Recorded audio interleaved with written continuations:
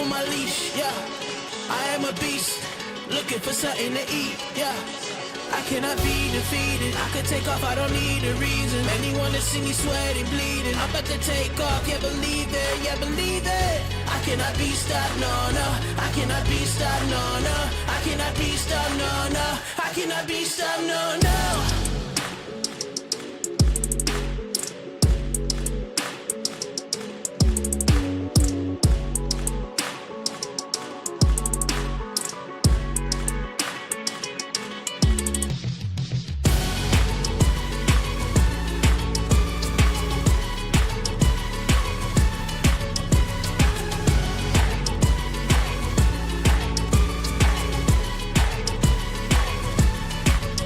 I'm like a dog, I do the muscle, get off on my leash, yeah. I am a beast, looking for something to eat, yeah. I cannot be defeated, I could take off, I don't need a reason. Anyone that see me sweating, bleeding, I'm about to take off, yeah, believe it, yeah, believe it. I cannot be stopped, no, no. I cannot be stopped, no, no. I cannot be stopped, no, no. I cannot be stopped, no, no. I cannot be stopped, no, no. I cannot be stopped, no, no. I cannot be stopped, no, no. I cannot be stopped, no, no. I cannot be stopped, no, no. I cannot be stopped, no, no. I cannot be stopped, no, no. I cannot be stopped, no, no. I cannot be stopped, no, no. I cannot be stopped, no, no. I cannot be stopped, no, no. I cannot be stopped, no, no.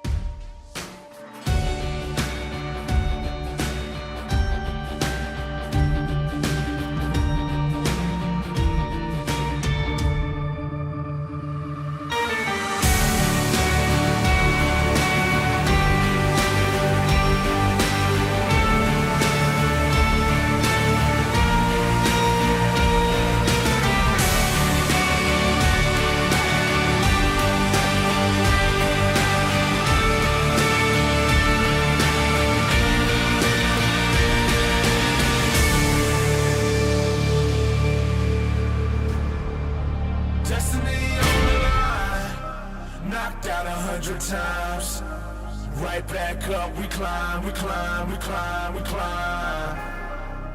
Victory on our mind. All we know is the grind. When we at war, we fight, we fight, we fight, we fight.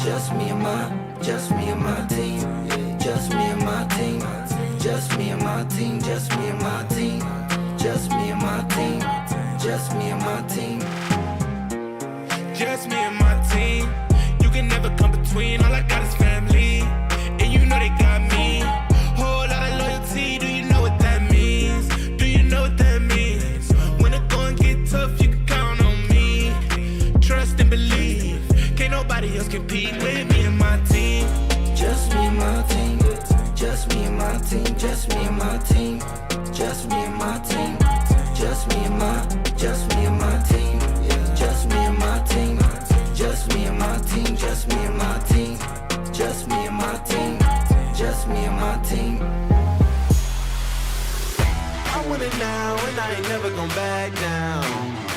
I want it now and I ain't never gon' back down. I want it now and I ain't never gon' back down. I want it now and I ain't never gon' back down. I am no regular citizen. Nope. Do you understand what you're witnessing? You cannot tell what the difference is. I want it all and I'm winning it. I do not care about opinions. Time to make a few decisions so I can take a position. I'ma go get it, I'm punching and kicking. I keep on moving, they out for me. Just do it and stop without talking to you. I'm not expressing no modesty. I can't see nobody stopping me. If there's a problem, I gotta solve it. Straight to the top, I can't see myself falling. I gotta grab it, there's no time for stalling. Number one stunner, don't have other options. Now I'm fired up. I'm sorry, brother, your time's up. I see the top and I climb up. I came from the ashes, I rise up. Rise up, rise up. I want it now, I gotta rise up. Rise up. I want it now, I gotta rise up. Rise up. I want it now, I gotta rise up. Rise up. I want it now, I want it now, and I ain't never gon' back down. I want it now, and I ain't never gon' back down. I gotta go for the gold. I need to switch up the mode. I'm gonna win on my own. I'm in a whole nother zone. I reached the pinnacle. I don't have time, this is critical. It's time to finish you. I don't care who I just did it to. I gotta go for the gold. I need to switch up the mode. I'm gonna win on my own. I'm in a whole nother zone. I reached the pinnacle. I don't have time, this is critical. It's time to finish you. I don't care who I just did it to. I want it now, I gotta rise up, rise up. I want it now, I gotta rise up, rise up. I want it now, I gotta rise up, rise up. I want it now, I gotta rise up, rise up. I want it now, I gotta rise up, rise up. I want it now, I gotta rise up, rise up. I want it now, I gotta rise up, rise up. I want it now, I gotta. I want it now and I ain't never gon' back down. I want it now and I ain't never gon' back down. I want it now and I ain't never gon' back down. I want it now and I ain't never gon' back down. Said I'm fired up. I'm sorry your time's up. I see the top and I climb up. Came from the ashes, I rise up.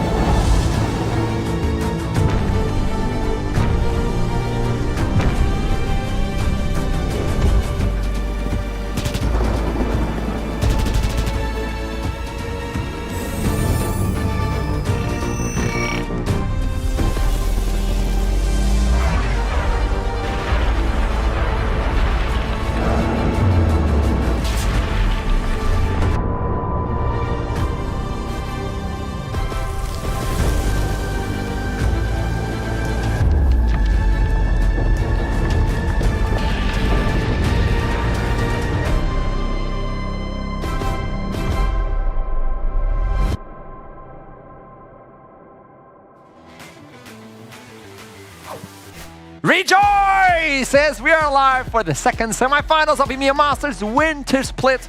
My name is Alexandre Maya. I will be your host and we are live from Paris, France. As I've said yesterday, I'm going to say it again, the city of love. I have the pleasure to stand on this desk with very special guests. It is Trouble and Foxtrot. Welcome back. Hello, hello, hello. How do you feel being already 2 days in the city of love? Love? Yeah, it's good. There wasn't a lot of love yesterday between the two French teams, I'll tell you that much. That was painful. That was certainly exciting. But we've had some banging action already, and we get some more banging action today. But before we move on, I have to do this. We have a caster. His name is Aesthetic. I'm alone again, but I do have something very special under here. Yesterday, there was some Portuguese, forgive me, dessert. Today, there is something really special under here, but I can't show you. Oh, Back to you guys. cliffhanger. It's actually the results of who's going to win today's series. I got the script. Cool. I'm alone again.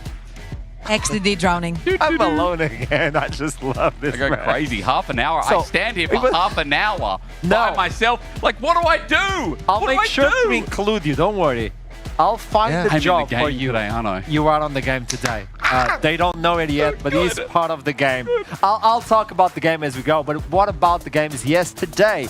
We were talking about LFL versus LFL. Who won? If you don't know, well, you should have watched the VOD, but we got you covered. Don't worry. What happened yesterday? Wow, a lot actually.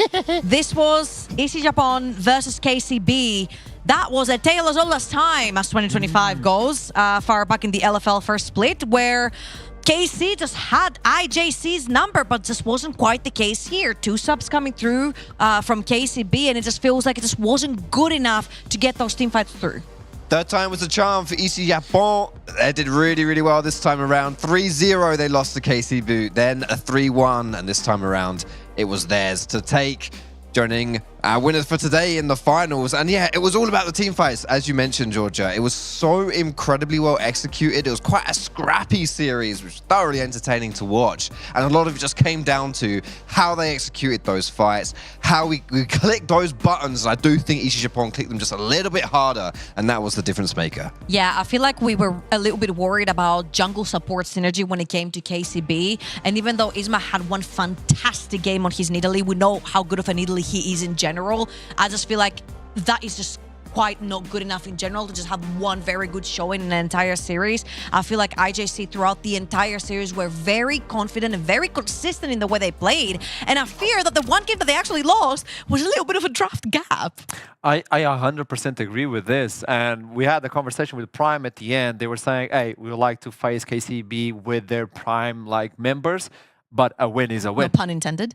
No pun intended, but that a win is a win. So obviously they're waiting for their opponent. As you look into the bracket, we are 1 game away from finals, which will be played tomorrow. I see Japan is already awaiting for their foe. It's going to be either Team Fantasma from Greece or even Los Ratones from NLC. I feel like looking at the quarterfinals, this is already a very exciting EMEA Masters because first of all, we had the Benelux region reaching quarterfinals for the first time ever in the region's history. And then we have an LFL Seed 2 that bypassed KCB, Heretics and Supermassive that were the favorites to win the whole thing, already got knocked out by Team Fantasma and Los Ratones.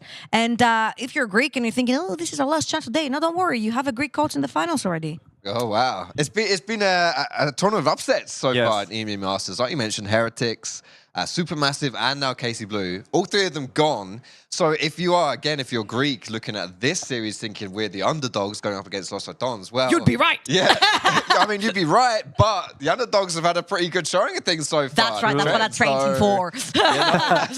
I was feeding him all the Greek stuff yesterday. It's like, surprising. believe. When you look into the name tags of the players who are gone, and then you look in Team Fantasma, you're like, man, they're pulling off heavy work. And it's wonderful to see. But we'll talk about them later on the show. Now, talking about the show, we have something special for you today. As you know, if you're a regular viewer, we like to do some game shows where we test our desk with the hardest questions possible. Yesterday, you did a wonderful job, Fox, at guessing all the emojis.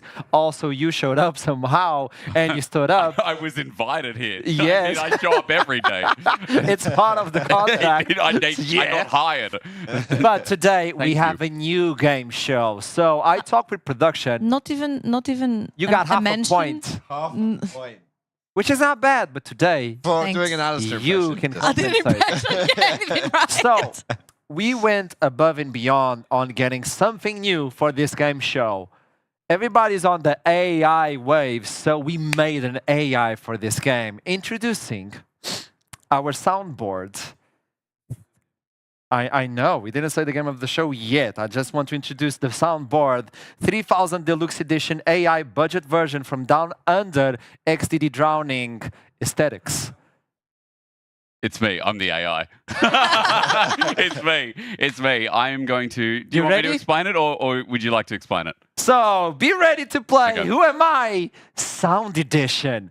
What's Nice. going to happen is my soundboard We're will so give screwed. the clues, and you have to Mate. guess what the champion is. I picked the best AI in the market to do this. Are we ready to play this? Yeah, let's go. Let's go. Okay. So it makes the sound of something related to the champion. You take a guess. If you Something fail, in general. yes, Okay. it's related to the champion. If you fail, it presents another clue. If you succeed, you get a point. And at the end, you get probably one of the best rewards we've ever given on a game show so far. It's one of his socks. What, is it worn? Yes, Whoa, I'm still wearing it. I'm locking in. I'm the Mr. Beast of esports. Okay, are you ready for this? I'm giving it like huge prizes. Yes. Ready? Yes. Soundboard. What's the first clue? Okay, number 1. Timo auto attack. Timo. Wait, okay. Timo. Before we even continue, are you okay? I need to win. Okay. Today I want to have a point on an impression. Soundboard. Is it correct? Give me a sound if it's correct or not. Jeez Louise. I love it. Next sound. Next sound.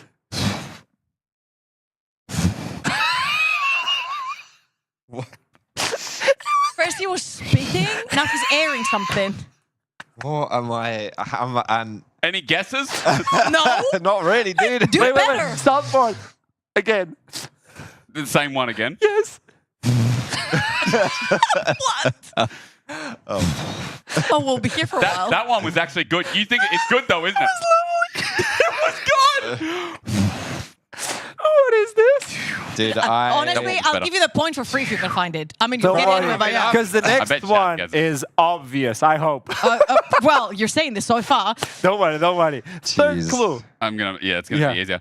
You're gonna go who? What? That was good. Oh, I know. Is it Yasuo? Jesus Christ. Was that his The Hazuki attack moment? sounds, it's like a small slide. Like a, That sounds like Timo auto attack. yeah, well, what? that would have been good as well. But his sword, I can't use his voice. Otherwise, then if he goes, yeah, like that's obvious. I don't think anybody would guess it anyway. I bet you, if I go through chat history, these people give them a point. 100%. Chat, you're correct. You they're get a point correct. as well. They're 1 point for Tragic, Fogdrop dude. as well. I was hoping a Yesaki, at least on the ultimate. Yeah, but there's another version. I thought that would be harder. Try to make it harder. I like that's this fair, soundboard. that's fair. It's AI. Yeah, he knows. He knows. I wasn't cheap. Second one. Are you ready for the second champion? Yeah, I am. Okay. So give me the first clue of the second champion. I'm apologizing Okay. right now. Yes. It's good. It's actually good. I swear. Chat, do you know what this is? What is he doing? He's doing the clue. This is AI. This is how good AI is. I just, I actually think this is how good AI is right now. It's so trash. Anyway. it's the champion.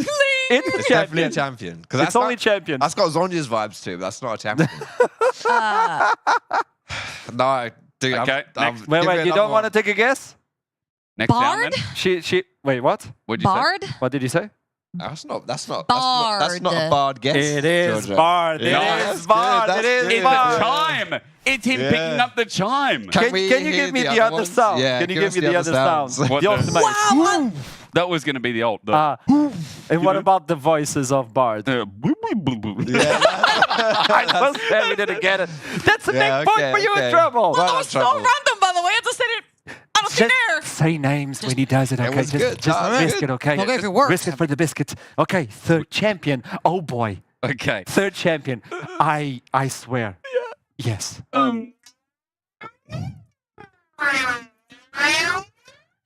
He's got. Does he have a straw? They turned him robot. No, He this is sounds like he AI. has a straw. This is AI. Do it again.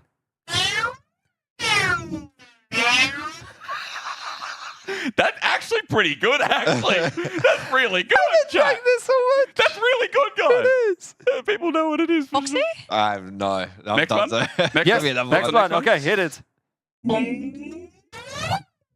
Oh, that's good though, but Wow. Actually, Wait. not bad again, chat. Yeah. Wow. If I say so myself. Chat knows. Can you do the Chat first knows. one again? The first one. No, it was it. Everybody's gonna And the guess second it. one? Okay. Wow. Okay, shall we go do the third? third one. Yeah, Yeah. third one. Third Third one. one.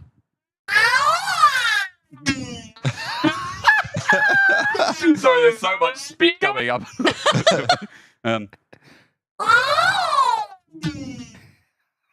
Like, I want to scream more, but I need to use my voice today. Okay. Do the thing and I'll help you.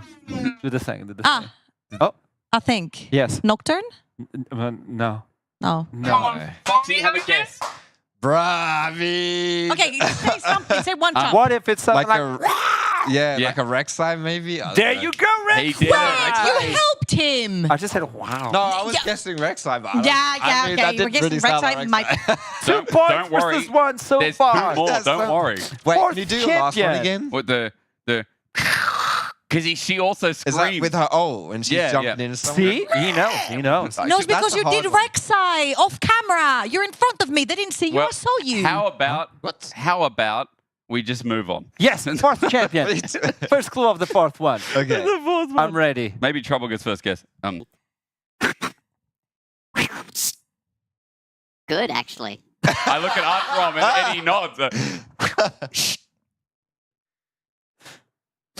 I'll make it a little bit better. That's kind of like a... Chat, it's not my best one. It is good. It is good. It is Yeah, good. Yeah, it's good. Yeah, yeah. No? No takers? No. This is a good one. This is a good one. Second clue. Jeez. This one's gonna give it away straight away. So this No, is first in. don't do the sound, not the voice. Oh. Ah. Dun dun dun dun. Cled. Glenn! What's the last one? The last one to Clint. I'm a deep fried courage and an apple pie is angry. Snarl. Now, on the 5th one, this is the most complicated. So it's 2 and 2, by the way. 1 point decides it all for the Oh. greatest prize ever Sitting up. given I'm on locked EMEA in. Masters. Here we go. On the 5th one, I have no idea. I gave full powers to aesthetics. Oh, we are Oh, so okay. doomed. I'm lost. It's cooked. I apologize. Okay. It kind of has to have voice. It has to have a little bit of. It's on you. Yes, of that. Is it? Is it? That's not hunting. Is it possible to use the English client?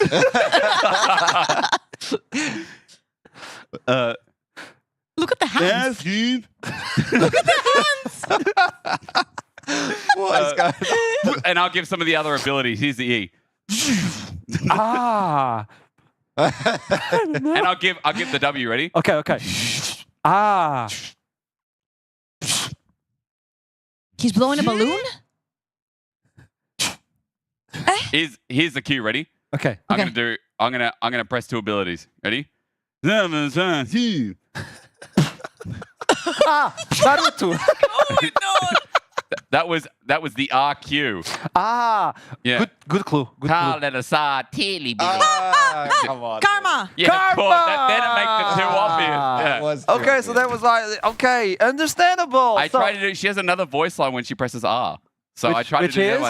one. Is yes, he. I don't know what What? she says. No. She But- speaks Simlish, basically. Now, Yeah, but Trouble, Lucia. are you ready to receive the best Come on. award ever given? Woohoo. You need to show the camera if possible. Okay.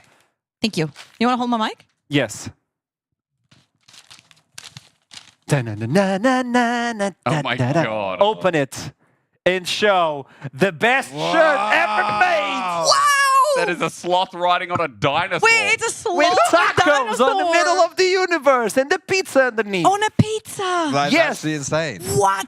That is actually insane. Well, I peaked yesterday, and everyone got a tar. That's what I'm wearing for finals. Jesus. There you go. And now everyone gets. Thank you part of so the shirt. much. Everybody will be able to witness greatness. There you go. So this is the game. Thank you so much for participating, chats. I apologize. Do we have a game tomorrow? Yes, we do. But everybody's going to participate. You won't be Are there making sounds. prizes? Is there another sick prize? There's another sick Because prize. I mean. He'll be cosplaying instead. There's a bigger one. Okay, sick. Yeah, I used all the budget that I could. Okay, Like cool. $5. He's giving you a part of Portugal. That's $5. Oh, no.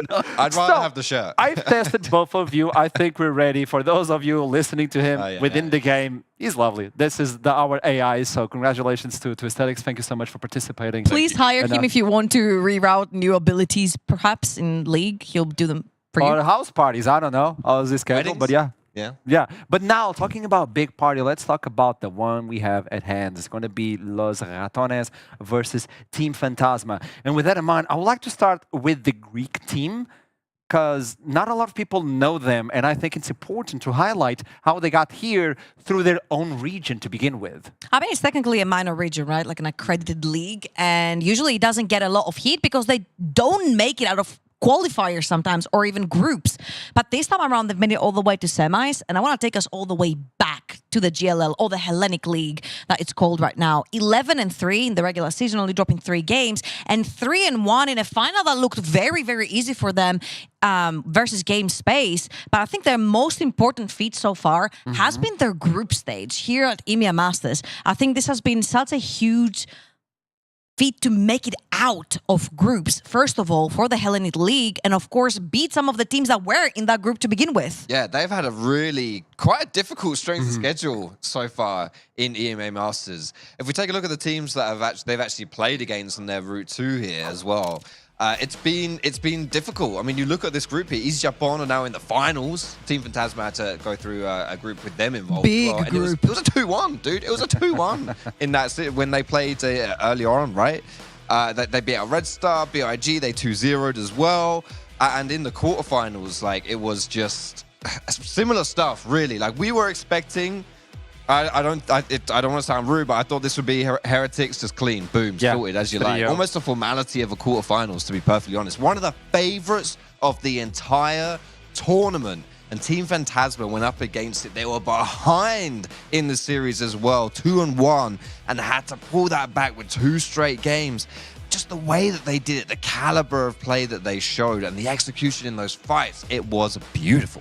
Yeah, I feel like specifically when it comes around Pepe as well, he's been in the league for so long, and I feel like he showed his caliber right here, primarily playing for those control mages, sort of like push the wave, protect the carries. When it comes to team fights, the team primarily played for that bot lane, right? I think it's a written when you are a Greek team going all the way back to Forgiven, if you will, with the Caitlyn's bot lane. They picked up a Caitlyn as well in this series. They won the game with that, and I feel like they are a team that plays for the boss of the map. That's why it's so interesting going into Los Ratones, because they do the exact same thing.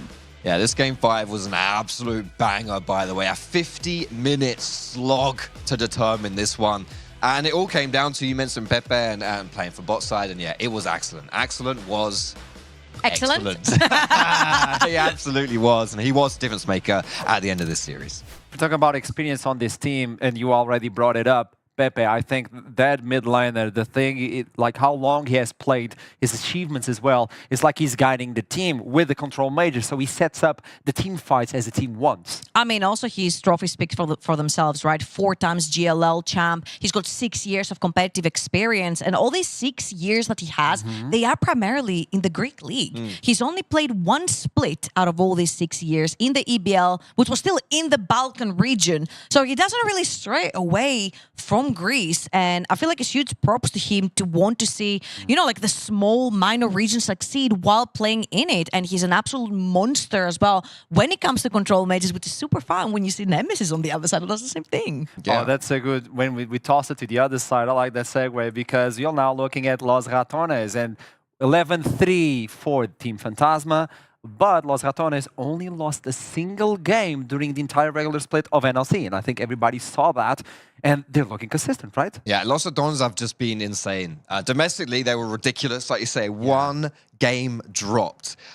Yeah, and they were dominant. In that 1 game that they lost, I mean... It happened. Lane swaps. That was lane just, swaps. yeah, that was something else that we... Yeah, let's not say it was a Sally draft. Let's say it was lane swaps. Yeah. Yeah, it was an On interesting one, definitely. They've actually had a much tougher time of things, to be honest, here in EMEA Masters, I have to say. Like, but at the same time, their strength of schedule, it has also been difficult. Like, you look at the games that they've played and that they've lost. They've lost 4 games so far, EMEA. 2 of them were KC Blue. The other 2, supermassive in the best of 5, right, in the quarters. So, yeah. 2 teams, by the way, who I should say were favorites to win this whole thing, potentially.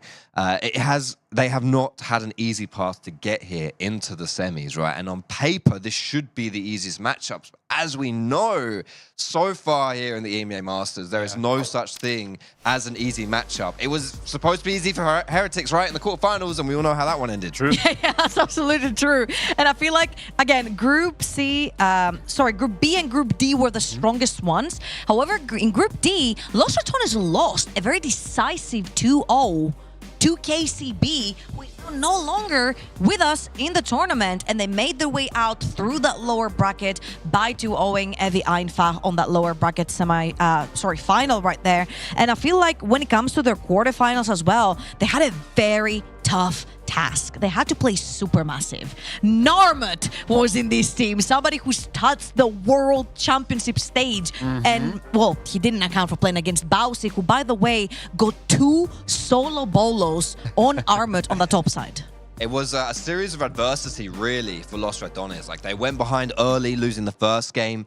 They tied it up, and then they went behind again, going 2-1 down. And when they tied it up and it came into Game 5, the trend was that Supermassive, would win that and have bounced back. But Los Ratones found a way to make it happen. And for me, when I look at this series, I got a lot of eyes, not only on the top side, obviously, because Baus was playing like Kane and these, interesting top lane picks, but also for Velia, right? I feel like when he was playing his carry champions and he was given that comfort, he did really, really well.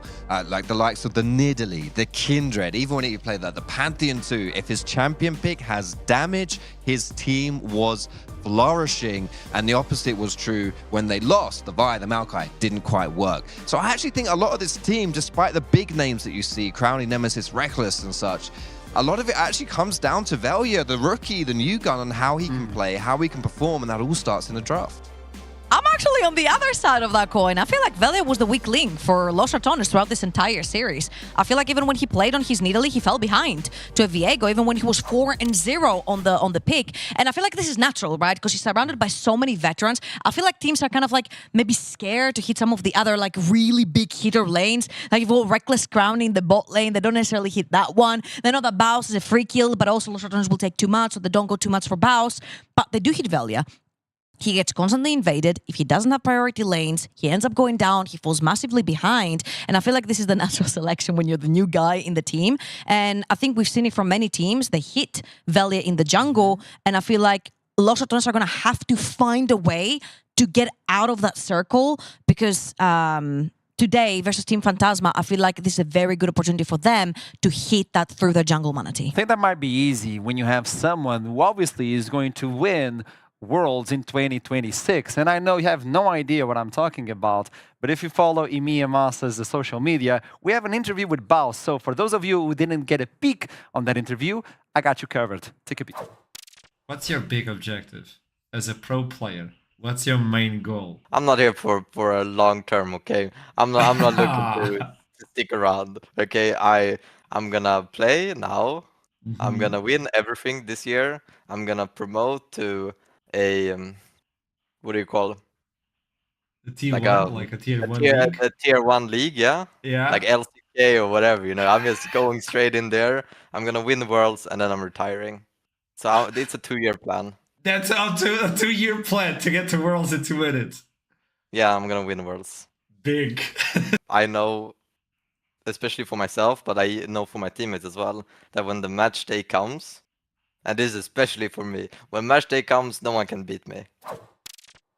Watch your tone when you're talking about the 2026 World Champion. The thing is, you might look at this as a joke, but he says it with confidence. You did notice that he didn't say LEC or LCS. He mentioned only Great enough. LCK. So, LCK. buddy, you better stop practicing your Korean from now because 2026 is just around the corner. Just a few months left. So I'm he just needs saying. 2 sentences. On me? On me? My bad. My bad. My bad. Yeah. That's it. That's all he And he needs. saw it. Good to go. And when we talk about Baus, obviously you hit a little bit of a comic. You look into the stats and you're like, they're not reflecting what he brings into the match. Oh, I think they do. Yeah. I mean, but to be serious, I like love he has him. such a unique play style. It totally works in Los Ratones' favor, right? Like it's so hard to play versus Baus and to play against that team because you look at this, like 25% damage share. That's a lot of beefing. That's a lot of fighting. 1.5 KDA and a first blood victim of 36%. Like he's dying so much, but it doesn't matter. He still plays for the more altruistic style of League of Legends. He's looking at that big picture. And it works so much in Los Ratones' favor if, when they get punishments on the other side of the map, they cross-map plays, they live and die by those. I mean, also we have to mention his Xolo Bolos that he has on other top laners of EMEA Masters, and that speaks to himself. But also, I feel like he has grown so much as a team fighter because it's one thing to play on a side lane, to play the 1v1s, just constantly die, but then you get economy by proxying the wave, so you don't necessarily really lose much other than the kill. However, I feel like his team fighting has just scaled so much through the tournament, and that's testament to him. Like, yesterday, everyone was co-streaming EMEA Masters, right? Looking at their opponents. He was spamming solo queue. He was still practicing all those picks. I mean, like, give me a top laner that has walked up and played against a full AD glass cannon Infinity Edge Vi that presses RE onto your AD carry, and then the AD carry just disappears. You can't practice against this. You actually have to queue up to find him in solo queue so you can practice. He's there. I'm just going to say, when you look at this champion pool and you weren't told who it was, what role does that person play? True. Who knows? Is he support jungle? Yeah, I it don't could be know. anything. It could He be does look anywhere. like jungle, to be fair. Yeah, the Galio throws a little bit off, but that could be support as well. I've seen stranger things down there in bot side. Yeah, basically, it's just so hard to play against that. He has such a diverse champion pool as well. You may have noticed the one big champion that's not in that graphic is Sion. Yeah. Because he doesn't get a lot of opportunity to play it, but it doesn't matter. He's not a Sion one trick. So when we're talking about this team, the weak point is not the boss. We're talking that they might explore the jungle. On the other side, though, on Team Phantasma, I think we should highlight the jungler as well, because he knows Velia a lot. That's why he talked about Velia a lot. How? Look. And I will start with Velja. Velja, my brother. My solo queue brother. You know what I do to you always. You know you have low win rates against me in solo queue. It will be same in competitive. I will actually do worse to you. I will invade you and kill you. You have to know it. I will come and take your camps. My team will come faster than yours. For sure. Especially my mid. For sure. He's so French, dude. And he's got the cockiness to back it up as well. I mean, Yeah. three French junglers in the semis, can I just say as well, right? So they produce some good junglers out there. We're here. The city of love. Where we are. But the way he talks, and Valley reacted to this, and he was laughing. But in hindsight, He was laughing while he was reacting. I don't even be laughing when he gets invaded. that's the thing. Manatee is a danger, is a madness, and when you put them side to side, face to face, this is what you get. And those are good stats, nonetheless. I think that Kindred was menacing. It was a crime. Yeah, I feel like there's like completely different ways that both of these junglers play in general. Like Vele will gravitate towards more of his Viegos, his Nidalees, his Kindreds, his Pantheons. He is more of that type of player, even when he was playing in previous teams. When he plays in solo, he's a carry type of player. However, I think Manatee fits more the bill on what his team needs. Like when all of the tanks were out in their series, in the best of 5 in the quarterfinals, he pulled out Mundo. He found yet another tank to throw in the jungle. And that speaks a lot for how large his champion pool is and all the types of different champions that he plays. The Viego, the Mundo, the Lilia, everything. Yeah, there's a lot of shared champions between these two players, but as you say, I do think when it comes to more of like the team-orientated picks, a team-orientated play style, Manatee has that advantage. You mentioned Mundo, but even like the Poppy in Game 5 he pulled out against Supermassive. He does have the skills to make that happen. Darius, the flavor of the month, right, is something which is scary. It might just be an extra ban that Los Atronos have to throw towards Team Phantasma. But I think, honestly, we're getting some similar play styles out of these two players, depending on how the draft goes, of course. And that's, for me, going to be the break in this series. Whether or not you believe like the strength of these two squads lies in the jungle matchup and the junglers themselves, that draft specifically, as we go deeper into Nemesis, Fearless, Nemesis draft, holy moly, that's the throwback. That's not happening here today. Fearless draft. Yeah, I do think actually this series could be decided by the comfort that these junglers get throughout the draft. So when we look into the big scheme of things, is we're waiting for the players to go on to Champion Select. They're getting ready. We just want to make sure they're comfortable before we head onto the first Champion Select. When you look into the big way the game is being played, I think I recall you saying something about giving up the top lane objectives, like the grubbies and all that. Absolutely. I feel like in general, Los Is Atronos bounce safe? love to play for the Dragon. And on the other hand side, Team Phantasma, they never contest grubs. They don't care about grubs. They play for bot lane, they play for dragons, they play for stacking them, and it's the same sort of play style for Los Atronos. So I feel like top lane is going to be left all to their own objectives. And I feel like this definitely benefits Baus. Because if the enemy jungler doesn't get to go to the top side of the map, then he gets to proxy wave after wave after wave and play his own game like he does play in solo queue, and it works. I think early game is going to be important as well for this series. Both these teams don't have the best early game stats, but when Team Phantasma, when they get ahead early, they are very good at closing games out. So if they get that early lead, they will run with it, they will take it. Los Ratones, on the other hand, we've seen them throw their early leads, right? So it's less about getting the early lead. Wait. Throw their early leads? I will say that this is the plan. We play from behind, boys. That's the plan. Throw. The plan is to lose the game as well? Wow, that's wild. I love that Nemesis is always talking about that. Okay. Nemesis is always saying, don't worry, we got the macro, we got the game, Yeah. the late game. It's always what he says. So with this in mind, just to toss it into the Champion Select, I would like to get both opinions on who do you think is going to take it. It's beautiful talking about the teams, but I want numbers. I want the viewers to understand where you stand. For me personally, I'm going to still have to give this one to Los Ratones. I think Team Phantasma have done well to get this far and do all their bits. That's great, but I just think from top to bottom, they are the superior team, and I also have a little bit of bias in wanting them in the finals. Okay, so what's the number? I'm going to say 3-1. 3-1. Okay, we got someone from the NLC. I mean, trouble. You are NLC, you also Greek, so who do you think is going to take it? Λοιπόν, σήκω από τον υπολογιστή σου, Έλλην. Σήμερα είναι η μέρα που θα γράψουμε ιστορία για ακόμα μια φορά. Σήμερα είναι η μέρα που θα κάνουμε το αδύνατο δυνατό. Δεν έχουν ελπίδα, είπαν οι παίκτες τους. Είναι τυχαίοι. Κι όμως, καταφέραμε να φτάσουμε μέχρι εδώ. Παγκόσμιοι πρωταθλητές, παγκόσμιοι φιναλίστ και αρουραίοι. Δεν πειράζει. Τελευταίο εμπόδιο για το μεγάλο τελικό, το NLC. Καλή επιτυχία, Ελλάδα. Kali epidame elada. Welcome. I don't know Greek. Maybe I look Greek, but I don't know. Thank you for that trouble. We're going to take you to the cast for what is going to be an epic semi-final. I don't know what I said. Kali, I'm reading the script. Kali epidixia elada. Think the X as an H. Kali epidixia elada. Wow. Yeah, that's good, isn't it? Yeah. That was good. Yeah, that was good. Better than the champions. That was a pantheon.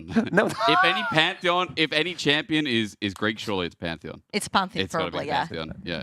He reminds me a little bit of like Leonidas, 300 Oh, yeah. type of deal. Okay, now we're talking. We're about to get into draft for game number 1. Again, Los Ratones, when Team Phantasma are going up against them, as a lot of people said in chat, they haven't gone up against Team Phantasma yet. So Los Ratones might be favorites in a lot of eyes, but no one thought that Team Phantasma would actually get through Heretics in a 5-game series. Absolutely, and that's the cool thing, that I feel like both of these teams have so much content to go through. True. That was a full 5-game series for both of these teams. And I feel like what's really funny is that Team Phantasma played a lot of blue sides versus in their series, because their opponents just kept choosing red.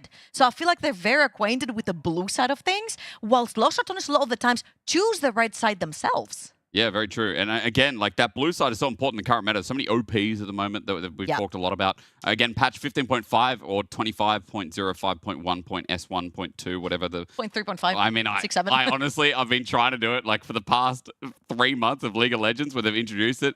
I've tried to do patch 2025.S5. Whatever 5. It's 15.5. The main takeaway is that Los Ratones are on blue, TP or Team Phantasma are on the red side, and straight away, I gotta be honest, like the trees being taken away is a good thing, as Los Ratones stick to the script and get rid of the forest that they do not like. It's gonna be funny. TP coming through. Do you know if it's Teleport or it's Team Phantasma?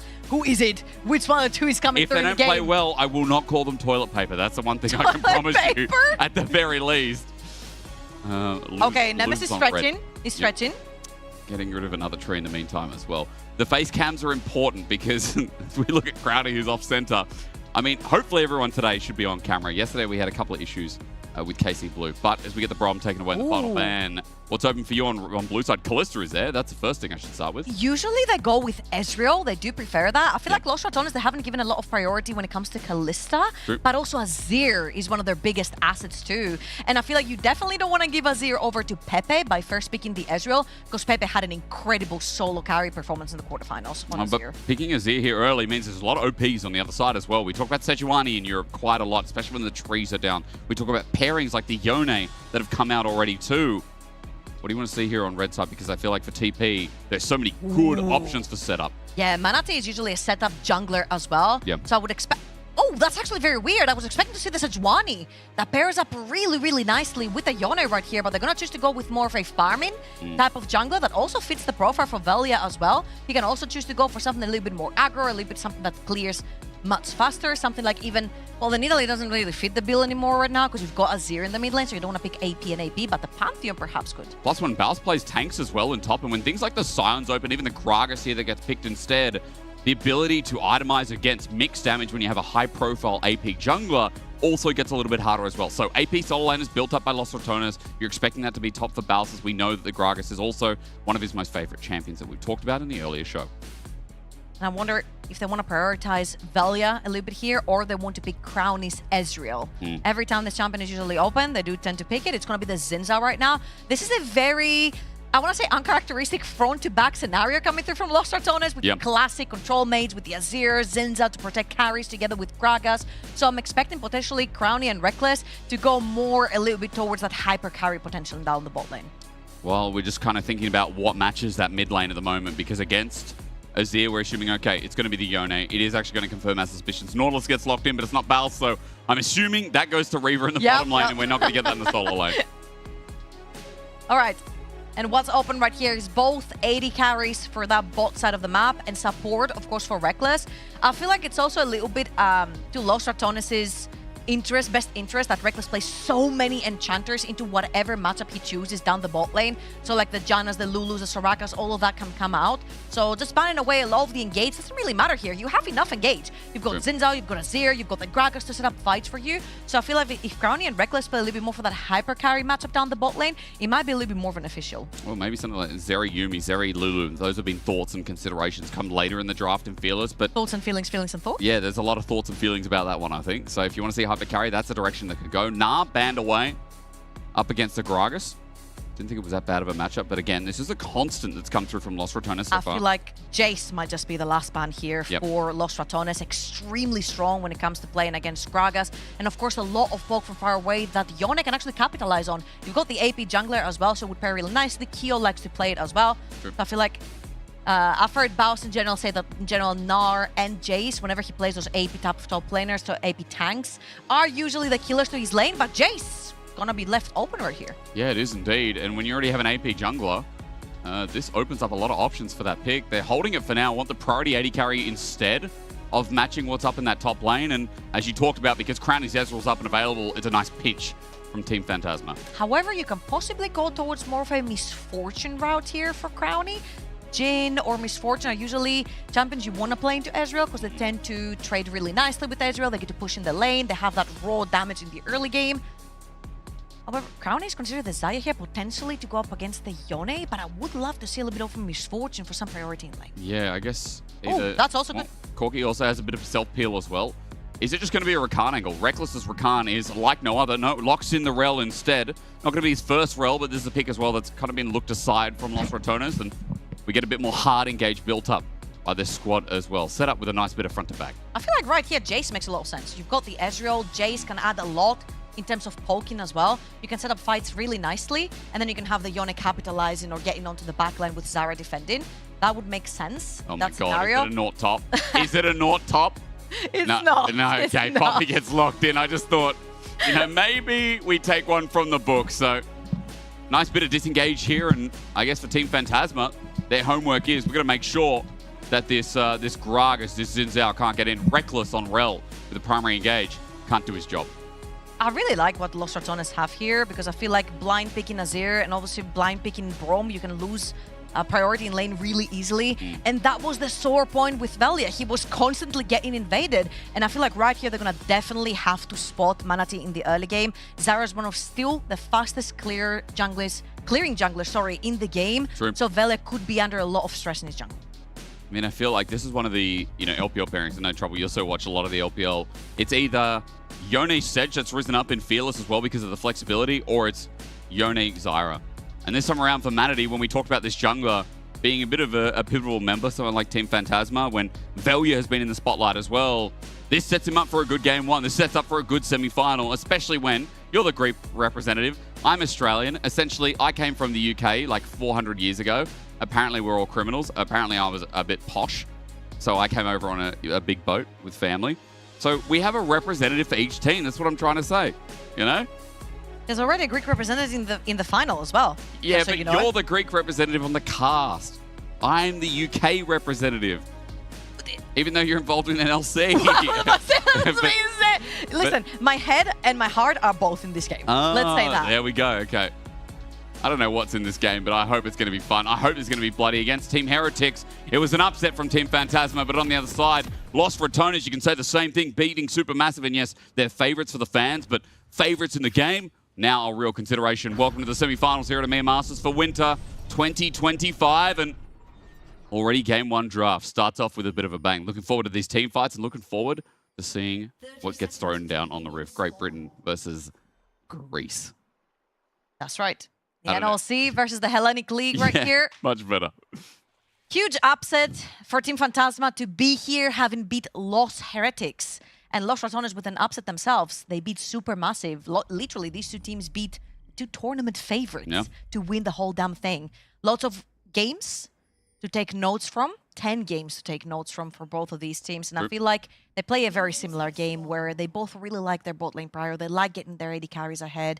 Pepe usually in a role that we haven't necessarily been accustomed to yet at EMEA Masters, playing the Yone a little bit more aggro, not necessarily the control mates to protect. Excellent in the bot side of the map. He's also playing a very self-sufficient AD carry, so he doesn't need as much peeling and protecting this time around. On that note, it feels like there's pinch-aways for both teams. You were talking a little bit about Crownies, Ezreal, nice takeaway from TP, right?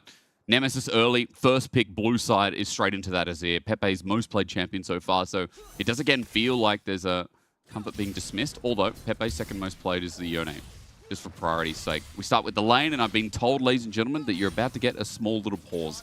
You know? And you know what that means? Yeah, not yet, but you're going to get it shortly. XDD drowning? Oh, no, I am drowning, yeah, that's right.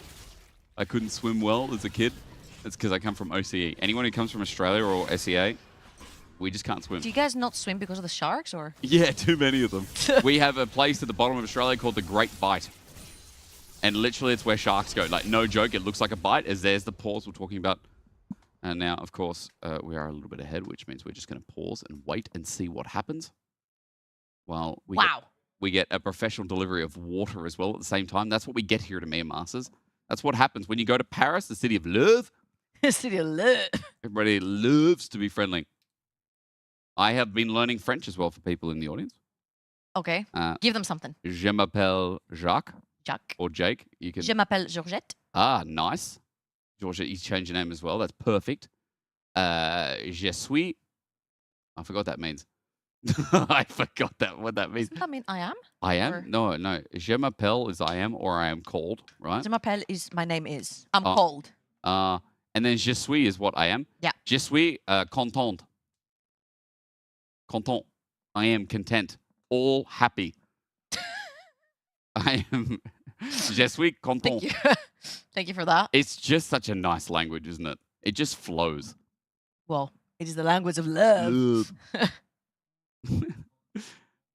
All right. So, right here, just for a little bit of a catch up with you guys, this is going to be like a slight delay, small little pause, while you see what's happening so far on your screens. And let's chat in general a little bit about both the compositions and how they like to potentially play, because we're not very accustomed to like Lost Retoners playing a very strict front to back, if you will.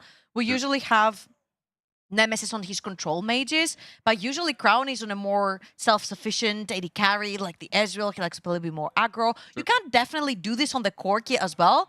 You just don't necessarily have that much of a gap for errors, I would like to say, on the Corki as you do for Ezreal. He's a little bit more slippery. Yeah, I mean, I feel like, again, you hit the nail on the head when their comps aren't so standard because they rely a lot around Baus, you know, like proxying, getting priority in waves, and then playing the other side of the map. I mean, he still can be hyper-aggressive, but yeah, I feel like this is one of the most standardized drafts we've seen so far, but it is only game one as well, and seeing someone like Velia have a bit of priority is cool. Ladies and gentlemen, we've been told the pause is extending a little bit. They're just trying to sort out some tech issues. You can just look at us. Yeah, you can look at us and wonder, how do we get tech issues in 2025? I can tell you how. the internet is still not a great place. How can these pro players be getting all of these tech issues? Some of them will live in Berlin, like the UK, Berlin. Name all these. There's no way any of the internet in those countries is any good. Okay, you want me to give you the worst one? Yeah. Where? Greece. Is Greece internet really bad? Greece. Really bad? Like Australia levels are bad? Like it's like 100 megabits? I don't know. How much is your... Is it because you're like under the sea that your internet's terrible? Yeah, so we have to reroute all our internet through pipes from Singapore. Production, can we cut the screen in half and just put him upside down? That'd be so funny. I would die in 24 hours.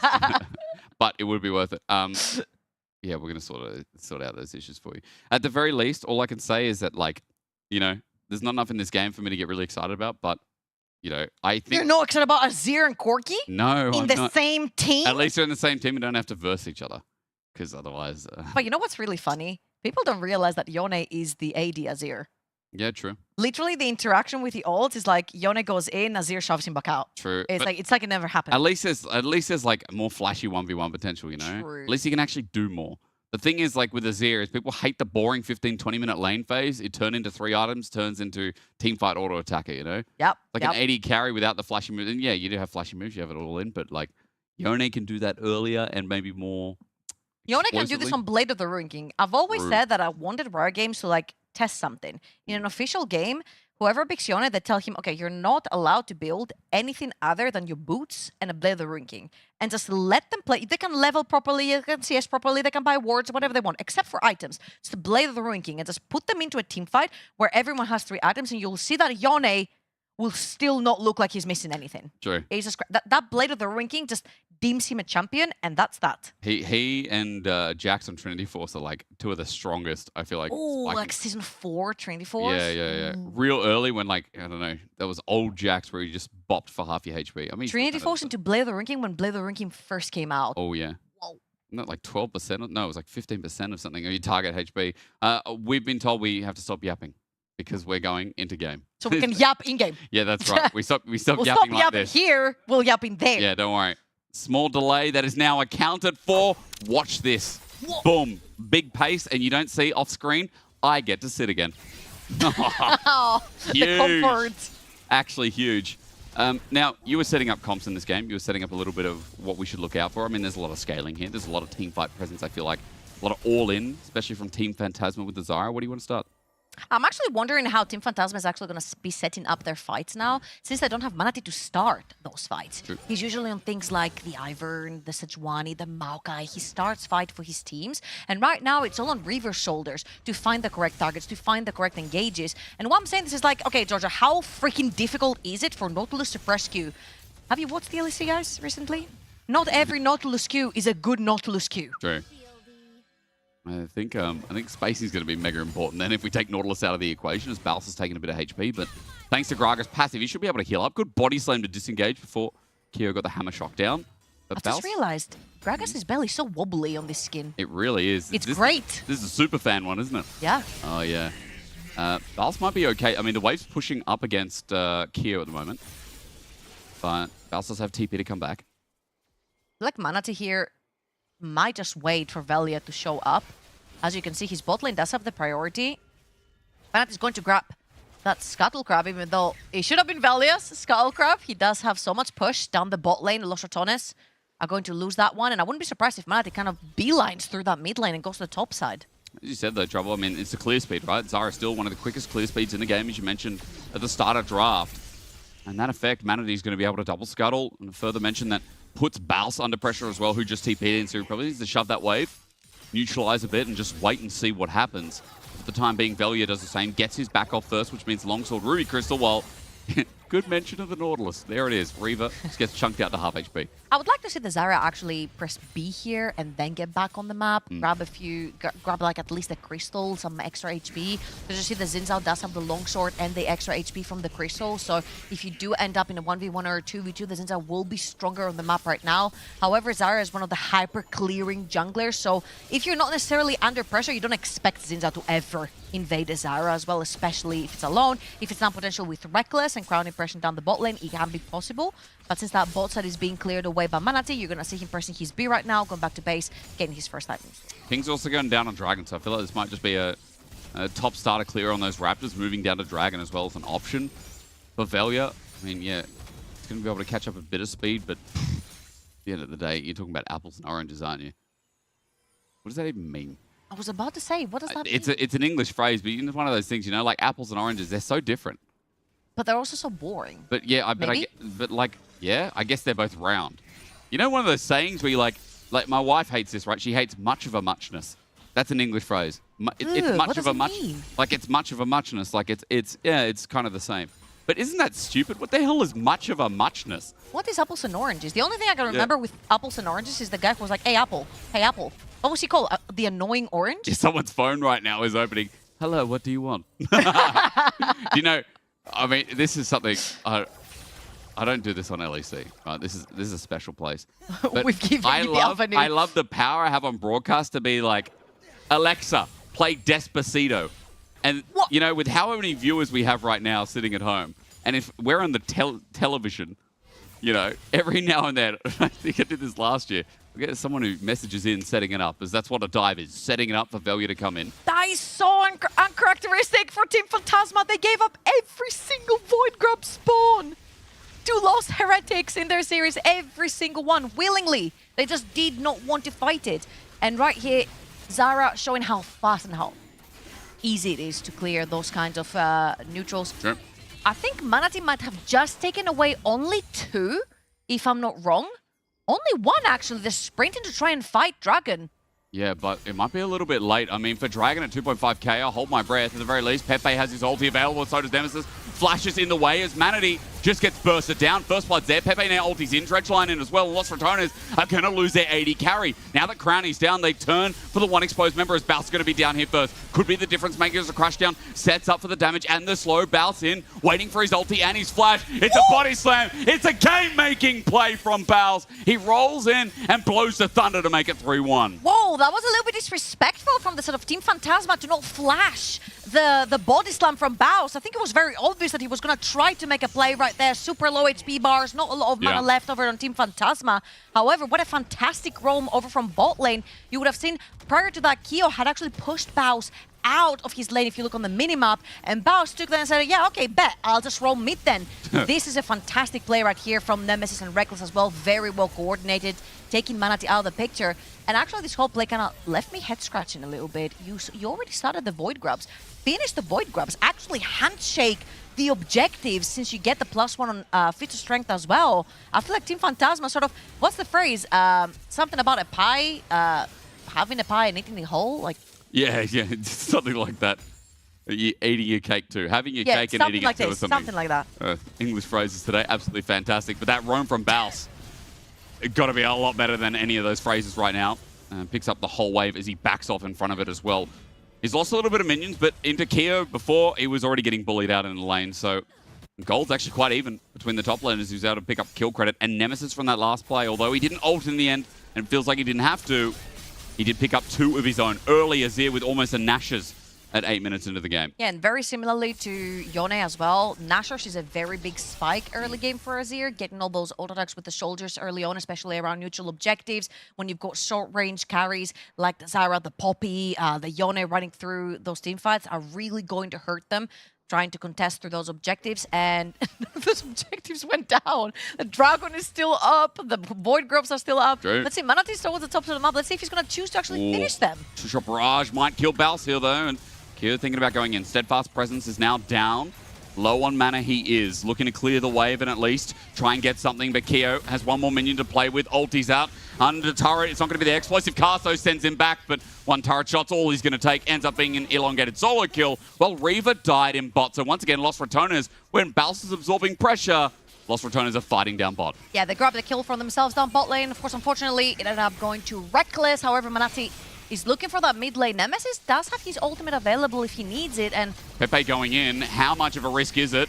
Buffers out. Ulti not going to do too much except send him away. take the Void Grubs! Oh my, I literally just want to shake in the screen. That was the perfect opportunity. You kill the top laner, you've got the tempo tops of the map. Pepe?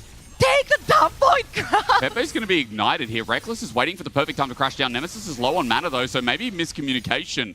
Lost Returners thought we can find something. Pepe's just going to get his max out damage, and his soul goes back to being bound. that's a massive mistake from Reckless, but a communication issue from Los Ratones here around mid. Yeah, Nemesis, not a lot of mana in the pool. And he might just have Nashor's just completed, actually, in base. So he's hit a pretty good early game spike for the Azir. Baus doing Baus things, just proxying. And I want to remind everyone that while Baus is doing this, he's actually a big escape artist on Gragas. And Keo lost a bunch of creeps in terms of experience and gold underneath his tower, trying to chase Baus around. Yeah, CS is actually even now on that top lane. And because Baus got a little bit of gold before, even 200 gold, you're not going to think it's Valiant's just dead, by the way. Caught out in the middle of the lane. While Manatee's not getting those grubs you want, while the objective game is not really there, Manatee's starting to punish some of these moves from Los Ratones. I'm very confused. Am I watching Zyra or Sejuani gameplay? True. Just everywhere. I'm just so confused. I don't think, like, the whole essence of Zyra is, like, you're so damn fast at clearing your jungle. Therefore, you clear so fast, you get time to invade, you've got priority lanes, you make the enemy jungler's life a hell. And it hasn't necessarily been the case. Manatee did have chances to take the Void Grubs top side. They did have chances to take the Dragon bot side. It hasn't necessarily been either of those that they wanted. They just played for pure gold and kill pressure on the map. And as you can see, went back to base, grabbed his Leandris, he's back on the map. You know what? Shop laners beef it out a little bit. That's because junglers are also here. And as you mentioned, those grubs that are still standing there, I believe, I mean, this came out when grubs came out, right? They rotate, I'm pretty sure. I can't even remember. There's been so many patches in past few years. He took one and left two. Don't they rotate? Don't they then die and the new 3 spawn at like 12 minutes or something? I can't remember, honestly. Sometimes in League of Legends, I feel like an old man where I'm like, yo, Wriggle's Lantern, how many years ago was that? Well, Keo's going to get altered here. Keo might just get altered if he steps too fast. Steadfast presence is good. Back in my day, Eddie Carries used Gale Force. I mean, and the fact that that's kind of recent is crazy. Actually, that's season 12 or something, isn't it? Yeah. Wait, 3 years ago? That wasn't. That was 3 years ago, I think. What? Yeah, mythic items. I like the mythic item patch. It made me feel like very Sunderer. Yeah, I felt good about the game. You know, like I know that I have to build a mythic item. That's what I have to do. They simplified it for you. Yeah, they dumbed it down for me. Now, while grubs continue to be an afterthought and grubs are just left for this game, I mean, it sits with Los Ratones' playstyle as always, where Crowny and Reckless been getting a lot of attention. But I say that.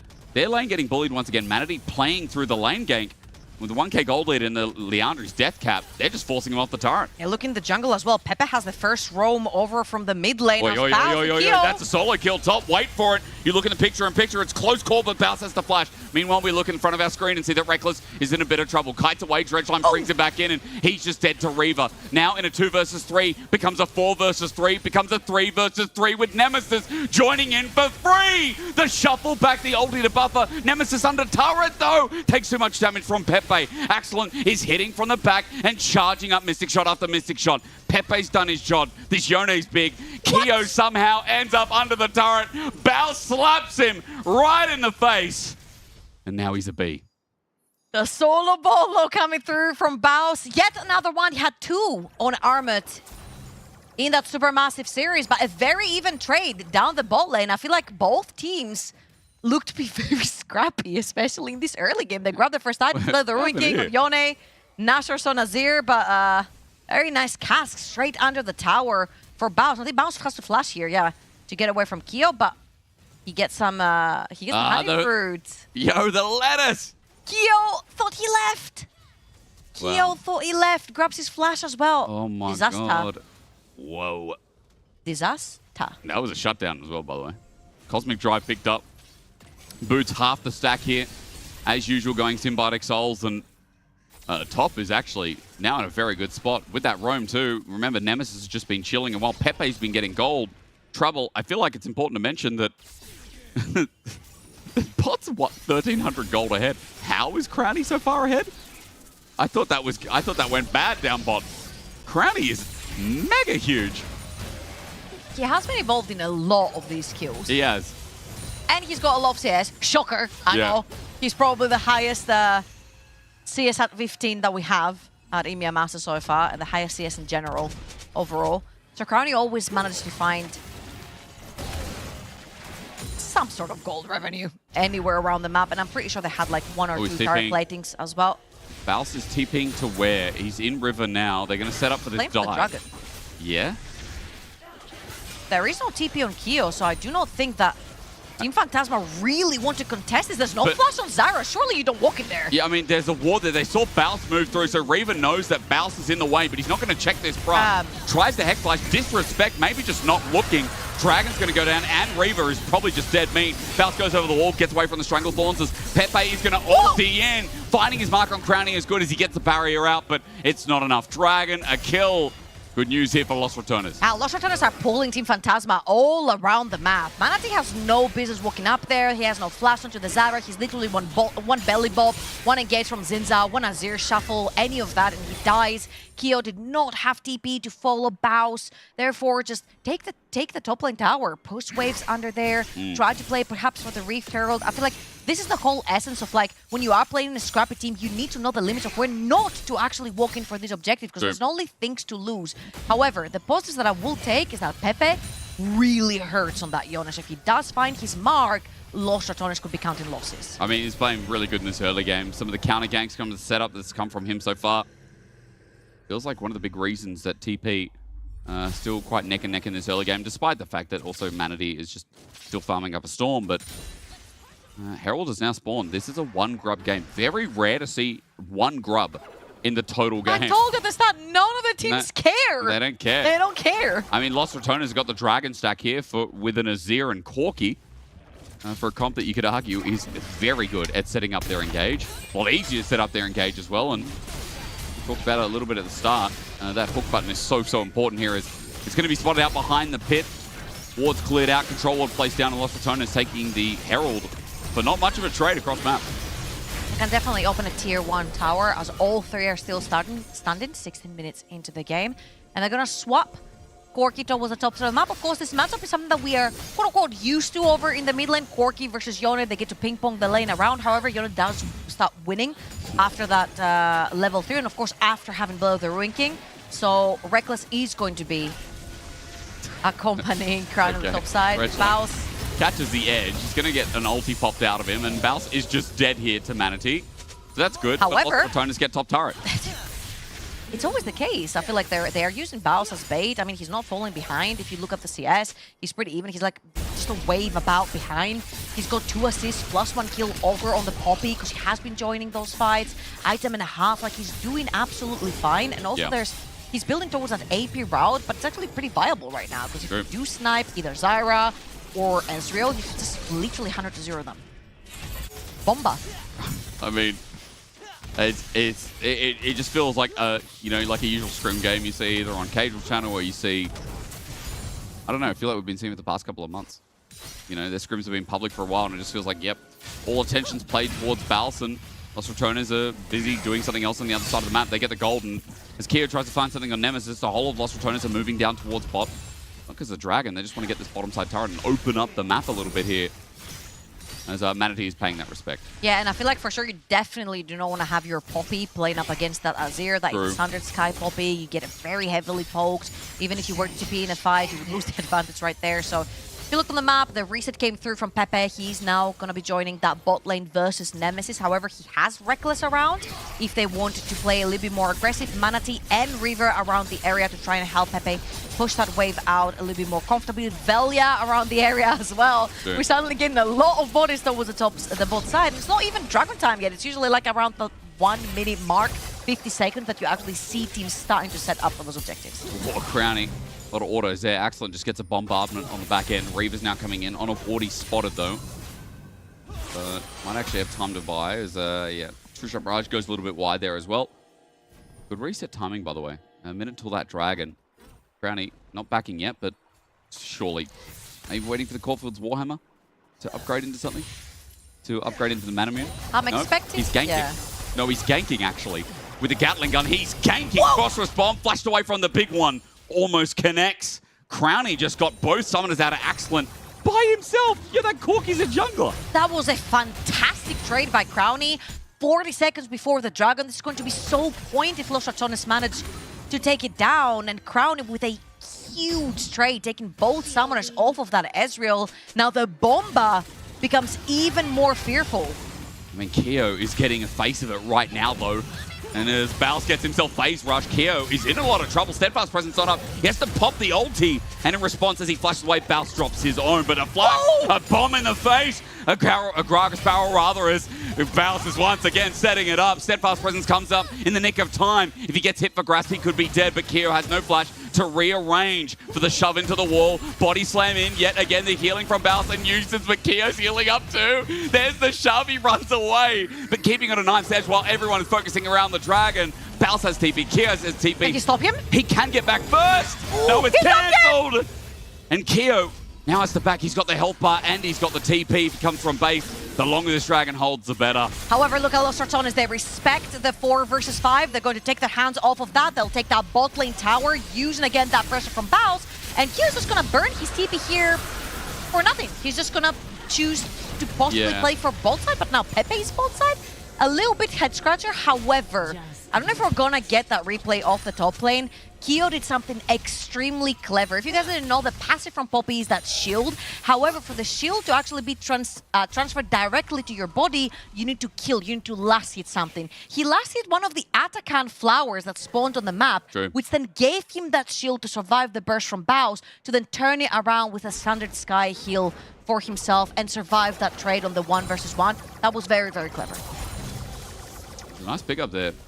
Grumble, I feel like, you know, that was down to inches, and that just might have been the inch to make a difference. Now for Keo, though, getting ganked and getting a bit of tension up towards his top side. Of course, it's the angle where Baus isn't, as Keo sends out the ulti, and Velia goes bye-bye for a little bit. They're playing up towards top, while Bomber comes down in bot. Wait, actually, Pepe in a bit of trouble. I'm surprised Baus didn't actually get in the way of that, so he'd stay under turret, but he's confident enough. Pepe still in so much danger. The flash was burned in the previous play. With the body slam, he gets in range, and Pepe uses his own. He's a man creating pressure, and he keeps on going. That is crazy. Team Phantasma cannot afford to put anyone on a side lane. Pepe He dunks on Pepe, he dunks on Keo. It's so difficult to figure out who do you want to send versus this Gragas. But because he ulted as well, even though Pepe has TP, if he comes into his play, he doesn't have a game-changing ultimate that lines up with the Zyra. He's kept in lane by Baus for the time being. Free flowers given over Lost Returns in game 1, and mid pressure is what TP now have to kind of find. Yeah, I feel like for Ruinous Atakan, not a lot of teams are willing to throw games over or try to force fights over. They'll usually give it away. However, Team Phantasma, they will take that mid lane tower, the mid lane tier 1, which is very, very important, especially when you want to create opportunities from side lanes or from Fog of War with the Yone ult, with the Nautilus, with Hex Plus as well. If they manage to get that tier 2 as well, that would be huge actually for them. Does one grub do enough? No. You should have taken the 3 when you could. 3. You're right. If Manatee got the 3rd, it would have been a very different ballpark here. Baus is now grouped up and sitting on a ward with ult available. Team Phantasma are giving respect. Pepe also moving just in case, as there are pings going topside for the time being. And we're just chilling for now. 2.5 minutes until the next dragon. Again, sole point on the line for Los Ratones if they manage to secure that one. And what do you know? Not much. Baus again. Yeah. Is getting a lot of attention. Yeah, he is. But, I mean, we know this playbook. However, with Baus and that big minion wave coming in, might be a little bit more difficult. This is a 2.5 item Gragas. He does have wave clear here. Explosive cast clears the wave. Flash in a straight line, but Baus doesn't have that. He body slammed rather, as now this is the response play. Reckless stops up the ulti, and Keo is dead. It's a shutdown over to Lost Returner. So what is going to be more worthwhile? You got to say this is an inner turret with pressure on in him. No one is back, by the way. They might be able to force a TP that comes through from the push in top, and get nice hands from Pepe. He's not going to pull that trigger.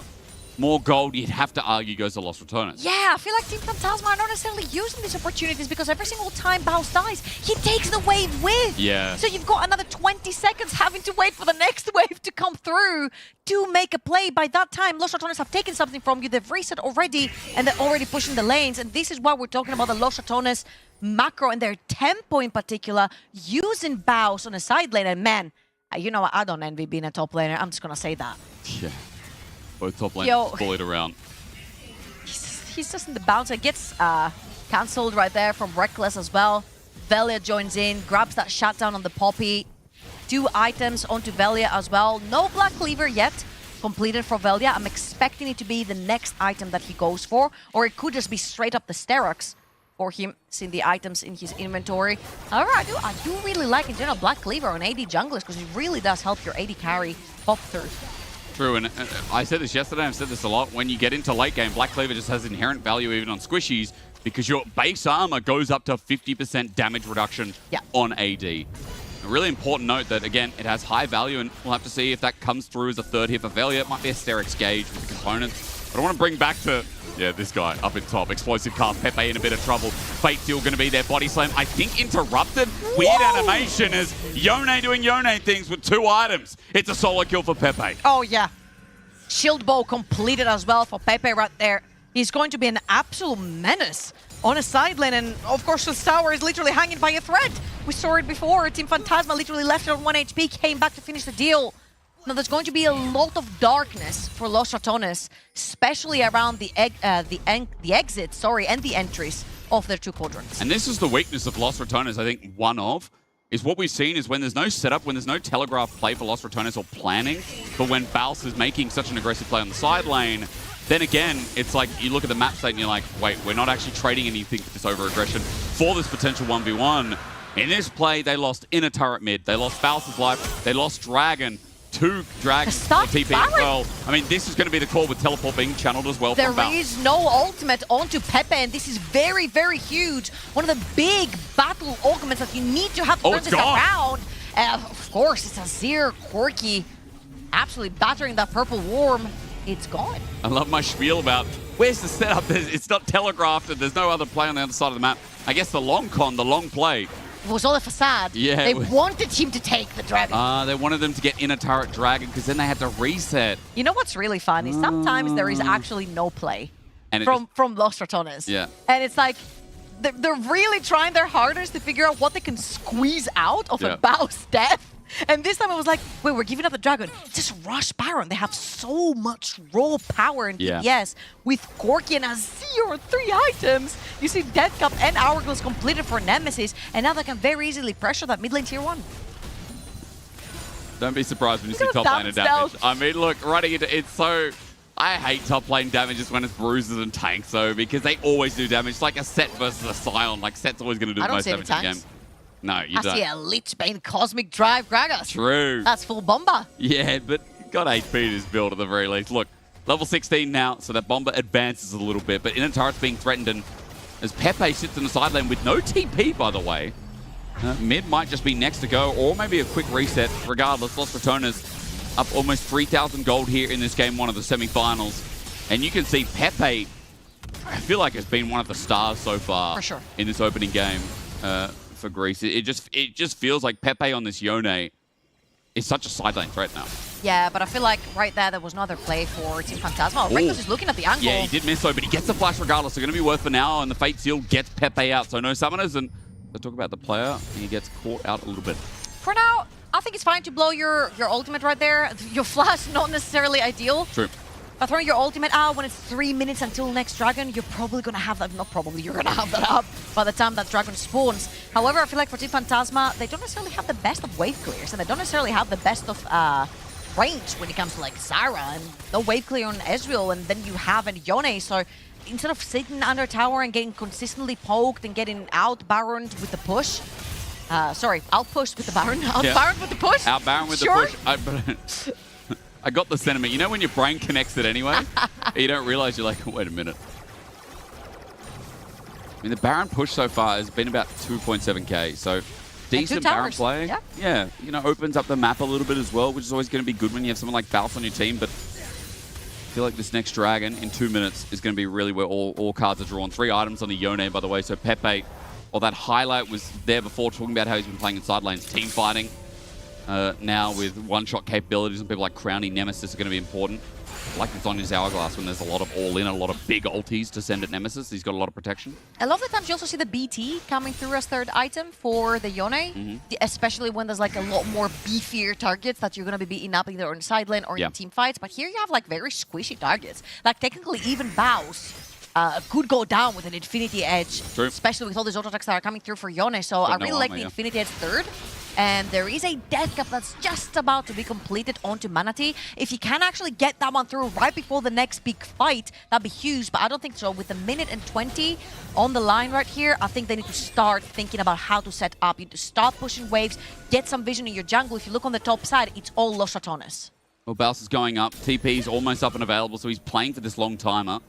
And then it gives him that leverage as well as Team Phantasma get themselves control in the river. Right now, Los Ratones are paying respect, paying homage since the wave is so deep. Baus also pushing up in top. Just help, as I said, buy them that time. 50 seconds till the Drake. And we're going to see if Manatee can get his Rabadons before. What has he got to clear? Trouble? Ooh, a couple of camps. I don't think he has time. It's 40 seconds. Yeah. If he presses B right now, the objective is actually gone. It's 1,200 now for the fully completed item, right? Like, it went up by 100 gold from memory. So, I don't know what Manatee's sitting on, but Rabadons would be massive for this next fight. 3 items on every single member that counts on Team Phantasma, except Ooh, Lazara. They might be caught out because no one's here. Dredge run away. Oh, Baus does it again! This guy hurts like a butterfly, stings like a bee, flies when you need him. And Baus, that's the hero of Los Ratones once again, setting up a gorgeous play. And remember what we said about this Gragas build when you Nemi. played against Zyra and Ezreal. Ulti, the Pepe. buffer. He gets a buffer, though. It's beautiful. Pepe thought he was out, but here comes Velia. However, No it way. is Yone, and he does a lot of damage without many people. It stops right there. Shut down. Over to the mid lane of Los Ratones, and Dragon's going to go down as well. Soul point acquired. Ping's going up towards top, but Baron is a minute away. This timing is going to be free. And that's a 5,000 gold lead right now. Los Ratones are solidifying their lead on the Rift, especially with this Dragon. Soul point as well to an Ocean and Kyo. Clean as anything. Baus with another great ulti. Reckless spikes it down. And that's the synergy we're talking about. It's right back at him as Team Phantasma, all of a sudden, it's a 6,000 gold lead in their face.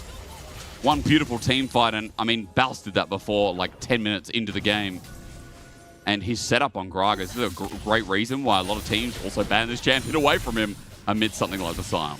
And that was an incredible engagement. Let's watch this one more time. They catch Manatee a little bit too far forward. He has to pre-flash Velia's W right there. Then Baus found the perfect opportunity. And yeah, that's what we talked about. When you are playing the Gragas and you're going towards the full AP build, if there are squished on the enemy team, such as the Ezreal or the Zyra, and you can't find that backline angle, you can definitely 100% zero. I think he just Q'd him, and Zyra was dead. And this as well, Pepe ultis like he did before, but Nemesis waited for the animation to go off. Then he ults him back as we're back into live, and Baus in a 1v versus 2. That ulti sent Manatee the other way. I think he was dead. Meanwhile, Los Ratones is doing the Baron. So again, it's absorbing all this pressure, spitting it back out on another part of the map, and pings are going top with Baron. This might just be the country road to take him home for game 1. I'm actually getting very concerned right here for Team Phantasma because they burned through the Yone pick right here without necessarily having any setup for the Yone. I feel like Sejuani would have sort of hugged that pick so well, facilitated for it in the early game, set up kills or set up fights for the late game. And right now they just do not have that opportunity. It's just River setting up. And if Los Ratones do pull ahead and you just have a Nautilus, that Nautilus is going to burn his HP to try and get you a pick. Now Los Ratones literally at the front step, at the front door of your house for Team Phantasma, Baroned up. They haven't necessarily synced any waves, however, so it will be easy to clear up whatever's coming into base for Team Phantasma for the time being. I mean, that's a great point, is that also wave clear for Team Phantasma becomes very hard. It's melee wave clear for Yone, and Ezreal has individual minion clear. That's about it. Outside of that, Manatee has to commit a lot as Baus just moves to another wave, and here's trying to delay it as much as he can, but look at the siege. Not 1, not 2, but now it's going to be 3 lanes. Nemesis using the cannon. Baus absorbing pressure from Kyo. Crowny is shepherding top wave in as well, so Team Phantasma have to commit to a wave. They decide top, but Nemesis is just AFKing with his cannon minion to take down mid-tier 3. And you've got Baus pushing in another wave over on the bot side of the map. Team Phantasma have to be split into 2 lanes to try and defend. Pepe has been taking aggressive trades forwards, but all he's losing here is his HP bar. Kyo also has to be careful in this 1v1. I mean, Baus can solo kill him. The step-out presence is down. The burst power is down as well. Yeah, that's what makes it even more free, isn't it? Los Ratones is going to walk up here and just take the turret themselves. Nemesis stands up, takes it. Crowny now moving with the rest of the team. Inhibitor about to go down, and Kyo has to flash away from the explosive cast as Velia. Now wind becomes lightning, sets it up. Pepe finds Crownie in the mid lane, has the barrier and flash, so that's a big pick. Lost is maybe going a little bit too far forward near the base. Caught out. Velia has to save the play though, and does so successfully. But Baus is teleporting in the base, in front of 3 people. This is what they're known for, I have to be honest. Having a lead, having the ball in hand, then just handing it to the enemies for another play. He's laughing. Yeah. He's my bad. Yeah, that was on me, guys. That was on me. him. That one was on him. That TP was kind of rubbish. all right. That was a small shutdown right there. Still 8,500 gold lead for Los Ratones. If you look all across their inventories, 4 to 5 items, almost full build for Azir and Corki. Very importantly, no flashes on both the carries for the set of Los Ratones. Can Team Phantasma turn this around? They have a Nautilus. The pick could be there. I mean, I'll be honest. I feel like it was an almost 10k goal lead, I'm pretty sure, against KC Blue in game 1. In, the same tournament, in the group stage. We don't talk about those. No, but we have to because they threw it away. Like, this is not the cleanest team in League of Legends, or at least, at least in EMEA, I'll be honest. I don't know who the cleanest team is, but I feel like to give them their fair credit, sometimes they can be messy, but that was clean. You know what? Wipe off the dirt. You need something like a cloth, because as that teleport comes in, as Reckless runs for his life.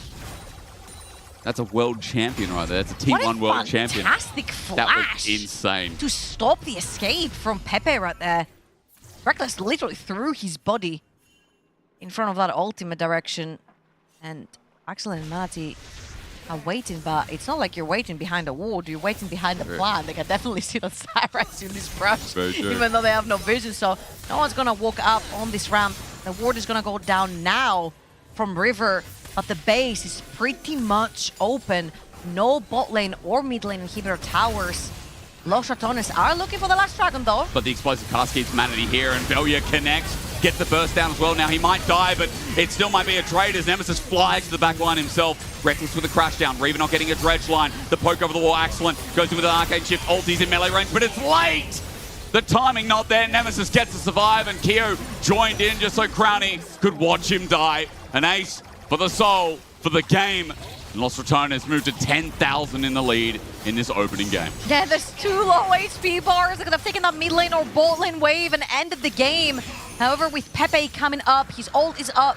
You definitely do not want to be walking into the base with such low HP bars. Or what do I know? They maybe do, because right now they've got the Ocean Soul. They're healing up. True. It's enough. Look at Crownie with a red buff in the mid. All right, 1v4. What you got, Yone? Level 18. Yep. 4 items. Show us how broken the champ is. Well, I'll be honest, I don't think he can do much here. He misses, and Reckless makes sure he's not going to move too far forward. Crownie walks up to the wave, and Los Ratones, it was sketchy at some parts, but who are we kidding? Baus is an easy MVP as they find their way to claw a game 1 away from Team Phantasma. I mean, I don't know. Maybe Nemesis has something, some role to play in all this as well. Getting the first 2 kills. Not lane, Yone gets free out of lane. Baus' roam to mid is why Nemesis got so far ahead. He might be clean, he might be good, but like, let's be real. As we throw to the desk, like, Baus is my MVP. I don't care how many mistakes he makes. +1. That was clean. Ish. First you laugh, then you think, and then you believe. 2026 World Champion on the making. We talked about it, and we need to talk a little bit more as we go into the post-game. Los Ratones winning the first one versus Team Phantasma. And going back into the draft and understanding a little bit of this, because we highlighted the fact that Pepe is more of a control mage. And look at this, bringing in the Yone. First pick, Azir, and then it's like, oh, you want to go? Boom, bring in the Yone. Yeah, I love that. It was a bit of a shift of identity for Team Phantasma here, and I like the idea of doing that because normally, it's Axel on the bot side where he's just able to really bring out the power, bring out the beef, and mid lane's more of a facilitatory role for Pepe there, but definitely not with that Yone lock-in. And right from the get-go, that was the idea, that was the game plan, and we saw shades in this game of Yone being able to do disgusting Yone things. Unfortunately, obviously, doesn't work out in the end. But the first display, yeah, this was the first big one mentioned on the cast there. Nemesis maybe having a hand in the success of Los Ratones here. As Look you can at see him. in these team fights, again, it was a lot of that with that Azir. Incoming! Bomba! He's getting himself ready. The fact that he's rotating these games, and that was a beautiful one. He gets 2 of them with the body slam. Also gets Ezreal mid-arcane shift. Doesn't translate to anything, but at least secures those 2 kills. And even when Team Phantasma tried to accelerate the game with that Zyra in the jungle, I mean, a few mistakes coming in from Los Ratones and Team Phantasma trying to get a hold of it, it was still not enough. Even when, as you say, even when the attempts were made to punish Los Ratones, it simply wasn't there for the Greek representative. And the cross mats were a huge thing as well, which we'll touch on a bit later. But just the team fighting itself was the foundation of the success for Los Ratones. And really, you do have to give a huge amount of credit to Balsi, right? You think of this guy as someone who's going to stay in the side lane, constantly push, generate loads of pressure, be that really annoying thorn in your side lane.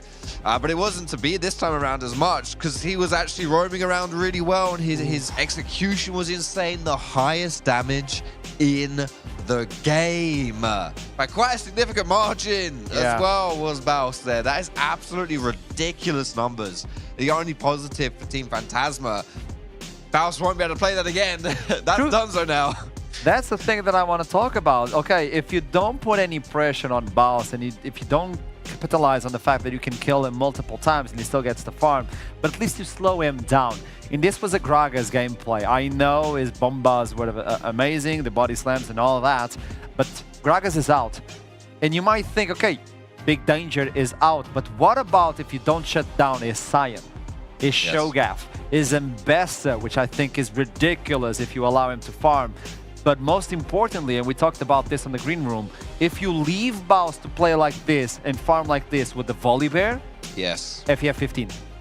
Yeah, absolutely. You know, I don't know what the answer would be, because you come into this game like with the Gragas. It's not like he got really fed early, right? That didn't happen. It's not like they just ignored him and it was an unwinnable matchup for Kyo on the Poppy either. It was totally fine early on for Team Phantasma. So the fact that Baus was still able to do what he was able to do is really scary, actually. And the thing is, I think he can do even grosser things, as you mentioned. Like if we bring in like a Volibear, a Cho'Gath, his Sion, as you said too. But he won't stop there, right? Because like Kayn, Vi, Quinn, he can play all these things too. How do you shut that down, dude? How do you do it? But it's not a one-man show, regardless of how you look into this. And I know Team Phantasma tried to accelerate the game a little bit in the middle, like with the Zyra and the way that Zyra farms in the jungle. Velia was losing a little bit of farm in the jungle. They tried to capitalize on that jungler point of view. But I don't know the side selection as we move forward, but I think it's quite important to take away the comfort from Los Ratones. You got to see Crowny building the Tear of Goddess plus the Cole as well. So that means they're comfortable on the early game. I just got that information, by the way. Team Phantasma picked red side. It's standard, isn't it, nowadays? We're seeing that a lot. Teams opting into red, right? They want that counter pick. And I think, yeah, fair enough. Like if that's where you think your success lies. And this is what Phyllis draft, for me, really exciting stuff, because it completely twists the way you play draft. Obviously, you can't select the champions that have been chosen. So it completely puts a lot of things on their head. And likewise, all the strategies that you employ and that you practice also get turned around. So, yeah, I feel like for Team Phantasma, oh man, the difficulty was watching this first game was that Baus wasn't exactly drawing a lot of attention to himself. He was generating a lot in the 1v1, whether it was against Kyo or against Pepe, but Phantasma weren't putting like 4 or 5 members to him constantly. It happened once or twice, but it wasn't like a constant thing. But Los Ratones still able to capitalize on cross map, right? They were still able to have Baus as the anchor. And then from that, the rest of the map turned around. And it happened, like the first time it happened was Tier 1 turret. Second time it happened, Atakan. Third time it happened, Tier 2 turret. Fourth time, Nash. It was just endless. It was endless and voracious from Los Ratones. And it's what they live and die by. And in this series so far, they're living strong. It's one victory for Los Ratones at the moment. And I'll see leading this match on semifinals, Team Phantasma. they are the team that like to at least solidify their early game and to finish the game early. Can they do it on the second one as they're going to pick the red side and get the counter pick?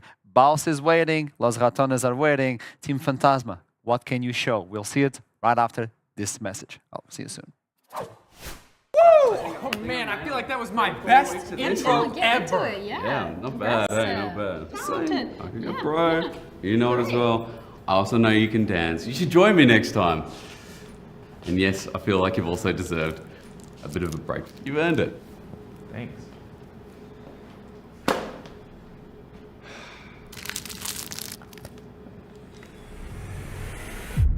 Even the biggest champ needs a break. Good job. Hey, thank you.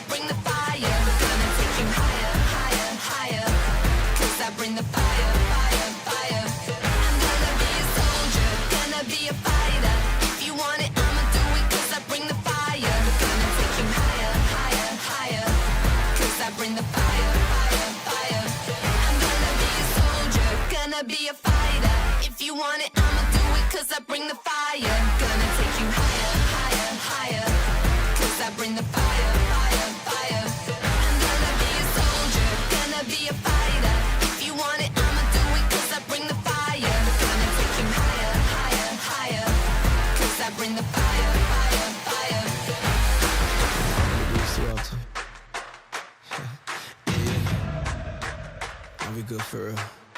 Just watch. Yeah, hey, how you gon' feel when I take it? How you gon' feel when I take it? We about action, we don't say. We about action, we don't say. Coming for the crown, I need my fit. I don't stay in rooms that I don't fit in. She swear that I stay up on her mind like a fitted. Ain't that cap? She probably wouldn't give me time if I ain't around. Please see me, email me. I need all formalities. I need all incentives. This money's about the only thing on mine, like my business. That's black on the type of wave I've been on. It's always got to crash like it's Windows. Need all of that and more. Give me all the glow. Give me one play. I'm on 24. Kobe right in that hour. Shot wet just like showers. Tell me who got all of that power. Oh, that's me. I carry loaded team. I get that ring. I'm MVP. Know that they envy me just like cement. I'm in these streets. No opportunity. Knock at the door. I give you keys. My mama raised me selfish. I don't share. I play for keeps. And that's all game time. Know that win all mine. I'ma keep it, baby. How you gon' feel when I take it? How you gon' feel when I take it? We about actions, we don't say. We about action, we don't say. Yeah, how you gon' feel when I take it? Yeah, how you gon' feel when I take it? We about action, we don't say. We about action. Tell me how you gon' feel. Yeah, when I take your spot, tell me how you gon' feel. Yeah, only thing I need is time and the rest is on chill. Yeah, tell me when I take your spot, tell me how you gon' feel. Tell me how you gon' feel. Yeah, hey, hey, how you gon' feel when I take it? How you gon' feel when I take it? We about action, we don't say. We about action, tell me how you gon' feel.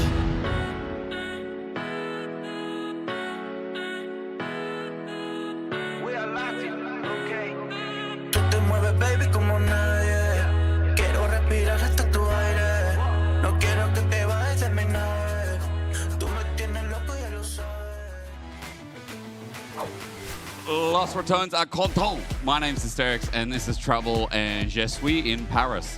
Or The city of love. the city of love, also known as Paris, also known as Francais. I have been practicing my languages, and I know content, and I know that Los Ratones content after game 1. My French is so bad. It's difficult. It's such a hard You language. know what? I'm just gonna sit here and not bail you out at all. That's okay. I don't need to be bailed out. XDD drowning all the way. I've been living my life like this for years on camera. It's just all the same. But yeah, one step closer to grand finals, and I think a lot of people are expecting a very strong showing. I mean, I said 3-0 Los Ratones because I just thought the individual members were as great as some of their parts, maybe even greater in some cases. And like that game, Baus, the gank towards mid early sets them up. Yeah. And the dragon stacking as well put them in a really good state. And I feel like the best member on the other side was Pepe, because even though Manatee had a jungle lead, it didn't feel like that Zyra actually had as much impact as you'd expect from a Zyra that's 1k gold ahead. Listen, we saw a video where he was like, I'll invade you. You have no win rate against me in solo queue Valia. I'll invade you. I'll kill you in jungle. And I'll keep... He didn't do any Where of that. was it? That was the Zyra versus Zinzao. You clear faster. You had prior lanes. Where was that invading? True. I'm just actually so disappointed in Team Phantasma because they had chances to take the 3 Void Grabs topside. 6 Void Grabs with Yone, he would be an absolute menace on a side lane. An actual threat that Los Ratones would actually have to care about. And this time around, it was just reactionary. And I mean, his reactions to bot were good at the very least, but yeah, it didn't grow from there. It didn't go, like, the support sync up wasn't there. The level 6 from the Yone didn't impact with that Zyra as well. So I think the biggest problem was, like, nothing lined up. Their ducks weren't in a row, another silly English phrase, but that one actually makes sense. I guess if you're hunting them, because if their ducks are in a row, you just take one shot and they all die. Is that what it means? I think it's what it means. No, I thought it's the mama duck with like her ducks behind her. You're right. That's actually what it means. It doesn't mean what I... Ignore what I said. I'm sorry, don't put... I thought it was like duck hunting. You take a shot and all the ducks are gone. One bullet. What? A gin gun? Yeah, like 1 bullet, 5 kills. That's a different phrase. Yeah, that's... 2 birds, 1 stone? Yeah, no, that does mean what you think it means. Yeah. Now, I'm losing my brain a little bit. The reason is because, like, Fearless does this to you. I think watching a lot of the prep as well, seeing things like Darius Jungle, seeing some of the strange picks as we're now into pick and ban. Quick side note, Baus loses Scion again. As his options go down, Gragas at least is off the I think table. he cares. At this point, they're taking a free ban away. True. It's fine. He just knows he's never going to play it in pro play. And Los Ratones stick to their guns on blue side, by the way, which you told me, you're like, oh, Team Phantasma chose red. Yeah, I'm actually very confused because most of their wins from Team Phantasma was through priority picks on blue side, especially that Lost Heretics quarterfinal series. Right now, they are gone to the right side, and I feel like they're looking to play for counter picks right here. Try to get that bot lane ahead. There were some Sivirs going through. There were some Caitlyn's who are excellent as well in that Lost Heretics series. Yeah. So potentially anything, but most of all, I need Manatee to play a little bit more aggro towards Valia. Well, if we're talking about junglers, let's quickly talk about Valia. Skarner is open as an option here. Still 15.5, but it's been an option in EMEA Masters so far. But the biggest question is maybe they just handshake because the other tree is open in the Ivan, which they like playing. This is the flex for Los Ratones. This is not just Valia's Look at pick. him, stone cold, by the way. He knows. He's like, this could actually just be me. Infinity Edge Vi is an option. It's just the whole world's shaking. Yeah. The Crownie's camera's shaking, Baus is shaking. As you said, the world shakes with it. Leon and primary support, I guess, one of the best engagers left up and available since Brom, well, rather Alistar is taken away as well. Pretty good to force for bot lane as well, especially since things like the Ezreal and the Corki were very slippery and no longer in the picture. The one thing that Crownie does like to play when there's so much CC on the other side is the Sivir. Does get to pressure a lot on the waves as well. Yeah, full priority through there. So let's see if Team Phantasma are actually going to pair this up with a Sivir right here. It's going to be Viego in the jungle for Manatee, one of his main champions, and a champion that they do share in the champion pool between him and Valia. And is it actually going to be Vi versus that Viego?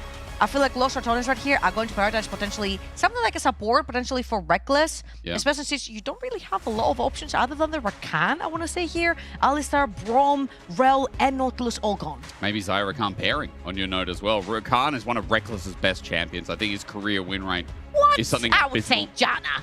Would you? Well, yeah, but that's his pocket pick. But like in terms of pro play and like you know, like as he's moved to support, especially on T1 Academy, like that dude was insane with Smash on Rakan. So yeah, apples and oranges on that one. There's a lot of burst getting added for Team Phantasma with the Viego. And I guess that's as bursty as you can get with mid. That's a great takeaway as well from the Vi. If that ends up going to the hands of Velia, Talia is one of the best pairings that you can have with Vi. However, Pepe now is going to be playing, at least in my eyes, for that bot lane. You've got the roaming Talia, you can shove in waves really quickly, you can play the 1-2 with the Viego as well. Very great mid-jungle duo. And right here, Los Ratones, there is still a question to be answered. Are you playing that Vi in the jungle? And if so, what are you pairing it with? I feel like the pairings with Vi can differ. Some people say, hey, artillery mages are really good with Vi because you don't necessarily commit your body, but you commit sort of like air forces to, with Vi, like Xerath, the Vel'Koz, the Wei, things like that.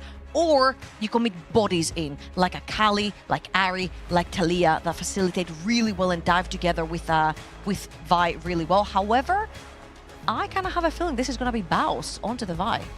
Okay. Again, we'll keep that in mind. Quick tangent, quick fix. I guess career win rate for Reckless on Rakan, not as great as I thought. I think it's a scrim win rate. It was definitely quite high, but yeah, it's like 4 and 5. And that's over his career as a support. Oh, yeah, and give us now his Janna win rate because you have it open right in front of you. I do. That's 8 and 7. It's actually not that much there better. You go. Well, it's really not that much better. Janna superior. His 80 carry win rates, however, like his Zaya win rate. Wait, this guy plays 80 carries? What? Yeah, he was an 80 carry back in the day. Was he? Classic. Wow, Yeah. we're in Sweden. People might not remember. Oh, there you go. There you go. Right. So. Told you, man, Greeks. Oh, Greek teams, rather. Because Excellent's not Greek.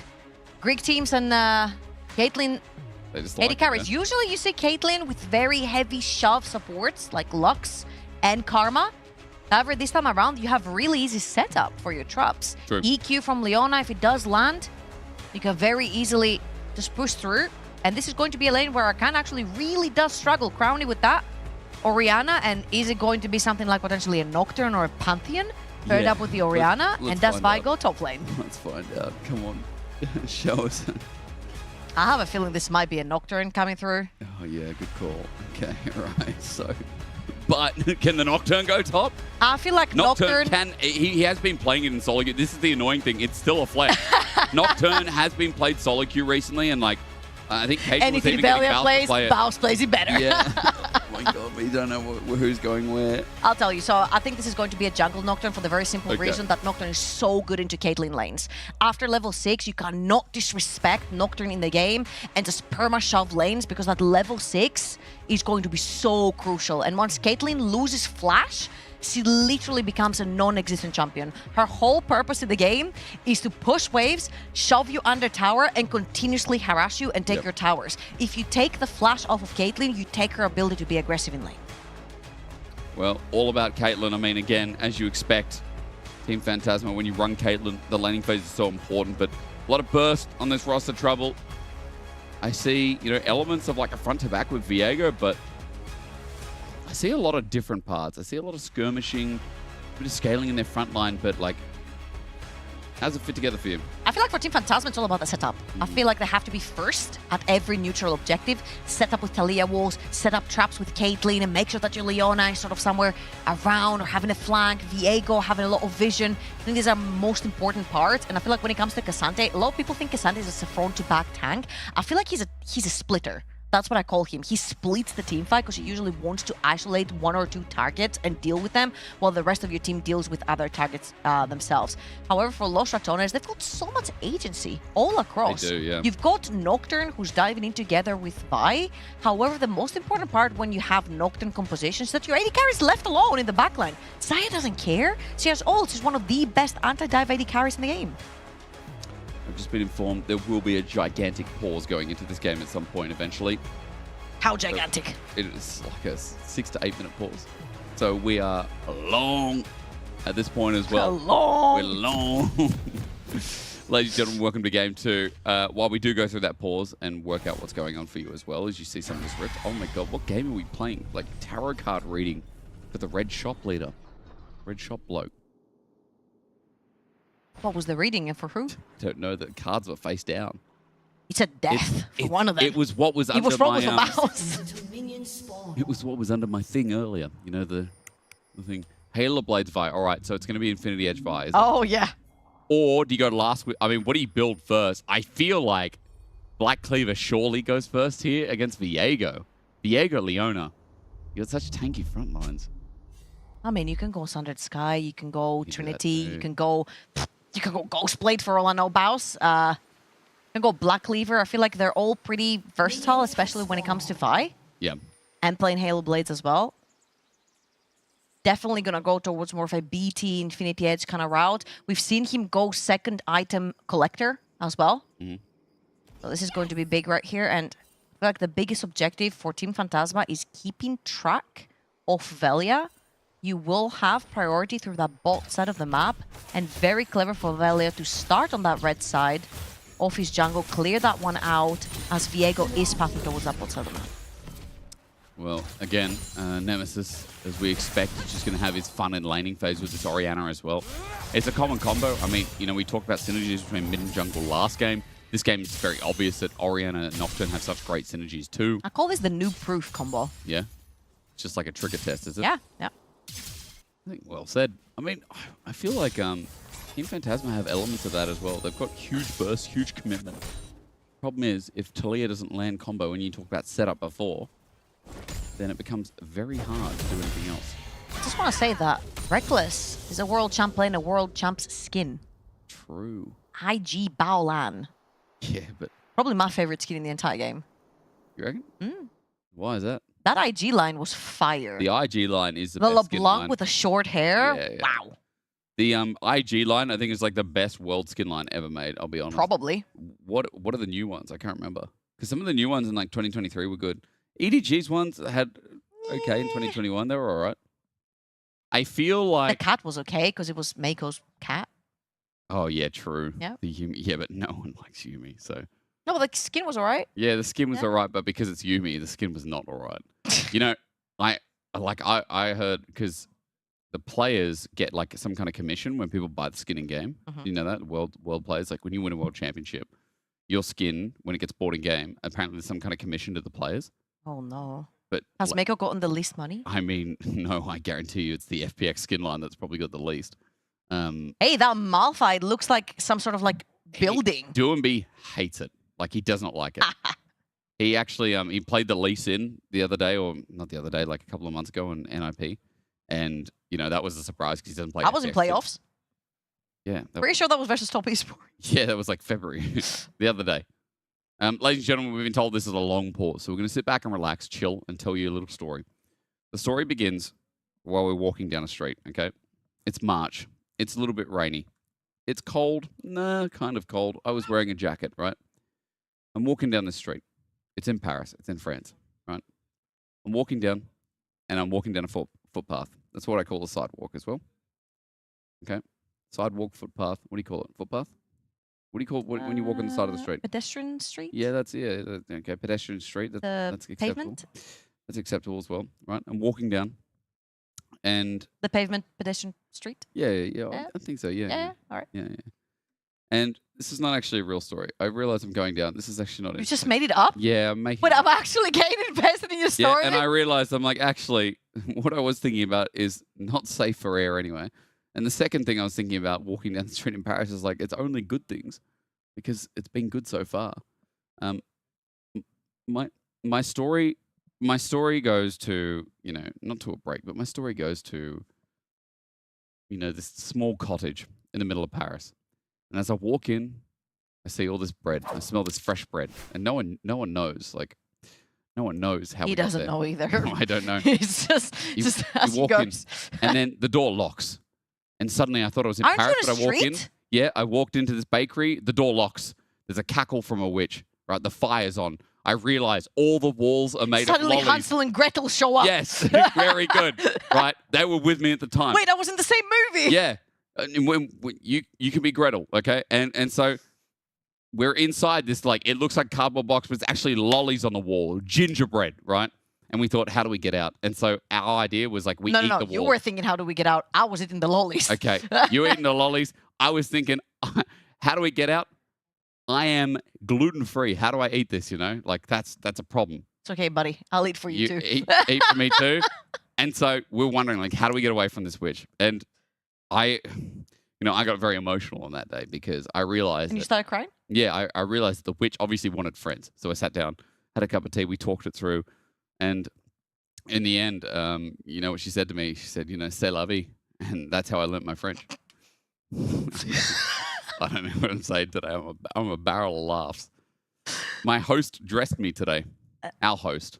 He dressed me. He didn't dress you like himself, though. He dressed you like you. How do you know? We're at the same hotel. How do you know? Ask Archeron when he comes back if he dressed me. No, he didn't dress you like himself, I said. Or you would have had a vest, a tie, with a weird knot as well. True. Yeah. Yeah, I remember, yeah, like when I'm on LEC, this is my producer. Fair enough. Well, when I'm on LEC, I have my poncho. That's cool. I have my big poncho. That's great. I don't know where I bought that. Somewhere in Berlin. Just some like op shop. So not in Mexico. No. I don't know who. How's your Spanish? It's not good at all. Ladies and gentlemen, I've been told 3 more minutes for the pause. We apologize. Obviously, there's technical issues. It's even 2 minutes. The reason being? The reason being, we just don't want to press the button to go in game. I'm sorry. We can't say. We can't. I've been told we cannot say the reason. We just can't press the button to go in game. We can't bring ourselves. Maybe someone swore in the old chat. It's okay. Right. There's no go ahead to say it's nothing major, but it's getting sorted. Let's just assume technical issues, and we'll go from there. Someone fell off their chair, something like that. Maybe something like that. Maybe the support of Team Phantasma was too close to the camera. Maybe the screen from all the shaking from Baus. Maybe the screen just got their adapter. Like but he's not the shaker. Crowny's the shaker. Crowny's like the foot, restless foot syndrome shaky. The screen. Yeah, maybe one of the cables came loose, and you thought maybe the screen is dead suddenly. And God. Unlucky. I mean, they're all streaming as well, so like you can go watch their POV. If you want to check out their POVs, go for it. That's a good thing as well. We're in a pause, like you don't know what's happening. You can go from their broadcast to there and then come back because they probably know better what the technical issue is than us. True. Because they'll know from the players. Very, very true. Unless it's on Team Phantasma side, I don't know if they stream. Well, yeah, well, I would. If I was Team Phantasma, this is a great opportunity to start streaming. True. True. Since everyone's streaming, it's like, if you're versing Lost Returns, I would stream. Because if you can take, some of the trolls, the rest will be like, good job today. Well done. Follow. Boom. Big marketing. If you want any big marketing advice, you can ask myself. You can ask Trouble. They can start learning Greek as well. See? Marketing. Very useful around the world. Not only Greece speaks Greek. But the Greek islands. Okay, an hour and a half ago, you thought Greece was an island. I don't know geography. I literally didn't know Morocco was in Africa until a year ago. Oh my, okay. Bro, I don't know where anything is. I know Macedonia, but there's also a North Macedonia. There's Greek, there's Albania. Bulgaria. That's all Balkans, yeah? Yeah. Turkey. It goes lower. It goes lower to what? Turkey's lower? Turkey's to the right of Greece.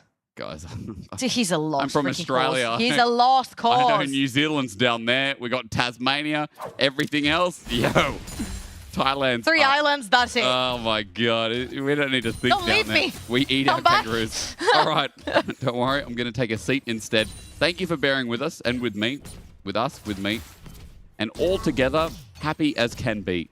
Remember, at the end of your days playing League of Legends, here. We'll all have this memory and we'll all There's know no we're losers. winners. It's all happy accidents. Yeah, that's right. All right. Bob Bloody Ross. Now, back into the game. Where to start?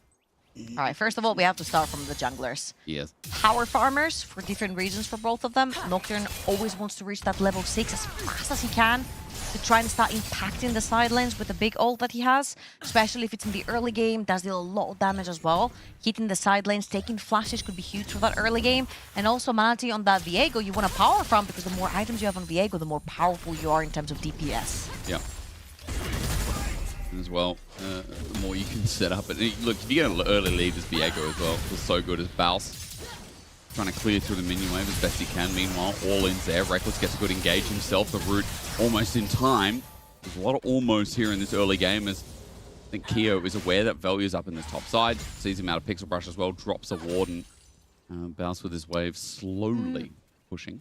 I want to see what's happening down in the bot lane if they do have a big enough wave to try and dive. As you can see, Manatee has made himself around the jungle. He's trying to actually go completely unseen. He's going to search around for Velya, but again, very cleverly, Velya started on the bot side of his map because he knows that when you have Caitlyn lane, you're definitely going to have the upper hand. They're going to trade chickens right here as well. Very, very nice scouting from Velya on the other side of the map. There's going to be a trade for the two camps as well. They're going to spot him on that blue ward that you see on the right of your screens. And this is going to be it for the early game. Yeah, pretty much. I mean, apart from PB trades as well, Nemesis uses now. Pepe out on the map first, but Grubs aren't spawning for a while, so nothing will happen top. Dragons in 35 seconds as well, so it'll give junglers time to reset and set up for that one as well. Nice little trade before from Crowny and Reckless. It was Cleanse used, but still, it gave them the opportunity to back away. Crowny and Reckless will eventually be here as going back to normal sides of the map for Velya, who's halfway to level 5. TPs on the top laners as well, traded just now for Keo and Baus. And this is usually what you have to do in that bot lane fight, especially since you're playing against Caitlyn and Rakan really struggles into Leona. Xayah is fine in terms of like pushing out the wave, but you have to burn mana, you have to burn HP and resources such as the Clairs that you mentioned. I was taking a little bit of a beating versus one of the most balanced champions that has ever existed in League of Legends. Absolutely rubbish. He got nerfed again. He's nerfed in this patch and he's still good. I mean, he's not good in solo queue, but solo queue should never ever be a metric. I don't think solo queue should be a massive metric for... Not never ever. It should... No, you said it right. It should never be a massive metric for champions. Therefore, Katarina also needs to get buffed. He had to flash. Yo, Baus was going to be dead there. All out was available. Baus is not level 6. He's like 2 minions away from it. So Keo walks out. And it was sketchy, but not never ever, because I mean, like, Darius jungle is a metric from solo queue that works, right?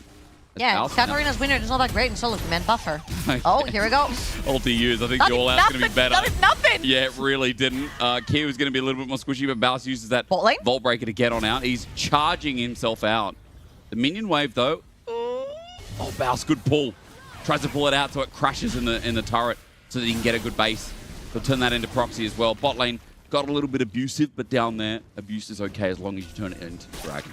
Yeah, I feel like Los Rachones tried to dip their feet into this river. They saw that Team Phantasma had the prior right there. Again, when you do have things like Talia, Caitlyn, Leona, setting up first onto that objective is going to be very pivotal to take complete control. However, that Dragon did not go over to the Greek team. It was actually interrupted by Los Rachones, so very, very well played right there for the NLC team to disrupt the first objective going down.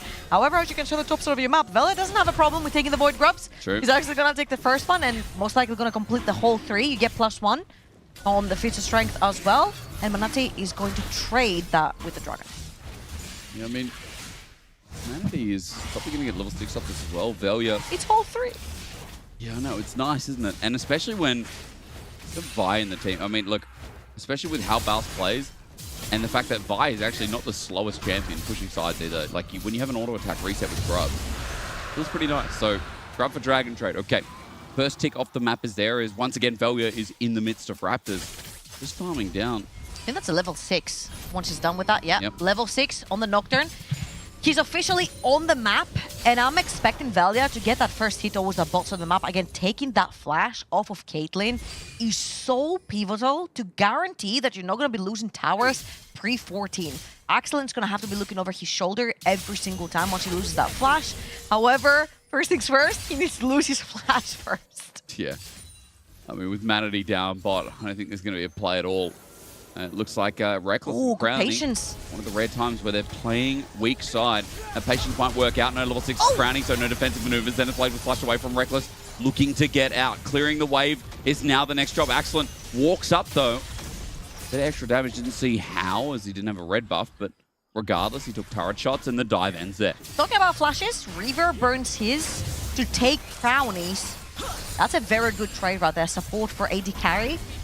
Xayah is one of those champions where we're like, she's kind of very safe in general when she walks into teamfights because her ultimate deems her immune to any assassination potential coming her way. However, when you do not have flash, and very important, when you do not have ultimate, Zaya is not allowed to walk into any team fights. He's very short range and usually gets punished when he takes the wrong step. So grounding right here, flash down, ultimate still up. Let's see if Pepe can actually get out of lane to try and see if they can punish that bot lane, because I feel like that Caitlyn Leona lane doesn't necessarily work as well as a Caitlyn Lux or Caitlyn Karma. We haven't seen necessarily that much push. I think it's just one tire plating missing from bot. Yeah, it is. And that's just not enough 9 minutes in.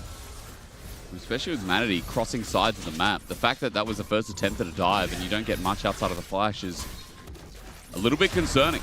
I mean, Velya has been able to cruise, hasn't popped the ulti yet, but is keeping track with Manatee. And you can see now with the pings going towards a deeper invade, maybe trying to find Nemesis. Reckless is starting to move out as well and front up a bit of a defensive cover. These are just words coming out of my mouth at this point. It's kind of what casting is, by the way.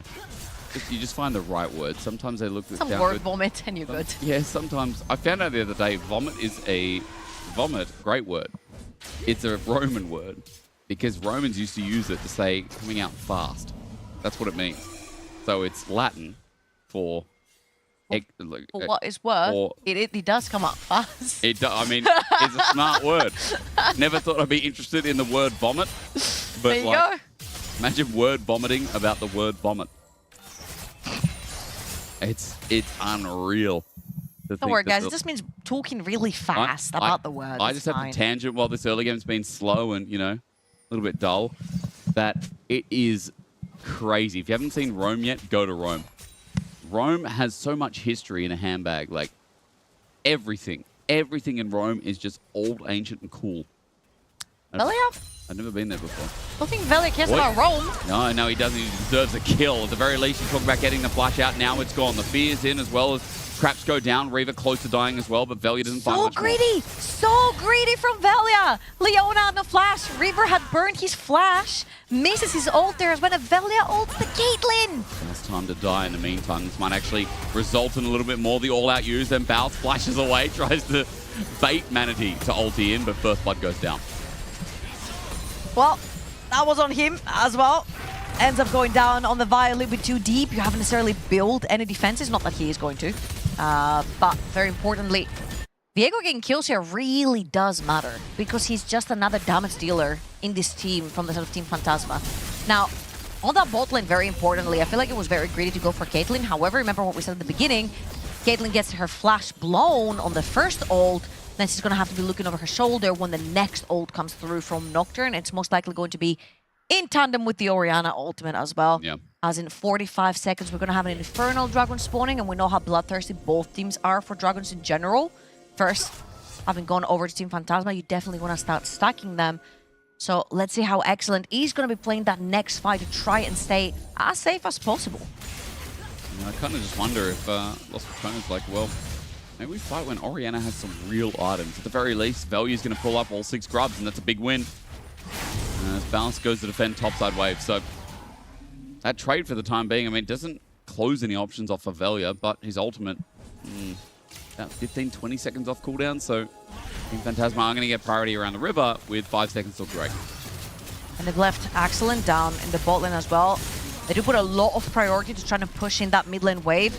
It's also very important to try and dip, but I want you to look at the vision they have onto Velya's jungle. They're spotting that Nocturne and where he is, but Los Ratones might look for that big Nocturne Orianna combo right here. Dragon's going low. It's up now. Velya waits, looking for it. Lost vision, Dragon out, and it's a Cloud Rift this time. So Los Ratones down 2 dragons. I mean, it's a different style, what we're used to. Again, the grub priority is a lot higher than usual for Los Ratones, but I think what you're looking at in this game is, just chill. Just keep the game as slow as possible, get Zyra and Orianna to get some items. Yeah, Team Phantasma, very quick here. Yep. They got in, they knew that there was a cooldown on the Nocturne ultimate, and I feel like that push in the mid lane, that forced Nemesis to stay mid, push out that wave first, and then deep into Fog of War, I feel like was the difference maker right there from Velya not going in too early because he waited for the Nemesis. He waited for Nemesis for the wombo combo with the Orianna bolt, and right here, Baus is being chased one more time. Velya's around. Yeah, this will turn into a dive. He has no summoners, but Velya covering maybe makes it so it will not. Manatee's still thinking about it. Flashed onto Baus, misses. Heartbreaker there. Paranoia turns the lights off. And with the cease and desist, it turns into an int. 1 for 1. Velya, good sidestep there, and it's a shutdown over to Baus in the end. Reaver's coming up to make this type of reality. Clearing out the wave's going to help out Velia. It's flash for flash for flash, and Pepe can't get anywhere nearby. Nemesis also close, and for Team Phantasma, I don't know if that's worth it in the end. Also, Excellent has been stuck underneath his tower ever since he lost his flash. Like, it. you're not worthy of any attention anymore. And I feel like the whole point of the Caitlyn is pushing out towers, but there's 4 tire platings missing from that bot lane tower from the Caitlyn. Manatee here, trade. he just went in too fast. Oh my god. He misses the Q, well, rather Baus dodges the Q. They didn't wait for Talia to come in time, and they just overall butchered that dive, and then they tried to dive onto Velia. Reaver flashes one more time, Velia flashes the E, and he's just out. It was a trade between a jungler and a top laner.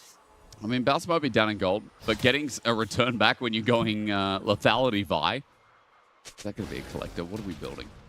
He did build a collector last time, Okay. for sure. Okay. Well, all I can Full say- blast cannon. Yeah. That's why the kill is important. And in this case, as he goes to proxy top, we look at Reaver who's caught out. He just burned his flash. We watched it under turret.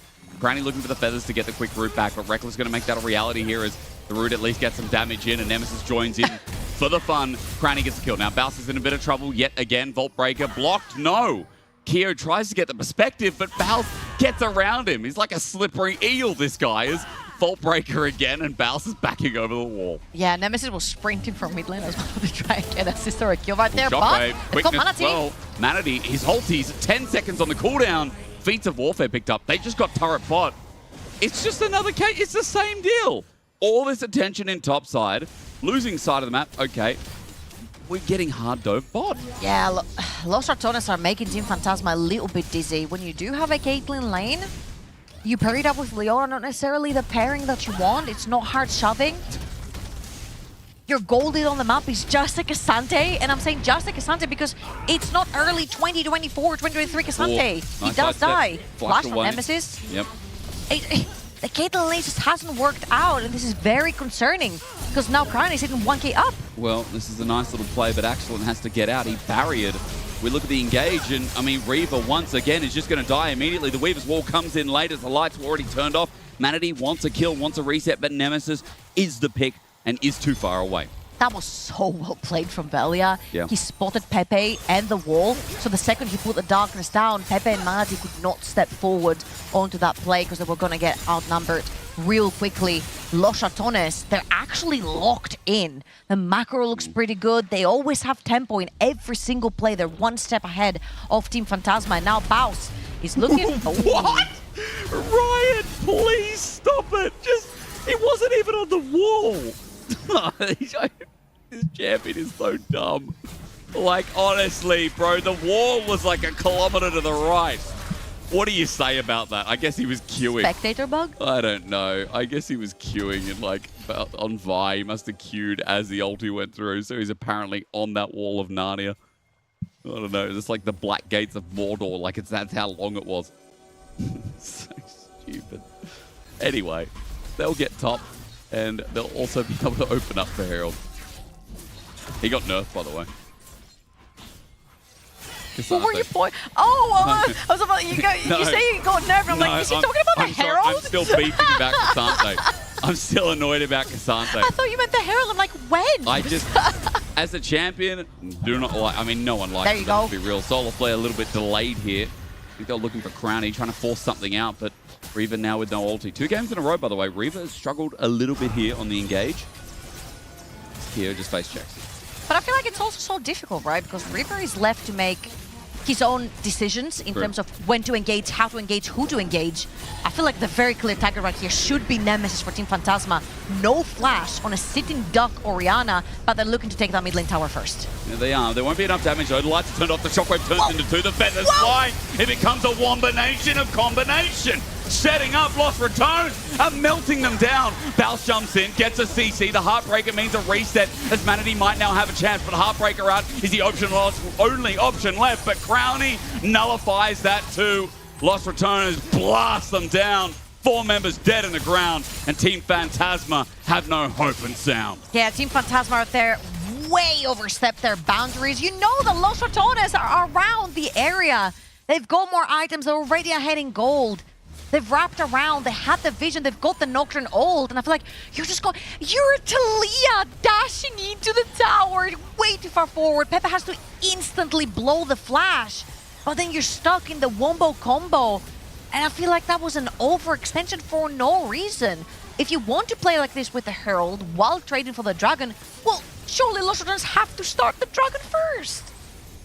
I mean, Crownie getting so much from the back of that fight as well. 3 kills, and you're right, this Caitlyn might be 0-0-1, but doing nothing as, yeah, Nemesis is enlarged in this game. 1,500 gold, 2,000 gold, excuse me, for Crownie as well. Very educated boy. Has got his book from the library as well. 10 stacks already through the ring. Darkness, they're looking at Caitlyn. They just couldn't quite connect. I feel like Axelin might have just hit Fog of War when Velia attempted the ult. And it's going to be Atakan in 40 seconds. It's going to be the Ruin spawn, which is usually the one teams not choose to fight over as much. And I'm not going to lie to you, it feels like we've seen more Ruins Atakan than we haven't seen Varash's Atakan lately. Yeah. It's kind of boring because it actually forces teams, if it's Varash's Atakan, it forces teams to want to fight, and it's a little bit more fun for the viewer. True. However, flowers are flowers, XP is XP. Yeah, I mean, I never thought I'd say that, you know, I miss Voracious a bit, but I think... It's just kind of like they come in batches, right? Like, batches, yeah. Batches is right. Yeah. It's like we're either going to have one or the other. True. Big options. There he is. Oh my god, it's that one. I feel like I'm just angry at the game. He looks like a Digimon. He does. Metal Greymon. That's a throwback. The Digimon movie, the only thing I remember about that movie as a kid that I had on VHS. Oh, yeah. Oh, yeah. But the start, they had the song Kids in America on it. We're the kids in America. Whoa. If anyone out there. No, the Digimon movie did. Oh, the movie, okay. The movie did. I don't know which movie it was, but the Digimon movie on VHS, right? For anyone Sorry, I don't know what's that. I'm too young. No, you don't. You know. Video, what does it stand for? Video something. Video. What does it stand for? I don't know. It was video chat. Video. Video chat. Okay, it's just video. Just video, guys, please. Just a cassette. Like, I was old enough that I came in at the end of cassette, the start of CDs for Walkmans. Wow. Yeah. Do you have floppy disks? I had floppy disks. Crazy. There's so many kids in chat that are playing this game that have no clue. By the way, what's a floppy disk? they're like, oh, that jumps. Is it just the flops? Bro, guys, it's what a USB was. Do kids know what USBs are these days? Is USB getting old? USB's mega getting old. I mean, people know it's like a USB drive, like they plug their mouse in. But like... Yeah, more like a port, more as a port than what a USB than an actual USB. Yeah. By the way, Atakan was a trade for 2 turrets bot. So it's not like Team Phantasma aren't trading. I mean, there's 3k gold lead for Lost Returns, but not the end of the world for them, honestly. Getting a bit of gold back is good. Very importantly, Guard Breaker. Oh my god, not Guard Breaker. The TFT Rot is coming in again. Yep. Stride Breaker. Nice. Build for Velia right there. Helps him stick to the Caitlyn a little bit better, specifically with no flash as well. When the net comes through and the slow lands onto Nocturne, you can actually Stride Breaker your way to stick onto that Caitlyn, get that fear through. With the wombo combo as well with the Orianna. So very good pickup right there for the Nocturne, playing into double range, the Talia and the Caitlyn. I think followed up with Rakan as well from Reckless, which, I mean, I got the stat wrong at the start, but I still stand by. I think this is one of his best champions, alongside the Janna you mentioned, Trouble, before. Brom as well. Yeah. His perma-banned here. Brom's insane. I mean, Reckless shows a lot of flavor, and I think, again, you have a player who's so seasoned that in Fearless, of course they're going to thrive. The good thing about Fearless is, like, obviously more experience always works out because you just literally have more time in a pro scene playing more champions. Maybe that's... You can pull up Garen if he wants to and put Crown on Yuumi duty. That's right. He can go back to that. He can go back to that. Hell yeah. Who was his support at the time? Reckless Mickey? Reckless Hilly? I think it was Hilly, no? Yeah. Pretty sure it was Hilly. I think you're right. I think you're definitely right. Baus is caught out again. Surprise, surprise. He's in no man's land. That's some damage. Wait, his ulti as well almost pops Matity. He's got LDR second, but he does die. 1-5 and 4. Baus not having the greatest game, but then again, it's not like he has perfect games any game. Very importantly, some very good item breakpoints right now for Pepe as well. Yep. Zonia's Hourglass completed. Talia is no longer a target for that Nocturne. The only target that remains for Nocturne is that Caitlyn. True. Flash, barrier, both up. Dragon up in 10 seconds. However, because Team Phantasma have the first 2 dragons of the game, they actually could choose to ignore that one. They do not have the setup. They can choose to push that mid lane and try to enter through river and use Kyo's body as a shield. That's exactly what they're doing right now. But if they didn't want to fight it, they could actually bypass that. This is going to be so point for them. So it is kind of huge, and it will give them a slight edge. That gold keeps dripping between 2 and 3k in favor of Los Ratones. Kyo. Oh, yeah, he can be used as a shield, but for now, as he gets pummeled a bit, Baus plays around with the angle a little bit. Manatee's gone into fog of war, at least his own doing, as Dragon is just going to be started by Crane himself. If Team Phantasma can't get this 3rd Dragon, which looks like they're conceding for the time being, means that Los Ratones can stop the stack. That's the scariest 1-in-5 buy I've ever seen. I know. I know. And Collector Last Whisper, holy. And it's like the 3 carries, you know, Manatee, Pepe, and Excellent. They will get popped. Baus running into Kyo is a different story, however, as Los Ratones after the Dragon and after Team Phantasma reset. Yeah, they went back to base. They're going to teleport in now. Kyo has bought some time, but remember they have 6 grubs, so as the lights get turned off, Kyo loses his turret, loses his backbone, and loses his life. Into the back as well is a good one, but Reaver just went in, has to flash away. He's shockwave back in, and the Feathers root him up for a double over to Crownie. A bit of a mistake, over-eager for Team Phantasma as they decided to go back in.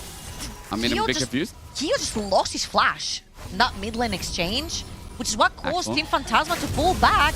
This Caitlyn is Gas Strike Flash? Breaker. You know, you talk about that item. He's Reckless, and he's dead.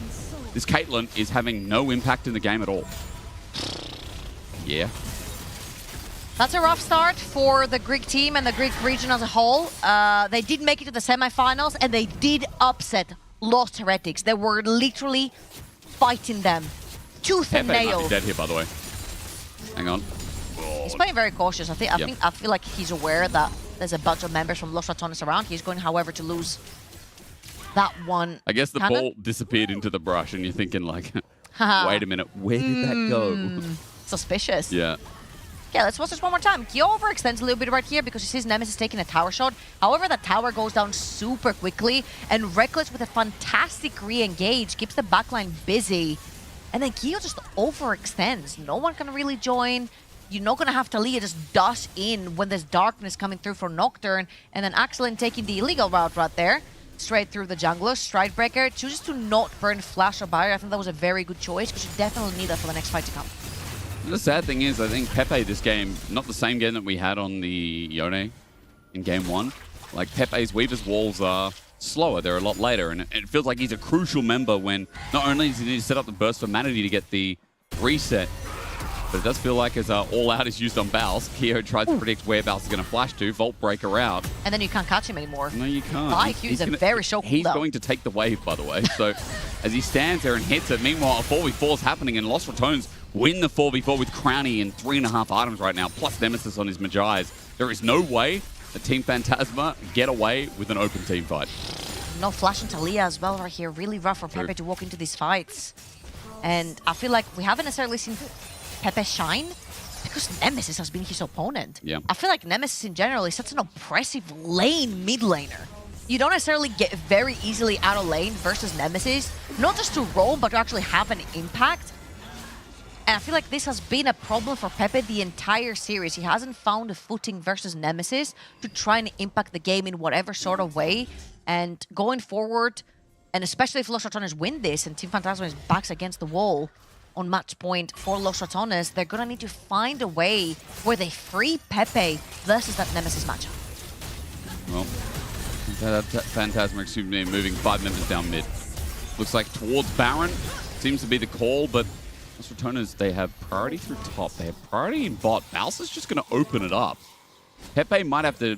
There's no defense. Ulti across. Yeah, this is rough to watch, honestly. So it's very difficult because Team Phantasma need Cassante to open up Fog of War for them because he's the only tanky member. However, that Cassante is the only one who can go toe-to-toe with that Vi right now. Kyo is actually bullying Baus on the side lane. So the second you see Kyo opening up the jungle for Team Phantasma, you have Baus having a free side lane. Free mid apparently Hold as well. up. Baus Hello? ulting under turret. There's a turret still there. Excellent at least kills it, so... What? I guess Bowser's idea was to try and get rid of the mid laner. I don't know. But that's I no respect flash, it. no Zonius for Pepe right now. Also true. Which deems him a target together with Excellent for the Orianna Nocturne combo. 35 seconds Yeah. for Baus and teleport up. For the Vi, Team Phantasma are going to try to pull a heist right here with the Baron. Again, eyes on Pepe, no flash, no Zonius. Do they do it quick enough? The only problem I see right now, even though there's a Viego in the game, is like... This is going down very slowly. The Caitlyn's 2.5 items, and there's the Nocturne ulti in the back of Pepe. As you said, there's nothing up and available, so it's a free target. Nemesis gets the kill, moves onto a rampage, and I'm sure what the rest of this fight will be, if Team Phantasma stick around, will be exactly that. Crownie starts it off in full vision here, 4 versus 5. Yeah, and Baus just came up. He's deeping in the back of Team Phantasma, and I feel like Excellent is caught between a rock and a hard Wait. place right here. Wait. Baus? He's going to... Surely, Baus goes in here every time.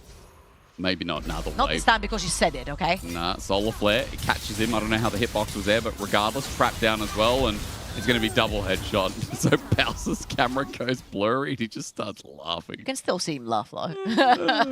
18 stacks on that Magi's for Nemesis as well. He's been having a stellar game together with Crownie. Yep. And we said two things at the beginning of the game. Pepe and Excellent have been the two primary carries and the two primary focuses for Team Phantasma to get ahead in that early game, giving Pepe a lot of agency through the control mages to then help Excellent get accelerated through those team fights, and a lot of attention down the bot lane. Hasn't necessarily been the case. Crownie and Reckless have come up on top into a Caitlyn matchup. Yep.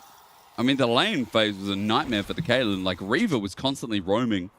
I guess it's like... After the flash, I feel like they gave up Yeah. the Caitlyn. But like, who are you going to play for? Cassante? He can't carry as he could anymore. Yeah, I don't know. And if the Talia can't get Weaver's Wall and, like, make the move first before Nocturne, then I don't know what you're going to do. Or at least maybe try and repel.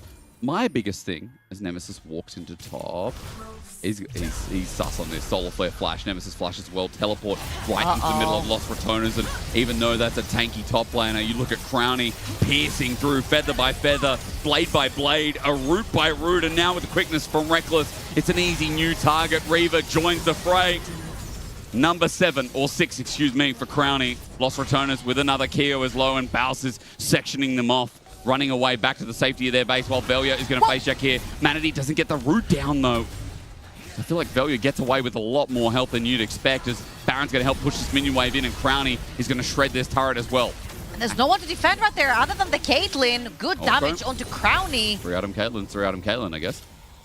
He's all alone underneath the tower. His team is not there. You're surrounded only by rats. And Nemesis puts him down to half HP. Crownie gets some good damage down. Reckless helps secure. And now top is free for the taking. Baus is also opening up mid in the same time. 10k gold lead, and this semi-final of EMEA Masters Winter for 2025 is quickly becoming a one-sided stomp. Yeah, IJC versus KCB was kind of the same story yesterday. IJC with a quick 2-0. Yeah. KCB figured it out. Can Team Phantasma actually figure it out? Because I feel like right here you go back to the drawing board. What worked for you versus Lost Heretics? Again, hard shoving mid lanes. A lot of pressure on the bot side of the map. The Caitlyn's, the Sivers, they actually need to come online. Right here, I felt like it was a very good read. Baus? Oh my god! Infinity Edge, I guess. Infinity Edge Vi, I guess. It's a Catalina wine mixer. Holy crap, Baus. Scariest 2-7 Vi ever.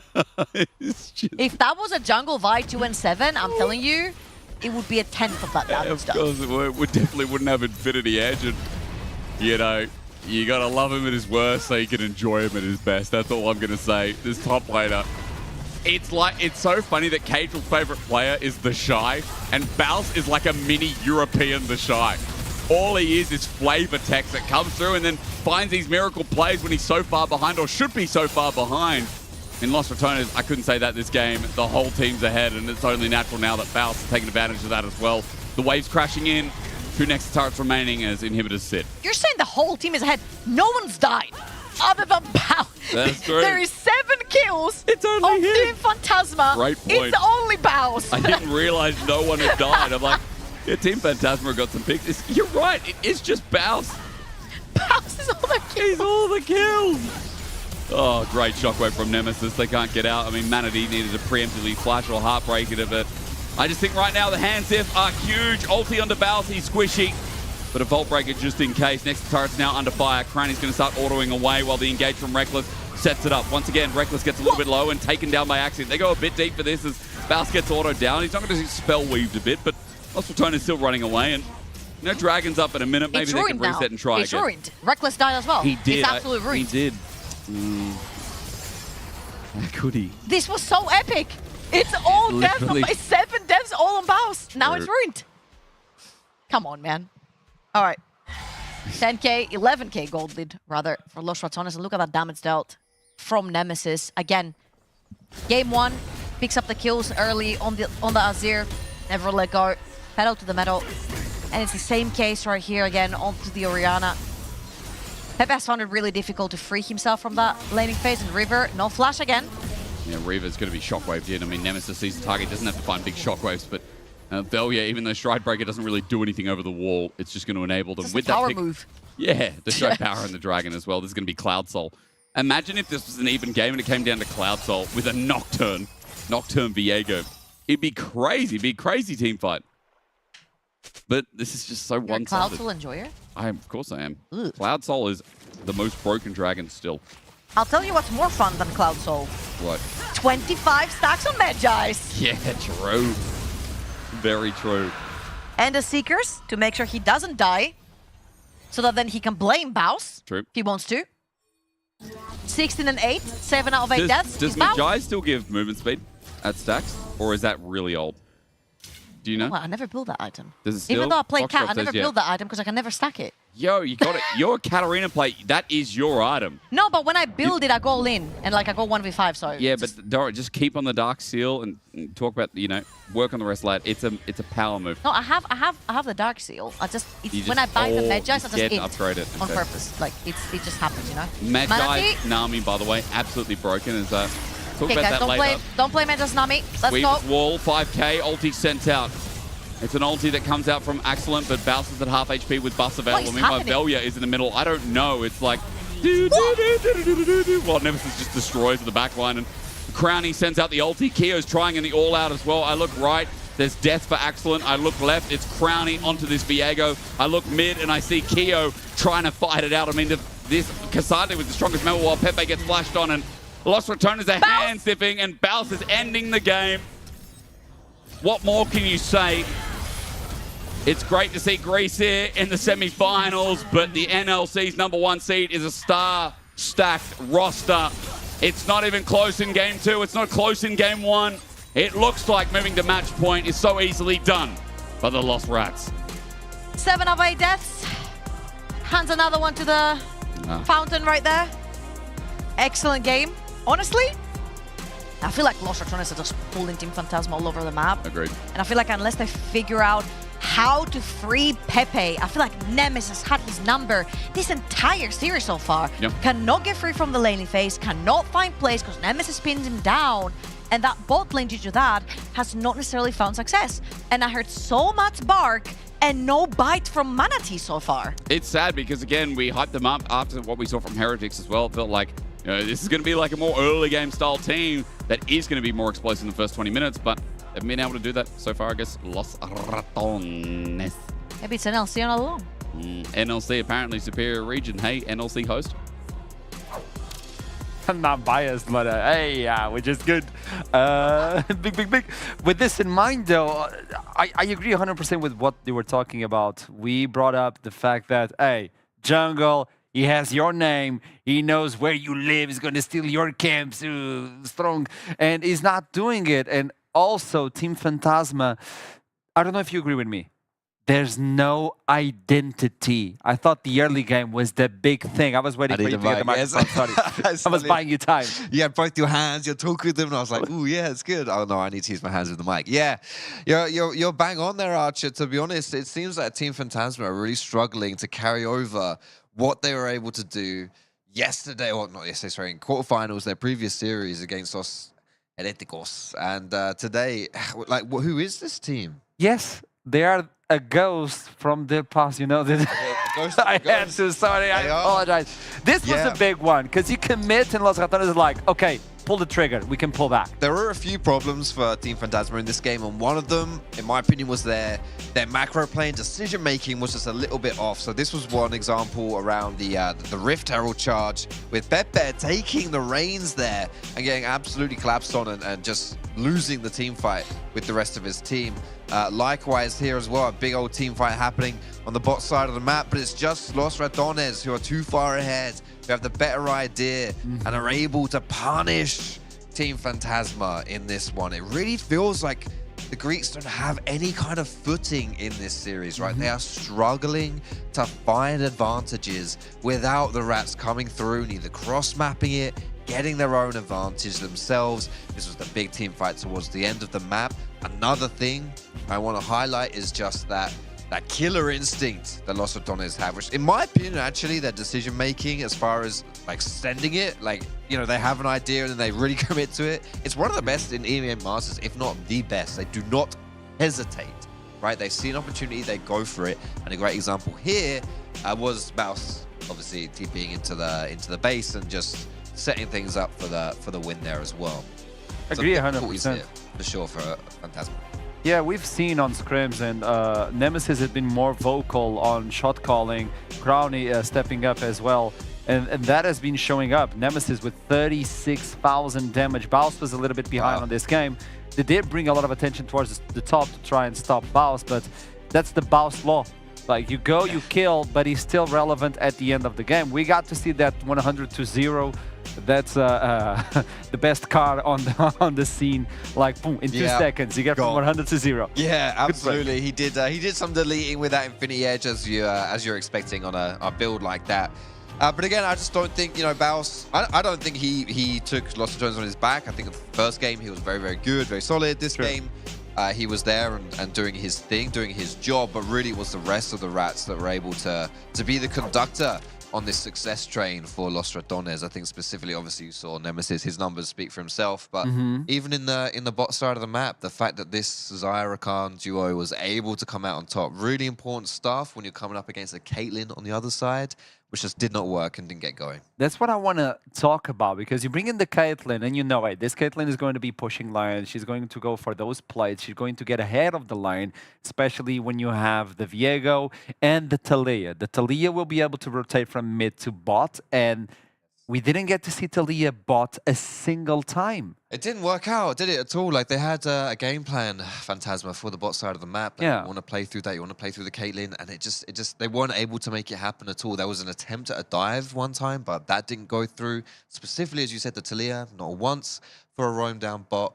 And the only time they really actually, Phantasma, moved a lot of members on the map was when they tried to 4-man Baus top, right? When Velia was there, and it ended up being an even trade, and then just poor old Excellent on his Caitlyn, 1v2ing down bot lane by himself. It's like, okay, I mean, that could have been, I feel like Nemesis in that situation probably should have actually moved down and dove there as well, which would have been tragedy. Yeah, exactly. Instead, he moved top. So, yeah, just, I think identity is a really good word that you used. I don't quite think that Team Phantasma here quite have a grasp on how they want to play their games out, or maybe it's the execution of it, but that they seem a little bit lost, honestly, on the Rift. And versus this team specifically, Los Ratones, you brought it up, and I think as soon as they see a single mistake, it's a saying we have in Portuguese, which is you give them the finger, they take your arm. Yeah. So that's it. You give them an inch, and they're like, okay, this is game. This is game. We just got a dragon. And those 6 grubs,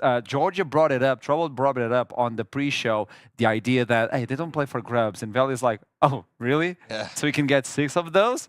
Fine, we can just push late game. So all of these things are piling up versus a team that knows that late game are going to outscale you, outplay you. Team Phantasma, back against the wall. Things have got to change. Tell me, Fox. Yeah, for sure. Yeah, I feel like the plan, I would say it starts honestly from Pepe and mid. We've seen 2 very different styles of mid laners from him, the Yone, now the Taliyah. Looked good on Yone, not so much Taliyah. But I do think he's got a little more in the tank. Like, he is the spine, the backbone of this squad. Okay. If he can hold it down, potentially get some roams and play towards Excellent in the bot side of the map, that's what you need, right? This guy is Excellent. Very, very solid as an ADC. It's been how the Greeks have found success so far. domestically and at EU Masters. Their upset versus Heretics, similar thing, right? Accident was just insane, hard diffing. Rin, I think it was the ADC there, was crazy great performance. It's not happened so far, right? So play for bot side, that starts in the draft and then continues through with your playstyle on the Rift 2. We've not seen it so far. That's what we want to see. Now, Reds are unstoppable until now. How can you stop them? Can you beat the Ghost and stop this? Is your storyline complete right now? Back against the wall for Team Phantasma. Los Raton is 1 win away from moving to final tomorrow versus IC Japón. We'll see it after this one. Is it over?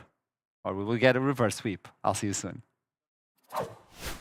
Hey, Law. Yeah? I need a bit of help with styling since I'm new here, and I was wondering if I could show you a couple of outfits. Yeah, sure. Amazing, thank you so much. I'll be right back. I'm a Poro snack. Get it? I don't know, man.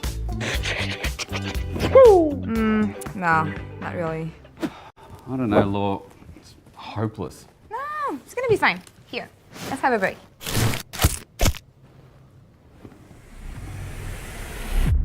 Even the biggest champ needs a break. Back to the drawing board then, I guess. Are we good for real? Just watch.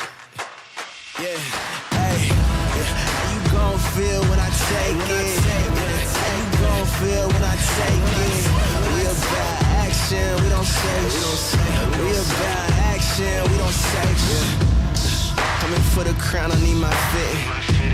I don't stay in rooms that I don't fit in. She swear that I stay up on her mind like a fitted. Ain't that cap? She probably wouldn't give me time if I ain't around. Please CC me, email me. I need all formalities. I need all incentives. This money's about the only thing I mind, like my business. That's black on the type of wave I've been on. And it's always got to crash like it's Windows. Need all of that and more. Give me all the glow. Give me one play. I'm on 24. Kobe right in that hour. Shot wet just like showers. Tell me who got all of that power. Oh, that's me. I carry loaded team. I get that ring. I'm MVP.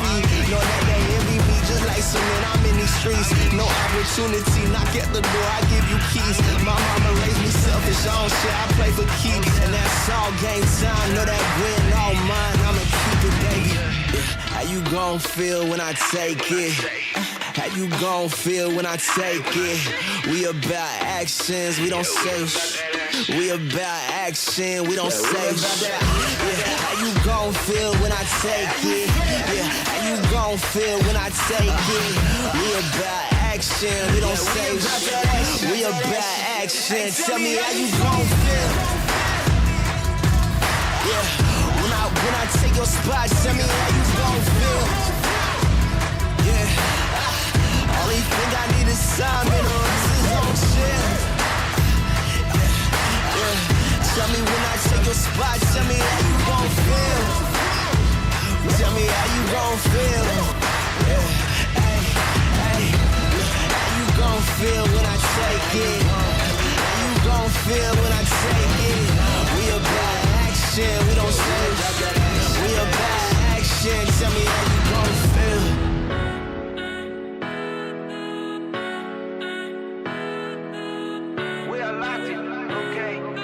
Tú te mueves, baby, como nadie. Quiero respirar hasta tu aire.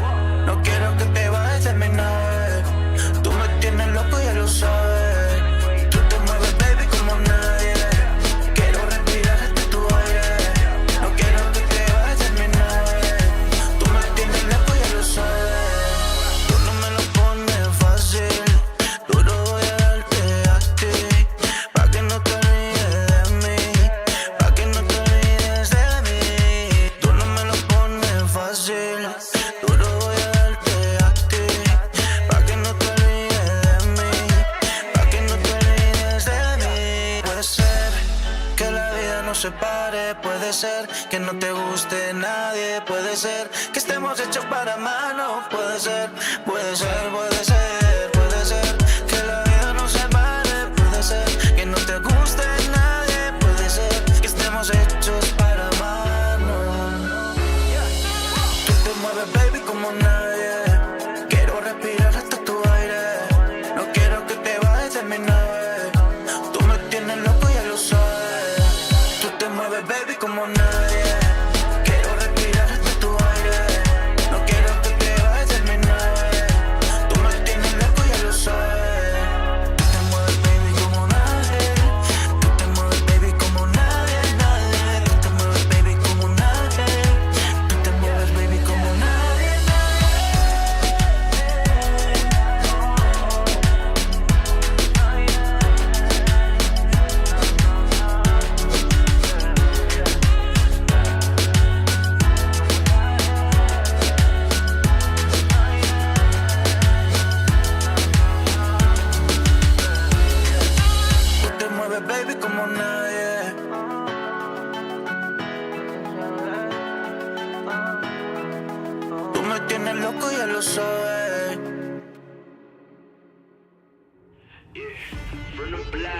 climb to the top. Don't you see the signs? I ain't never gonna stop. From the block, climb to the top. Don't you see the signs? I ain't never gonna stop. From the block, dirt poor in the south. Wonder if the kid will ever make it out. And you know I'm from the block. All the odds stacked against, but it only makes it better when you win. And you know I think I got paranoia. My team win every quarter. Our Steph Cook made the order. I know pain leads the greatest. And this my supply. I had to push, I had to cry. I had to look my demons right back in the eye. Out of anything I learned, I do know one thing. I know you have to lose it all if you gon' ever gain. I know that you don't quit the fight until the last ring. And if you ever make it out, remember where you came. From the block, climb to the top. Don't you see the signs? I ain't never gonna stop. From the block, climb to the top. Don't you see the signs? I ain't never gonna stop. From the block, dirt poor in the south. Wonder if the kid will ever make it out. And you know I'm from the block. All the odds stacked against, but it only makes it better when you win. And you know I'm from the block. Dirt poor in the south. Wonder if the kid will ever make it out. And you know I'm from the block. All the odds stacked against, but it only makes it better when you win. And you know I'm from the block. Block. Block. Yeah. You know I'm climbing to the top. Ain't nobody gonna stop me dying. Well, a stomp so far, that's all you can say. I feel like this has been pretty one-sided. Yes, that last game was longer, but it was kind of done in the bag. Manchester City's trouble and Tasman are in trouble. And that's our semifinals. We're deciding today the last finalist, the second and last finalist. That's going to be facing IJC in the grand finals. And Team Phantasma, draft number 3, backs against the wall. They've chosen red again. When all of their wins were on blue side versus Los Heretics. So a little bit of a change in scenery. Nidalee banned for Velia. They're trying to push him more of a on a facilitator or even something like a Pantheon. But I have to tell you that if they don't ban Maokai here, I think they're trolling. I think Maokai is still the strongest jungler on the patch.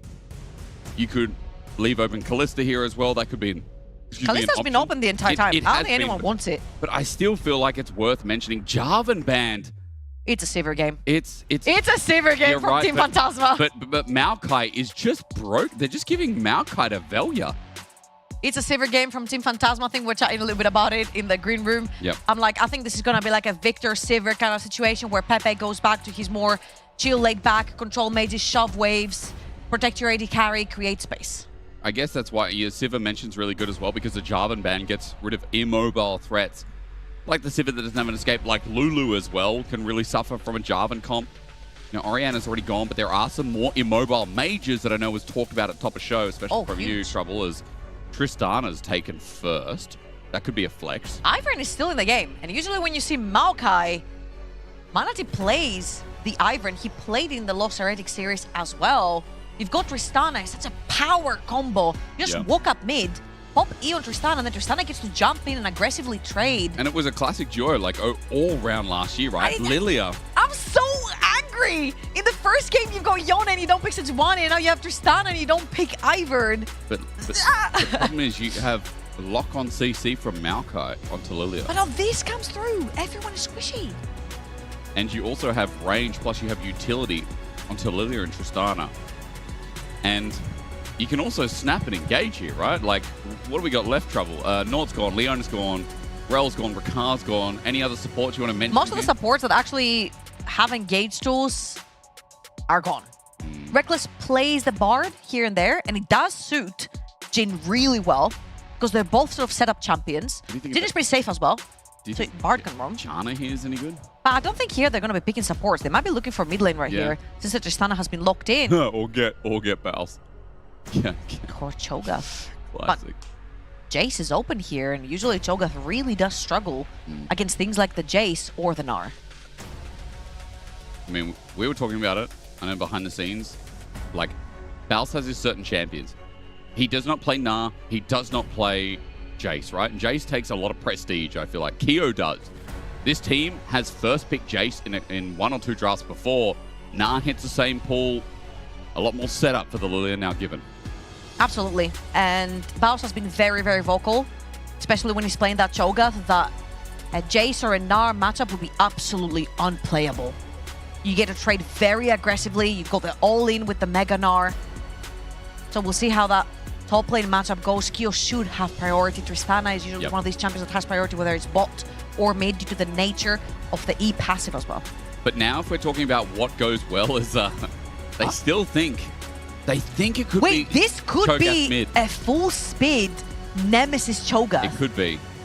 But you know what? If they don't know, if this is just Baus blind picking on 3, I feel like Team Phantasma have to ban Syndra here. Syndra into Tristana, and especially since it's Nemesis, it just seems so nice, especially with Maokai disengage.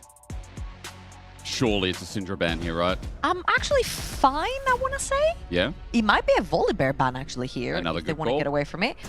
But I feel like Syndra should be fine as long as you have Lilia around the whole time, and you also get to push really hard with Tristana in the early. So Syndra has to trade mana pool to get that push onto Tristana, then later on it does become lethal a lot. But that early game should belong to Tristana, whether mid or bot. So the flexibility for both teams, where does the Cho'Gath go, where does the Tristana go, and of course, what kind of supports are left in the pool, because it's mostly Enchanter so far. It really is, and I like your pickup that, again, this Cho'Gath is going mid. That's what TP think, 100%.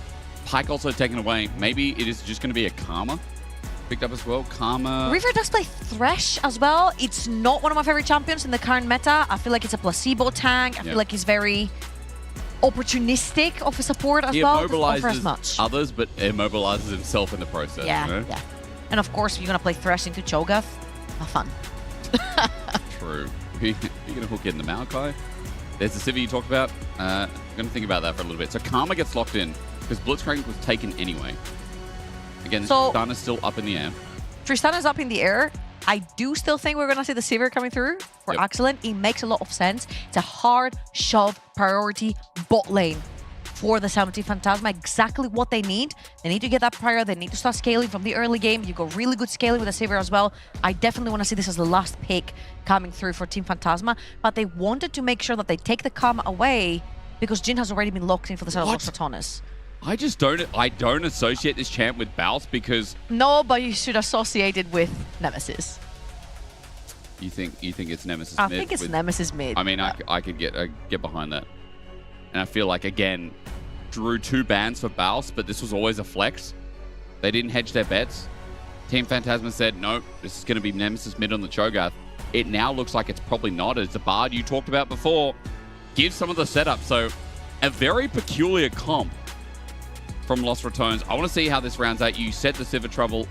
Said the Sivir is the perfect way. I think I have to agree with you here. It feels like the Sivir. Actually, screw it. I want Jace to go top, and I want full speed Cho'Gath and full speed Bard just traveling the rift together. True. Okay, well, at least some speed on the side by Team Phantasma.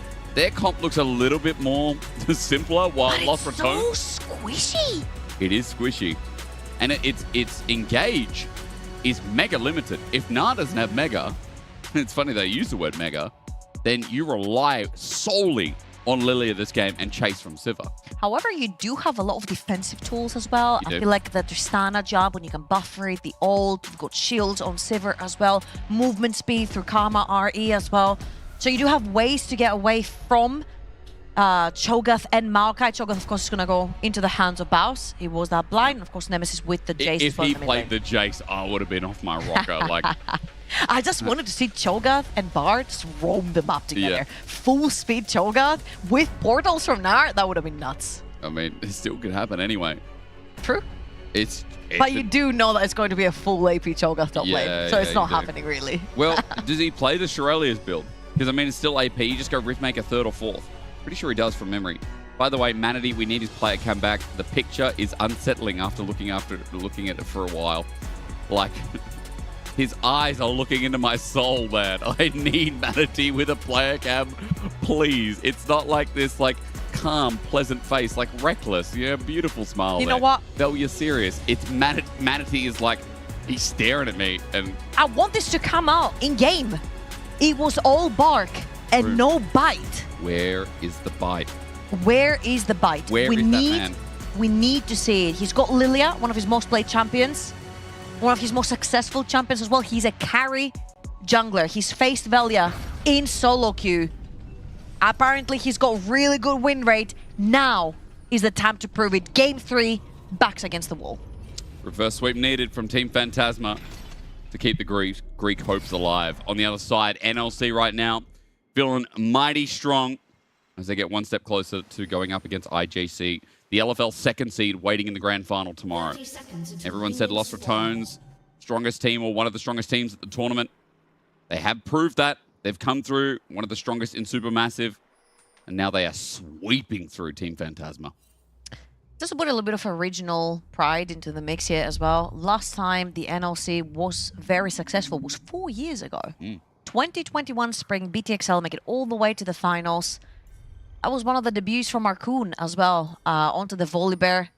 Fell onto the blue wall, unfortunately for them. 2021 summer, Fnatic Rising with Dayor coming through 3rd division straight into EMEA Masters finals in less than half a split. Bumped onto the blue wall again. It's taken a while. I feel like Los Ratones are getting a lot of what's the word? Praise at the moment for good measure, right? There's been a lot of good teams I feel like in the NLC that's come through in the past split. It's been a massive year. Feels like it's only going up from here as well. In the meantime, Nemesis just starts that lane off as you'd expect as Crownie gets poked out. Half HP already is not what you want. Has to use his early pot. And a really good poke. This is the power of Karma in the 2v2. She gets priority in like almost all lanes with her early access to damage. Yeah, I think her RQ is a very powerful tool because you can kill the backline really quickly. Accidentally has to burn Barrier. Yeah, it's Barrier for both AD carries. Crownie reloads, and just as I'm talking up Reaver, all his ult is on cooldown. Good step up from Reckless and Crownie. The level 2 coming through from Team Phantasma though. So step back for the bot lane of Los Ratones, and the junglers are pathing completely different ways. Manatee on that Lilia, pathing towards that bot side of the map. And I want to see if he can get anything done in the early game. Usually, again, with Lilia, you are looking for that level 6, the big wombo with the Q flash, a lot of the times into the sleep. However, right now, you do have priority on every single lane. Gnar, so strong into the Cho'Gath early. Tristana can get priority on demand with that E. And of course, you've got Ultra pushing bot lane down the bot side of the map. Manatee, this is the time to bite. You've got 3 pushing lanes. True. And you're also the sole AP threat in a comp which, like with the Nidalees, like with the Zyras, when you are, really hard for the enemy to itemize. They're either itemizing against the whole team or against the one threat and source of damage, right? It becomes very scary with the Bard, because when the sleep goes down, it has a countdown. Reckless can negate all the damage from the follow-through. True. Oh, very nice W. Yeah, that Inner Flame was about to connect for its second proc, so Crownie burns his flash. Now no summoners in the bot side, and this is good for the 2v2 of And look who's bot lane. TP. That will be a double wave being built up right here for Team Phantasma. And Manatee is towards the bottom of the map. Of course, between these 3 champions, there's not much to see to go around other than a Karma W that connects, but there is no flash on Crownie to get away from it. By the way, I need to pay attention to top because Baus, not only is he lower, obviously has Carnivore, which is a passive to heal him up, but he started Dark Seal and Refillable. Like, Classic. against a Gnar, not having Classic. Doran Shield is just so gutsy, but it's also just, I don't know. Oh, Such he has to rat. flash here. There's no way. Yeah, but I think he's dead because You might flash through. Here's don't flash. Yep. Make the Gnar do it. First blood. Baus is dead, and you look at where the wave is. Oh, boy. Ooh, look what's happening in the jungle though. Manatee trying to steal the chickens right there. Has priority through River as well, walking up. That's a camp taken away from Velia. But as a Maokai, you don't necessarily really care. You know that you're in a disadvantageous matchup anyway. Baus cues the minion right there, and then Kyo chases him, the jump through, the 3rd proc. He'll proc another 3. He'll flash actually for the 3rd proc of the auto attack. Not sure if that was the correct choice right there to lose your flash, but since you're playing in a mini Gnar lane and you've got Maokai Cho'Gath, that's a lot of setup for a gank. Very true. You did have Pepe who could roam from mid lane as well, but you just wanted to get it done super quickly. as I feel like Team Phantasma were also pretty occupied with the bot lane. Whoa! He's dead. No. Yes. No. One more auto. One more more. auto, and he would have been dead. Pepe took a turret shot, had to flash in the end as well. Nemesis loses his. Reaver's coming in with flash RQ. Nemesis is dead. Good roam here from the support of Team Phantasma. Excellent support from River. Helps push out that lane. Nemesis will be dead for majority of that wave as well. So you do get the kill on the Karma, but you do get the push through for Pepe. And this is so important. Again, Pepe getting ahead and having a voice in the games has been something that's been missing from Team Phantasma for the first two. And this has been a big lack of confidence in the early game, I want to say, for the Greek team right here, not having Pepe be ahead. Kyo's just at level 6. Observer looking at top because Baus is... Look how small he is compared to the Na, and then he's going to be a monster. What kind of sucks is before Kyo, I thought he had a freeze in top. Perfect minion wave. There's 3 range minions hitting rather, as Baus cleared out the last. And to be quite technical for a second, feels like Kyo could have just backed on that wave and then teleported back and just maintained the freeze, so Baus would have to step up. What's happening top lane? Are they fighting for void grabs? I see Manatee and Velia going at it for like the past 10 seconds. Wait, Kyo might be dead. Oh my god! There is no way that Na just died, but I guess that's the flash advantage Baus held on before. And now it's a solo kill. But that's what I meant. You burn your flash right there when your mid laner could have very easily roamed for the kill. The second your Mininar, Baus is the opening. You could have had Velia up there as well. Nemesis is in trouble here. Has no flash. Yeah, there's going to be a lot of burst damage. Pepe is going to jump in under turret though. Gets slowed down. We'll get a reset too. Pepe gets low, but he survives and gets a solo kill. Nemesis 0-2-0 in the early game. Huge kill right here for Pepe. This Tristana coming off clutch in that early game as excellent. Reaver's in trouble. Full shot there, but there's not enough damage. Imagine having to reload. Crowny's going to barrier for the time being. Reckless just needs his auto patterns to come out, and yeah, excellent barriers in the end, unfortunately, but those are summoners down. Crowny is still getting thrashed a bit in the spot side. Yeah, no flash for that Jhin as well. Reckless going to come around. Velia's coming through, level 5. Velia has his flash available, flashes in straight away, but under turret he takes a shot and doesn't do too much. Good root down, deadly flourish. The range all connects and lost returns in the 2v2. Didn't really even need Velia for that play. And most importantly, the kill goes over to Crowny from downtown with a W. A big W overall right there for the Jhin. W. That's crazy. I mean, this game is like, again, I feel like game 2 was massive hand stiff. This early game, there's been a couple of mistakes, but lost returns, the hand stiff is making work in the other lanes that are not mid as Baus is in a bit of trouble. Ulti was already used. Baus under turret gets queued and dies. You know what? I was talking about hand stiff but lost returns, and I guess Kyo can do the same. 3 solo kills in the top lane. Yep. 2 and 1 in favor of Kyo for now. There's 1 solo kill mid. And a 3 in the top lane. Yeah.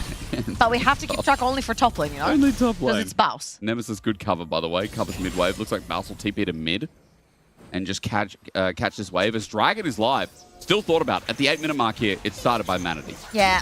Very importantly, though, you do not have Nemesis to get that poke down. So Team Phantasma should technically have the advantage right here. However, level 6 onto Velia, and you've got so much setup and CC coming through with Cho'Gath as well. Nature's Grasp, though, is only going to catch onto Reaver. Reckless takes a magical journey, and Reaver will not be able to move with the electrocute. He's burst down to a whimper. Baus is dying on the backside with Pepe getting all the gold. Manatee comes in, gets a Drowsy into a sleep, and now the setup is going to set up for Pepe to get the kill and the reset. Onto Crowny, jumps are happening, and he'll get another kill. 3-0-2 for this Tristana mid. Now the lifeblood of game 3 for TP. Pepe coming in clutch in this fight, isolating Baus. And here's a setup that we talked about with the Maokai plus the Cho'Gath. But Team Phantasma flanked the Maokai ult, and then Pepe dives into the backline, taking out Baus. 1 level up, and then Manatee with a Q flash into R onto 2 members of Los Ratones. An excellent start for the Greek team. That's exactly what they needed. This is what the GLL is for, the Hellenic League is for. They brawl, they fight, it gets bloody, and they come through clutch onto team fights. Wild Arrows now completed for Tristana as well, and Pepe has been set to carry this game. And I think it's important because otherwise, like after what happened top, and yeah, there's a return of a solo kill, but with what's happening bot 2, one lane needed to thrive. And Pepe thriving in game 1 gave them a big chance. 1k gold lead in this game gives them an even greater one We talked a lot about the bloodthirsty nature of this team and what they're like in the first 15 minutes. I feel like this is finally, you know, nice insight into what we were waiting for, into what beat Heretics in that 5th game. And I feel like it all starts from draft, the bleeding of the pushing bot lane, the Karma roam to punish the flashless Jace has given Pepe a lot of the power through the kills that they got there. And you see that he's playing with a lot more confidence, I want to say. Like that Talia, we didn't really see any walls that went into the back lane, knock-ups, any flashy plays. Right here with the Tristana, he's dumping in, he's solo killing Nemesis, he's isolating Baus, taking him down. Pepe is actually playing with no fear. Really nice to see his Axel on his back is just cancelled. Reckless with Electrocute, just some annoying damage as he moves up. Just quick side note, Baus is going a tank build, it looks like. Is that going to be... What is he going to build? I mean, he's got double cloth armor, maybe for the Gnar. Is he still going Shirelles and he's just sitting on double cloth armor? Maybe he's going to go Bramble Vest with that and still go Shirelles. I'm not going to lie, I feel like a Frozen Heart versus this team would go so hard. Maybe that's just they all have so much maybe attack it's the speed. Warden's Mail, yeah. Yeah, you smack on. I feel like, maybe like with Gnar, Tristana, Siva. But there's no way he goes tank, right? There's no way he's changed so much. Well, he could just sit on Bramble. I don't know. We'll find out. At the very least, Drowsy comes in and with that Lilting Lullaby, the setup, the smackdown, kind of nice. Baus has to play defensive, flashes over the wall, and Keo doesn't get any more. Wow, and we see full Void grabs right here from Manatee as well. Yep. Taking control of the top side of the map. I feel like, yeah, one was taken away by Velia in the early rotation of the Void grabs. However, right here, you'll get another tick on the neutral objectives for Team Phantasma. It's going to be the full thing. As you see, one more objective or first tower for Team Phantasma to grab feats of strength for themselves. Another tower plating going down for Keo on that Gnar, and it's actually really cool to see him on a more aggro champion as well over in the top lane. I feel like with Lost Heretics, his Renekton was incredible. Got a triple kill and just took off.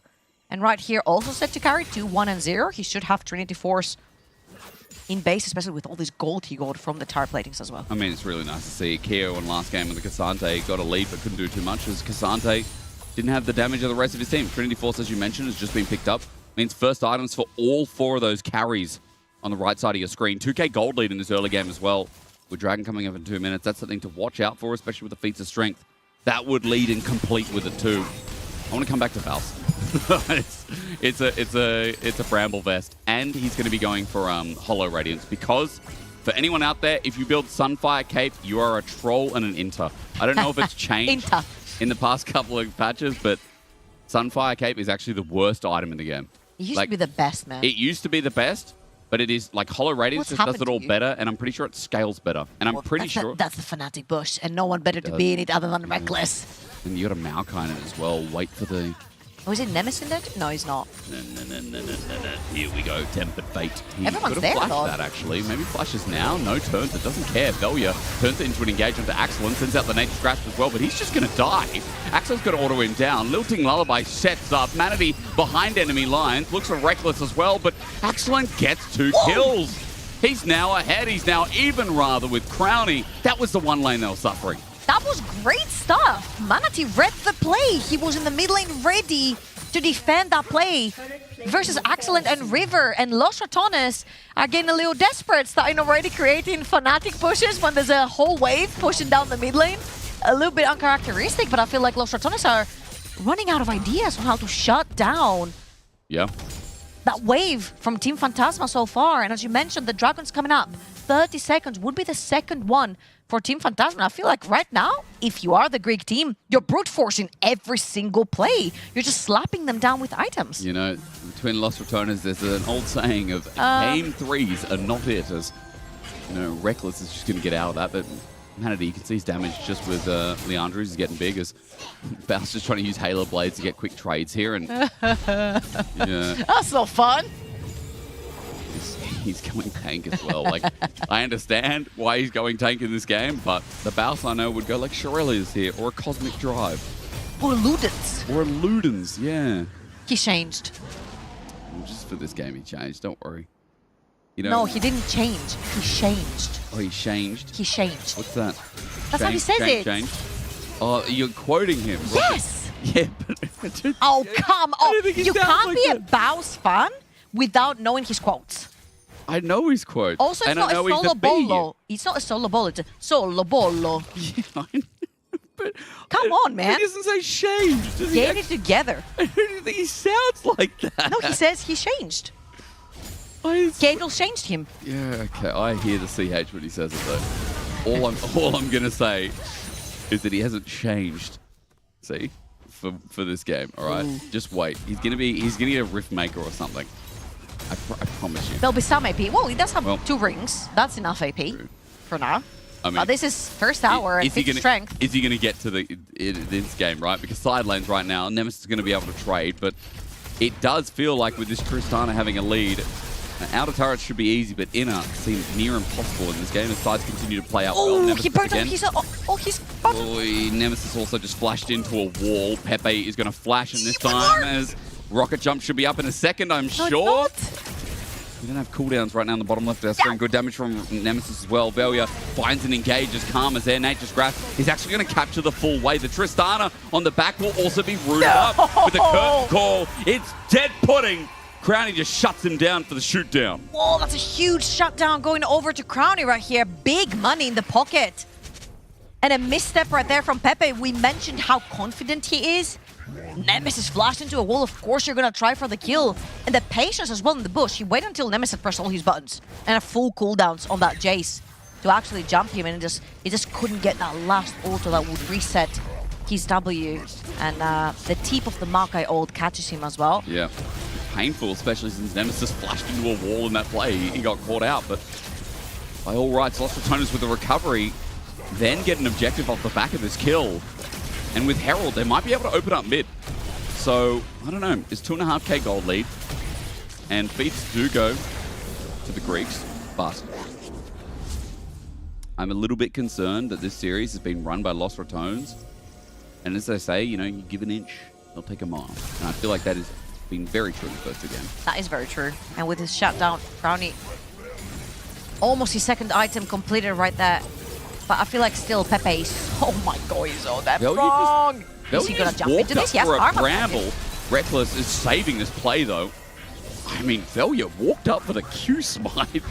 That was gutsy. Gets away with it though. Yeah, bomb plating also on Tristana, which absorbed a lot of that damage, the return damage from the Jace. And they're constantly just looking for plays right here from Team Phantasma. That's what I like. When it comes to the Greek League, they just do not stop. And if you cannot keep up with their pace, Lost Heretics could not keep up with the pace. Can Lost Ratones keep up with it? So far, it has been a yes, and the responses have been excellent. Ooh. However, Pepe still on the top side of the map. Good sidestep. Tempered Fate is going to find one. Has flash. Yeah, it's Manatee though. He has to flash away. Baus runs in for the play, and with the teleport coming in, Baus going to be the front line. He's alone, and he's isolated. Nate just grabs to save him as he runs for his life. It roots 1, it roots 2. Nemesis gets the damage down. Velia finds a Bramble Smash down as well, and look, they're picking apart the pieces. Jin finds one. It's Crowning with his ulti in the back. And Team Phantasma, they just got separated. Deadly Flourish, the hammer down, and picked apart at the pieces. Like I said, you make one mistake and the rats start gnawing at your corpse. Crowny stepping up as well. Triple kill for the Jin. He's gonna be even more deadly. And reminder in the draft, that's a very squishy composition. Team Phantasma running here. And they just got caught. And that's a mini Gnar TP into 4 members of Los Ratones. That was a very, very bad fight for them. They're all got split. They're trying to chase Baus. Story of every team's lives playing against Baus. 2 down, and then I just felt like it wasn't their fight to take. They overchased, they overextended. There was a top play that didn't go their way. And they just kept pressuring the matter, and Los Ratones scooped up as 5 and took the fight. Crowny just got about 1,500 gold off that play. He got double shutdown. I don't know if Pepe still gave gold in the end. I'm pretty sure he did, extra gold. But now Crowny 6-2-1 once again. Always the force that just keeps driving for Los Ratones. I think, you know, we talk a lot about the high highs as the ceiling of this team, but Crowny is someone who, like, when the going gets tough, Crowny's always in your back pocket. And in this game, once again, he's excelled. He's been the one lane that's actually been, again, driving. 3 items almost on this Jin, too. That's going to be an Infinity Edge third for sure. And as Nemesis might be caught out here, maybe some good things still to say about the Greeks. There's good damage from Nemesis, but Tempered Fate saves his life. And mid, watch out, Eep! He can't get out. Nemesis on the turret. Saved by Reckless. Again, that's a T1 world champion for you. You can say he didn't play, but that man still hoists the trophy for good reason. And remember how I said how Team Phantasma likes to wreak havoc on the map and constantly fight? Los Ratones picked up on it, and they're just ready to defend whoever is flashless on the side lane. And in that chance, it was Nemesis. That ultimate from Bard came through clutch to not give the reset over to Pepe, and Team Phantasma lose another 3 on the map. This is becoming very hairy right now because there were 3,000, almost 4,000 gold in the lead, and they could slap Los Ratones around with the extra items. However, the items are now equalized, and that Jhin is monstrous. There's going to be Infinity Edge on the base as well. Nemesis has done good to come back from his early lane debacles. Let's just call it that. I mean, bought a lot of time here, as you said. Very well played right there, actually, from Nemesis. He breaks the bone plating from Pepe with the EQ, and then he goes into hammer form to get more damage down. Reckless, not only does he save him, but he helps him solidify the kill, and then Pepe gets run over as well. That's 3 kills going over to Los Ratones in this particular exchange. And Ruinous Atakan for themselves. A lot of flowers, a lot of extra XP. Well, at this point... Not quite the Infinity Edge, though. No, but getting ever so close, and it does feel like this game is completely flipped on its head. Dragon number 3 going to be denied from Team Phantasma. Opening up mid, that was easy. The turret trade on top, but look towards bot. Nemesis is going to find this as they're drifting from Bal. Might even find either a knock-up or the next turret. And he's actually going to get the charge. Nicely done. You can go, can we go again? I don't know yet. Pretty sure they can. I don't think there's many members of Team Phantasma right there to defend that particular tower, but they're going to let Shelly just charge it on its own. That's another bulb that they get. They got 2 towers with 1 Rift Herald plus 1 extra bulb on that bot lane tier 2. That's an incredible exchange. Pepe's going to take 1 over on the top side, and I think Manatee has pressured that mid lane wave. However, Crown is just going to break it through.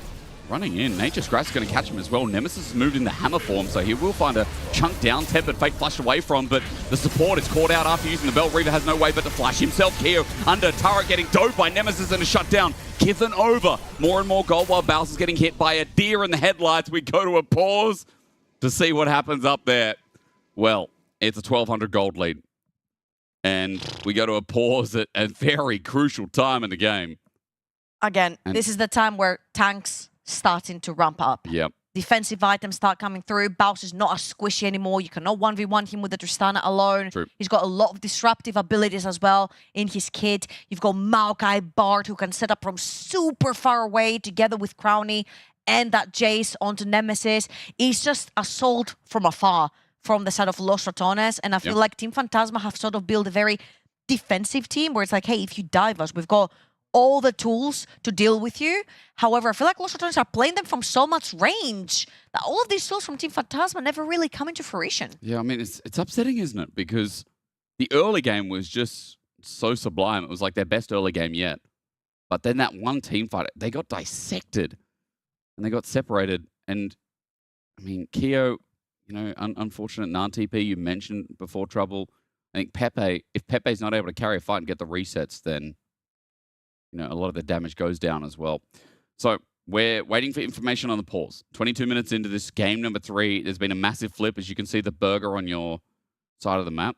It's like grilling. I don't know why that would be a burger. I was about to say it. That's, if you move the blue bit over a bit, it's like the start of a new patty, you know?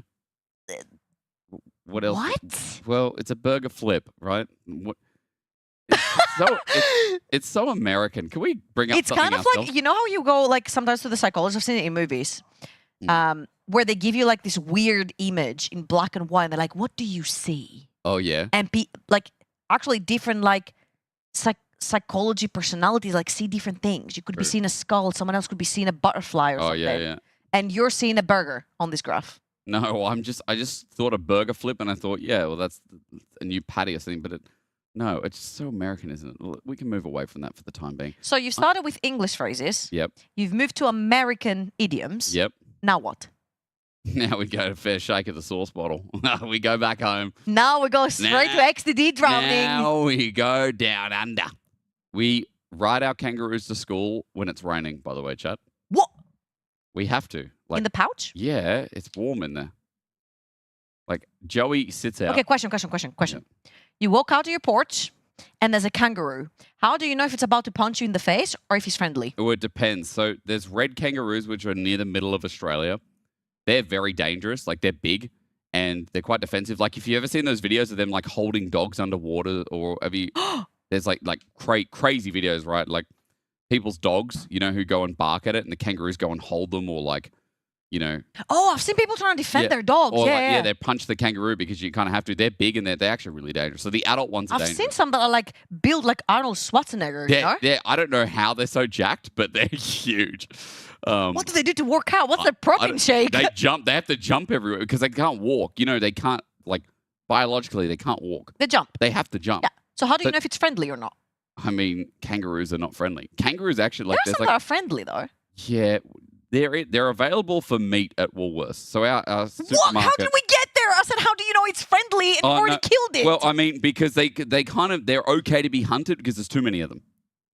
We didn't lose a war like we did to the emus, but like we do have it available as meat. So like how you buy beef mince and like chicken, if there's any vegos or like vegans in the chat, you're gonna have to just mute or something. the You ones guys have that to are chill out. the ones that are being mean, they get turned into patties. Yeah, they get turned into mincemeat.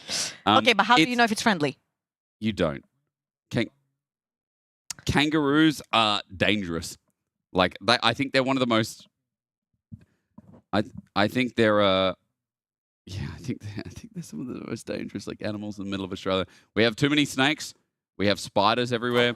We've got kangaroos. Hello, we're waiting for the sharks to resolve. as well. Yeah, we got sharks in the water. You've got sharks, We you've got blue snakes, bottles, you've got kangaroos, you've jellyfish. got big mosquitoes, you've jellyfish. We have box jellyfish got. that What can is kill not trying to kill you down there? I mean, the thing is though, you survive it, you get bigger and Do stronger. you have earthquakes? No, we have. I think Queensland gets cyclones. I'm pretty sure Queensland's had a cyclone now, or like it's going through that. But no earthquakes. No. They're I terrifying. don't think. Yeah, I know they are. I've been in. First time I was in an earthquake was lockdown when I was in Taipei, city of Taipei, and I was in quarantine, and it was like shaky. It was like a 5 magnitude, 5 or 6, and it was like maybe not 6. I think 6 is a bit extreme. It was like 5.5 because it was like I felt like my body was going No, sideways. 5.5 is huge. It was quite big, but the center of it was out in the water, so it was like a. It was aftershock. absorbed mainly, yeah. But they're earthquakes are crazy. I've experienced. Oh yeah, earthquakes twice. Greece is like one of the most seismogenic countries in the world. Yeah, right. And actually, very recently there was what are they called? Tectonic plates. Oh yeah. Yeah, there's an island called Santorini, which is a very known island in Greece. And it's got 2 volcanoes, which are both inactive, but there's a tectonic plate right under the island, which produced about 16,000 earthquakes in 2 weeks. Oh, didn't they? And it was crazy. weren't They you had to telling me that- evacuate the island. Because was it you telling me this, or was I getting told this in Italy? I think so. No, I think so. Okay, someone was definitely talking about it as well. I've heard about it a lot over the last week. Ladies and gentlemen, the pause. We're still trying to find out what the issue is currently. Obviously, when players play online, it is impossible to have perfect internet. I mean, especially when you told me that Greece does not have good internet. Boy. And the 2 Greek players, probably not too good. 3 minutes, apparently, is the hold for the pause, so we'll update you if there's anything We'll be else back shortly, yeah. Yeah. But ultimately, kangaroos are dangerous, and you would not walk up to one. If you see a small one like a wallaby, they're okay. They're Can you cute 'cause pet they're them? small. You pet them? Yeah, you can. They have them in zoos and stuff. Do you give them like snacks or? Yeah, you could give them like carrot or something, like you would a reindeer. But Oh, that's cute. kangaroos, kangaroos are. But when they have like a baby in the pouch, you don't go near, right? I mean, you wouldn't go near any of them because any of them that have the baby in the pouch, any of them that are big, you just don't go near a kangaroo. I would. Yeah, you would. But the thing is, they jump and they get momentum and then they kick. Oh my god! So they can jump and kick. Like, you know what? I've seen like so many like videos on TikTok of like, it's mainly in America. You know how they have like so many grizzly bears, and they will just show up in their back porch and just go onto the rocking chair and just sit there on the rocking chair, or like enter their And they pool look and just have the cute, best time ever. And you're like, why do I have the urge to go pet that animal? Yeah. Because he just looks so cute. He's just sitting on the rocking chair, just having fun. You see Americans go out and they're just like, hey, get out of here or whatever, and the bear just gets And the up bear just gets on and leaves. And I just think like, what is stopping the bear from being like, actually, I'm coming inside. Screw you. No. That's my house now. The bears in America are crazy. That's the one thing, Australia, we have no bear. We have no bears. Okay. We don't have grizzly bears or anything like that. We have koalas, but they're marsupials. They're not bears. But koalas, I probably shouldn't say this on broadcast. They all have a disease, okay? If you look up what do koalas have, look it up. I will not say it on this show. It is a disease. So don't actually, if you pet koalas, wash your hands. I have actually some intel. There was a potential bug in the game, and league officials were investigating. We are not going to have a chrono break, so the game is going to go on as usual. I didn't get further information on the bug, but there will not be chrono break, and we're just going to move back into the game.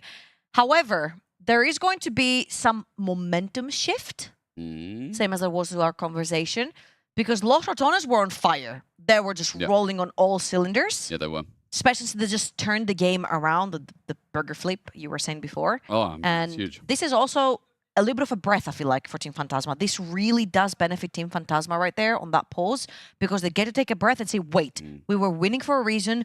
Let's reverse, play the same game. Allow Lilia to find entrances. Let's not wait for them to come to us, because they're pretty much just beating them on pure range.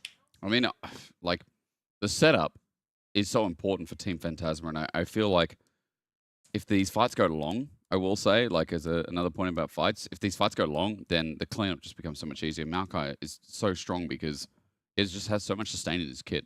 His passive is just so busted. And every time he gets to use his spells and use his rotation, he gets another bit of sap magic. What's it called? Sap magic? Something like that. Sapling? No. His passive is sap magic. I've been told 30 seconds. Now, just let's leave it here.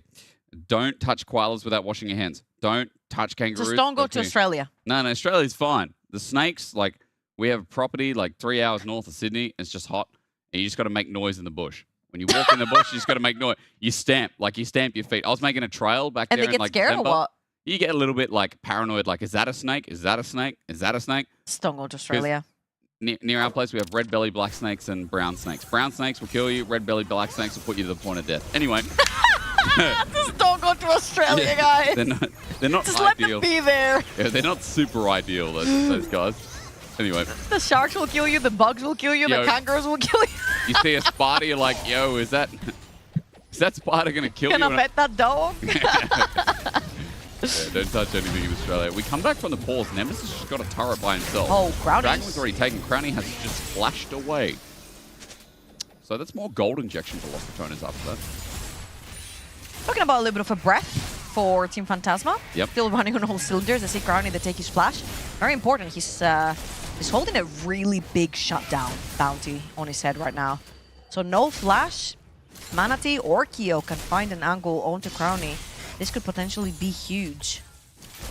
He's the only flashless member on Los Ratones, and the next real objective on the map, you would argue, is the next dragon that's spawning in about 3 minutes' time.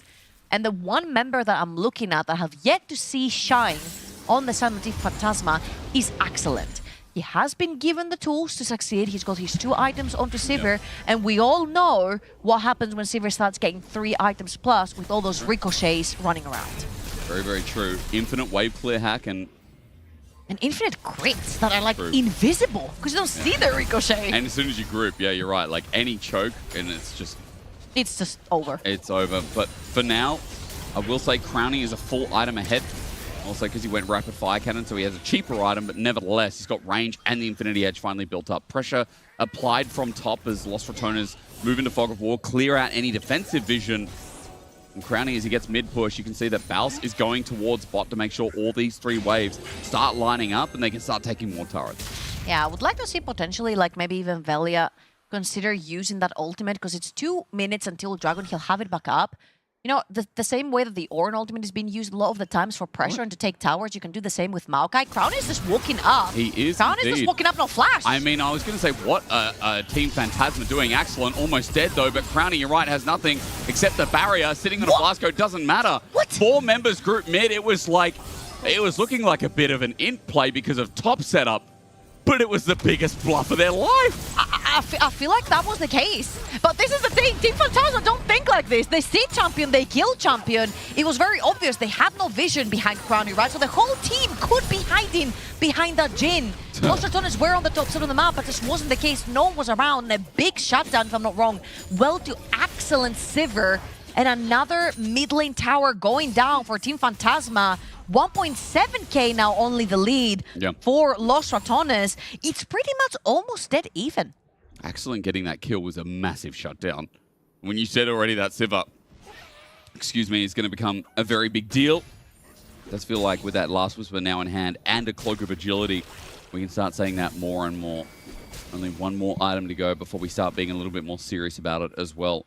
Now, gold available right now. Let's talk turkey or ham, bacon, whatever meat you want, or if you're a vegetarian. Kangaroo. Let's talk kangaroo or let's talk tofu. I'm cool with that as well. I don't mind a bit of Marpot tofu, you know.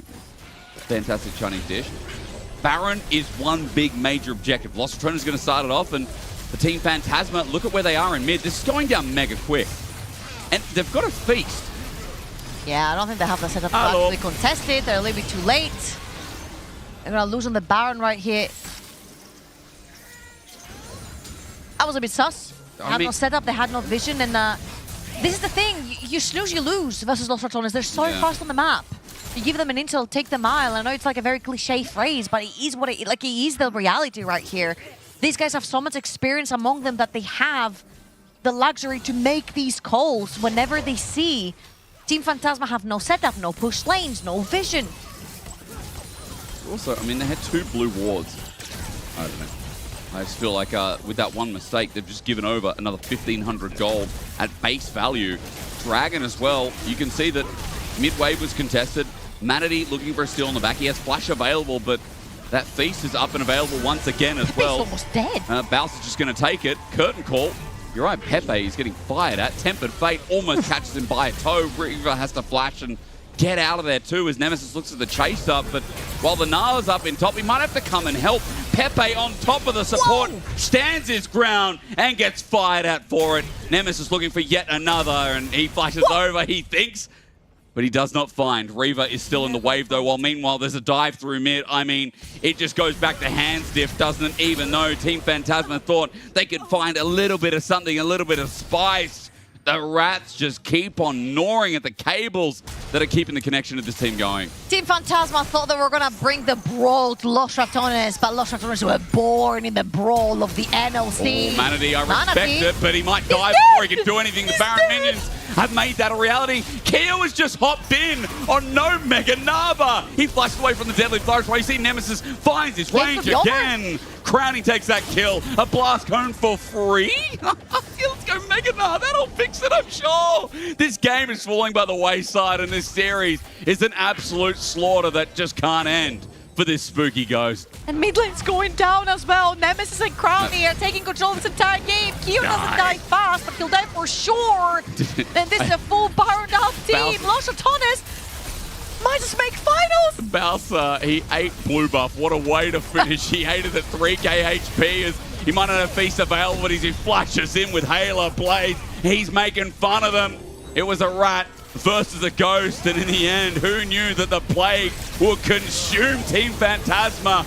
Not 1, 2, but 3 clean games. Los Ratones for the first time ever are going to their EMEA Masters Finals in winter. 4 years! It's been 4 hard-fought years for the NLC. 2021 spring, making finals, losing to KC. 2021 summer, making finals, losing to KC. And we make it again. And they NLC made it easily. In the finals once again. I mean, back to glory. It was nice to see Team Phantasma in the quarterfinals, but today we saw nothing. We saw a good early game that game. And I know, I'm sorry. No bark and no bite. But it did feel like if we saw that maybe a little bit earlier in the series, could have been a very different series, a little bit harder fought. But the Los Ratones move to finals. They'll verse IJC. They'll verse the LFL second seed. It will be one hell of a finals. But I don't know. I mean, Archeron, bro, I don't know how much you need to break down that very simple series. Easy. Easy clap, Pepe. NLC finals. I'm not biased. No, obviously it's mega proud to see the boys making finals, especially on their first split. Rookie of the split for Bausi, and then stepping in already on finals for EMEA. They said they would make it, and obviously they're accomplishing what they've said the statements are there. I know because I've been watching the scrims as much as possible, and there was a little bit of a lump during these last scrims. But just as Bal said, as soon as we step on the stage, the official one, we're not going to miss a beat. And there they are on final. I think third game was like, okay, you got to see a little bit of the ghost, but boom, disappeared instantly. Where's Casper? Where was Casper from yesterday? Where was it? Or quarterfinals? Sorry, not yesterday. Yeah, that was a different game. Yeah, that Okay, we previous lost match. them. Yeah, just not here, man. They just didn't show up at all. Really, it was unfortunate. The beginning of this game was much closer, and we got to see a glimpse of the pride of Greece here. And I'm sorry for your heritage and nationality. Sorry for but I'm sorry for your team performance. I'm sorry for where you're from. yeah, but I am. It was Your blood is suffering. Christ. it was not it. It was not it, dude. Oh my god. Yeah. I'm sorry that you're English every other year, you know? It's rough. I'm sorry that you're English at World Championships in football. Nah, that's fine, bro. Oh, and not Euros. That's a glass house right there, G. Careful. And how many Euros do you have, buddy?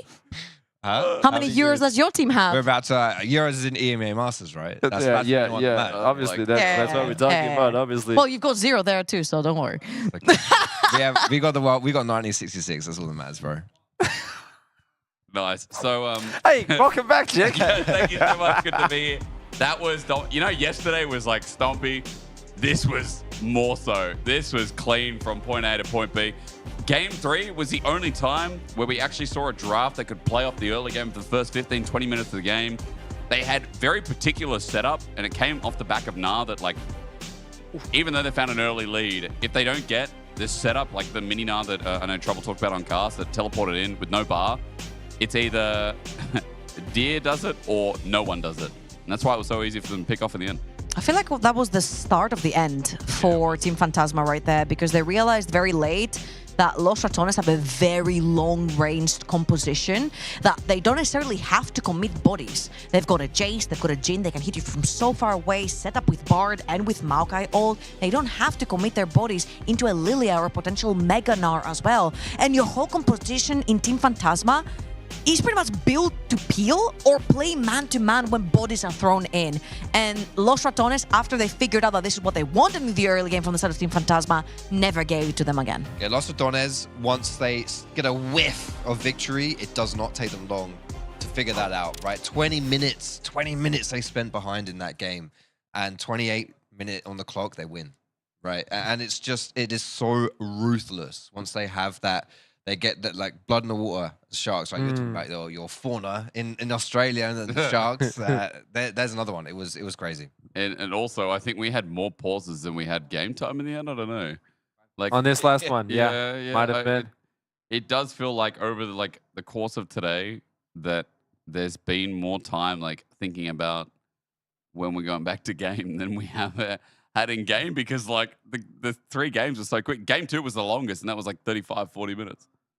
It was a sweep. Like in the end of the day, I know it's a 3-0, but it's just a sweep within the game. Sad because there was like Manatee was making, like really cool like videos where it's like, I'm gonna invade you, I'm gonna do this, he did nothing. Like you did nothing, straight up nothing out of everything that you said. Pepe unfortunately just could not get over the hurdle that was Nemesis in this particular game as well. And I feel like he was the moving gear for Team Phantasma. They just couldn't get going without Pepe. That's another thing, like Pepe was the control mage, was the controller of the team fights, and I don't think he had a saying on any of those team fights with the champions as well. The Oriana steal on game 2, I think it was pivotal as well, because his Oriana is massive and he was able to play with it. I think today he was suffering from a lot of the drafts, and like he either was a pivotal role, like I didn't mind the Zyra Yone game because I think Zyra Yone is actually a really good duo that plays off. Yone was good. Yeah, I mean, like in LPL, it's a common duo that plays off the fact that like it's all in, it's all committal. It's risky, but like it scales incredibly well. And Zyra as well, just like her setup is insane, and she has great scaling, right? So I think ultimately, but we're in Europe, buddy. Yeah, so one is better. Yeah, I mean, like that is true. Like ease of execution matters a lot. Yeah. And I think even though Los Ratones don't always have like the simplest comps in viewers' eyes who are just watching general League of Legends, if you look at their win conditions, like in that game, you're like, well, actually, like They have a lot of flexibility with their draft. They have a lot of really good objective control. They have a lot of poke.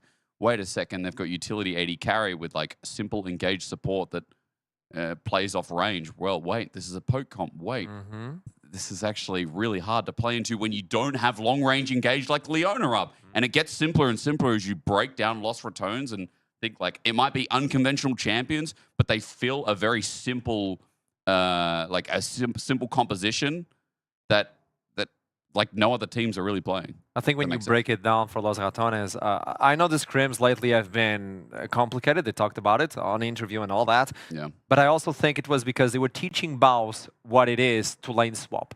So they invested a lot of time on that idea, and all of a sudden, lane swaps are gone. The whole so they had to reinvent. The whole team on that note, sorry to interrupt, was Yes. like Cadril said on one of his recent streams that lane swap is the fact that lane swap's out of the game has actually hurt them. Yeah. And it's a reason why they took a A bit lot of a of step teams, back. Yeah. And you're right, Trouble. Like a lot of teams have been hurt by that. Like he's obviously come out public because he has a public-facing figure where he said that this has hurt them and they've had to take a step back and reevaluate because they put so much time in the past couple of months that they kind of had to work out like, wait, how do we be ourselves again? You know, It turns everything on its head, right? And now you come into the semifinals or finals and everything's different.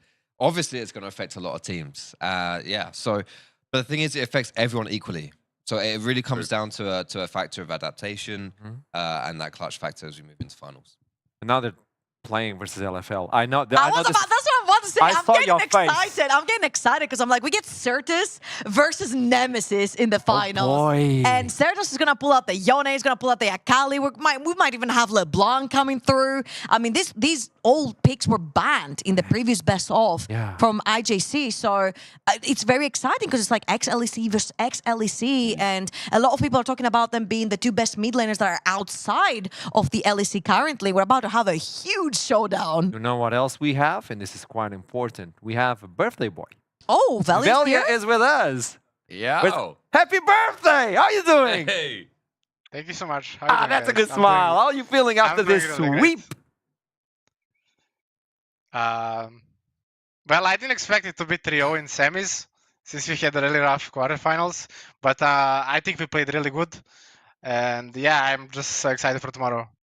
Hey, before we talk about this, and I want your point of view, there was a massive video with you being the target. I saw the reaction from you as well. It was going to steal everything, going for the team. Any reply for him right now? I mean, yeah, better team wins.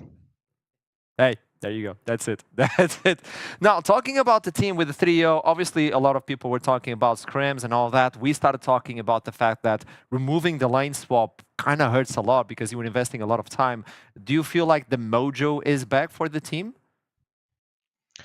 Well, I think lane swap meta was really good for us because BO5 would just go like 0-3 minute 5 and he would be so happy, like, you know, everything goes according to the plan. And now when like he needs to lane 1v1, it's just a bit different because it would just like take a lot from him dying. They would dive him like 3 men every single time. We would just get the lead on the other side. He would be happy. Later on in 1v1s, he would just be ahead. I don't know how. 10 CS per minute every single time, proxying, doing everything he can, like just 1v9, even like from being 0-3. But now that lane swaps are gone, we were struggling a bit, I can't lie, at the start, because it's more like focus on the lane and not like thinking like where to go level 1, right? But I think like we're back on we're back on track, you know. Good to know. Good to know. Trouble. Velia, I want to address the elephant in the room, and it's of course the fact that, hey, teams have sort of strayed away from ganking BO5 because they're like, this guy's going to get back into the game anyway. We don't care about this anymore. They don't fall for the trap as much as they used to. However, you're the new guy in the block. They're not going to gank bot lane. They're not going to gank Nemesis. Supermassive made it hell for you to play the game. Skins kept invading you game after game after game. Now, moving into the finals, you're playing against the French team, and they love invading jungle. How do you think this is going to pan out? Well, I think we need to start moving more for me.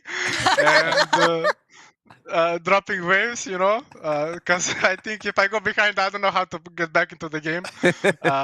So yeah, but maybe we're gonna invade them, and maybe we prepare something else, something spicy. But yeah, think we'll be fine. Maybe you invade them. You do the reverse. As I should. That's right. So obviously coming from the NLC, and everybody has been waiting for this moment. NLC back into EMEA, like 4 years, man. yeah, It's been 4 years. You're now representing the entire scene. All hopes rely on you. When you look versus the team you're facing tomorrow, can you pinpoint where you believe Los Ratones are stronger than IC Japan? It's a rough one.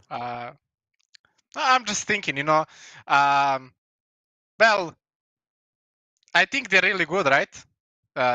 For a good reason, they're in the finals together with us. But I think we're for sure better at team fighting. Yeah, that's mostly it. At team fighting, let's say everything is even, like lanes are even though we're better probably. I think at team fighting we're just gonna get them. Oh, it's gonna be a bloody. Tell me a second. Velia, more importantly, brother. First of all, how old are you? I turned 23. 23. Oh my God, bro, you're Yeah. so young. Second of all, what'd you get for your birthday? Did you get anything from the team? Did the coach spoil you? Like what? Surely they gave you something. Well, they tried to give me Nida draft, but they couldn't, I guess. So I got the Maokai, which I'm really happy. It's more ready. It's more ready for tomorrow that we got like another game today. So yeah, that's good enough, Okay. But the birthday present is just winning today. It's like it's my first EMEA Masters appearance, and I've been playing for 4 years. So even though people don't know that, but yeah, I was playing in like lower leagues. But yeah, it's this is just so amazing to be surrounded with like such a good teammates and such a good environment. And yeah, like this is this whole year, like from the start, is just a fucking freaking present for me. That's all right. So yeah. You can swear, bro. It's okay. Just before I hand it over, I have one, real question, I guess. I'm glad you got some kind of a birthday question, birthday present, rather. I wanted to ask you about your structure in the team. It's been asked many times, and I know you have a lot of experience around you. Do you feel like you've now settled in after this like big start to the year, where you feel like not only have you gotten the structure from around you and the big voices, but do you feel like now you're also adding quite a lot in terms of your newfound experience, if that makes sense? Like, do you feel like you're like adding a lot more to the team than you were obviously in like early weeks? Yeah, of course. I think I'm improving. Even though every single time when I played competitive, I think, I'm really good. And like a year later, I just see how bad I was. So I believe in a year from now, it will be the same. So I'll just keep improving and improving. Yeah. I think like we've been screaming for 3 months. I think I'm just getting a lot of information and a lot of feedbacks from my teammates, which is really nice because I can just focus on those things so I can improve. I think I step up in the comps as well, making more calls, more comfortable doing all of this, and I think they trust me way more than they would because my shot calling at the start was Yeah, I can. The growth, fantastic. Yeah, thank you. I'll keep this one real quick for you, very mate. Firstly, happy birthday, of course. I'm glad you got the win on a big day. But yeah, coming into tomorrow, you're up against Theocax. Talk to me a little bit about the opposing number. How you feel coming into this matchup and what you expect. Well, enemy general is like 16 or 17 years old. 17. Yeah. He's a big rookie, and I think he's really good. He surprised me a lot. I was watching EMEA Masters, and we were screaming them. I think he's really good. And then they have Koreans on the top and ADC, and they're really good. Certus, very experienced, ex-LEC mid laner. Yeah, I mean, I think they're really good, and I believe it's going to be like, it's just small differences. Honestly, I don't think it's going to be a stomp tomorrow. It will be probably like 5 games in, and better drafts will just probably decide what is going to happen. So please schedule, do your thing. Putting pressure on Sally. Okay. Yeah, the bronze 3 drafts, as they say. I don't want to take more time from you because obviously you have to rest. You have a final tomorrow as well. You have to talk with the boys, and it's your birthday. So final one, really small to end it up. How do you feel playing with World Champion 2026? Because Baus announced that he's going to win Worlds next year. You didn't know. Maybe, well, if he's winning the world, so I'm winning it too. I'm staying with Baus, you know, like I'm not leaving that guy. As not, maybe like he wants to leave, but I'm not leaving him, so I think we're gonna do it together. Hey, Valia, thank you so much for this time. And it's amazing to see your growth, by the way. I think we talked about this, and I think everybody agrees with this. Yeah. Because you're learning from the best, and the cool thing is you're becoming the best. And it's lovely to see you grow and the content you've been making.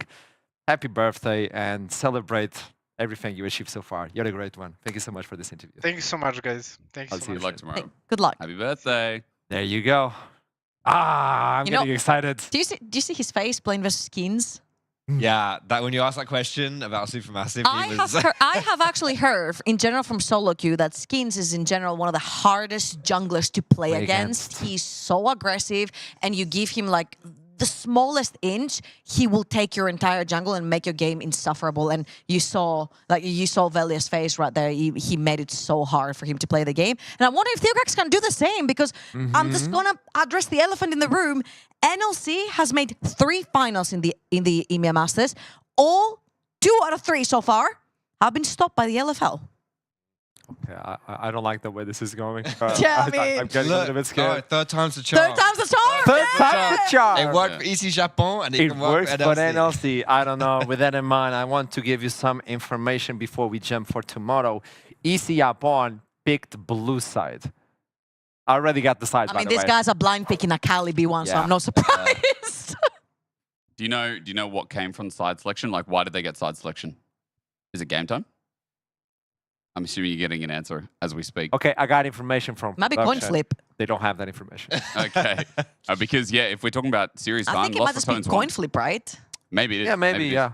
Because it's an even bracket, so that would make sense. I mean, to be fair, like if we talk just about win rate, Lost Ratones were all 3 games on blue side in the series, but like before this, their red side actually looked really good, and their counterpick for Baus, or like counterpick for Nemesis even, I think was fine. So honestly, like I don't think blue-red side is what decides that series. I think drafts like are a big decider in that series regardless, because I think it's the biggest strength of Lost Ratones. Like in that last game, you saw they wasted 2-3 bans on Baus, but then he just picked Cho'Gath top anyway. They play with these hyper duo trio flexes, and you never know what you're going to get. Like we had a Vi first pick that went top, and it worked. Like this is the biggest problem. This draft is their biggest point. I could say big again. And I like the way Velia was talking about that. It's going to be team fight reliant.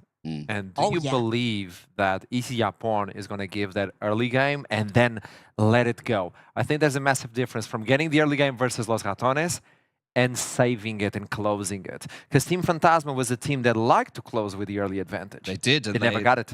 Weren't able to. Well, they got it in game 3, right? But it's a blink of an eye. Exactly. It wasn't it.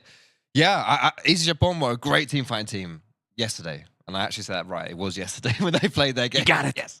But, you know, KC Blue obviously a little bit out of sorts. And I do think a lot of it tomorrow will come down to the scraps, will come down to the team fights.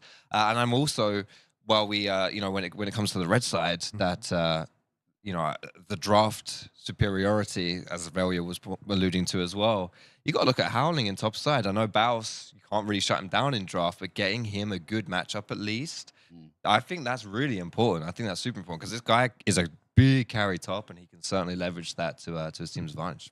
However, I feel like the good part right here from Los Ratones is that he didn't necessarily show that very much yesterday. Like I was expecting Howling to sort of like really, we've seen him pop off. He is a carry, he's right.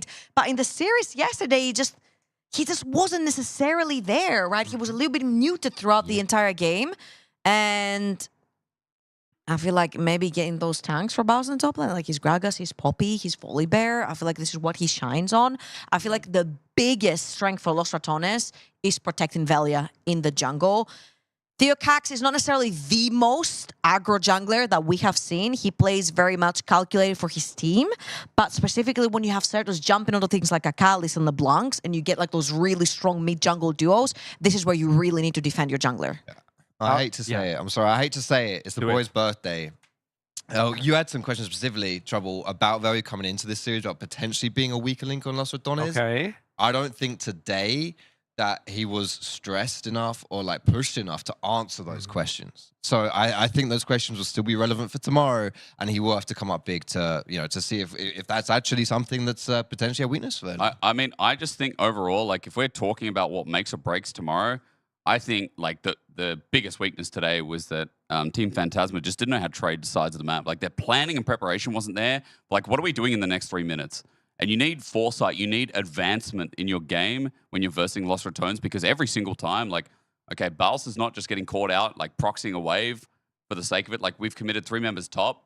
What are we losing from this, and why are we losing it? And today was like every single game was like, oh, we're killing Bals, but 99% of the time, Something's tier happening. 2 something's happening. And it's really simple game plan, but it's like, I don't know, thinking about the next step is sometimes like what teams just fail to do.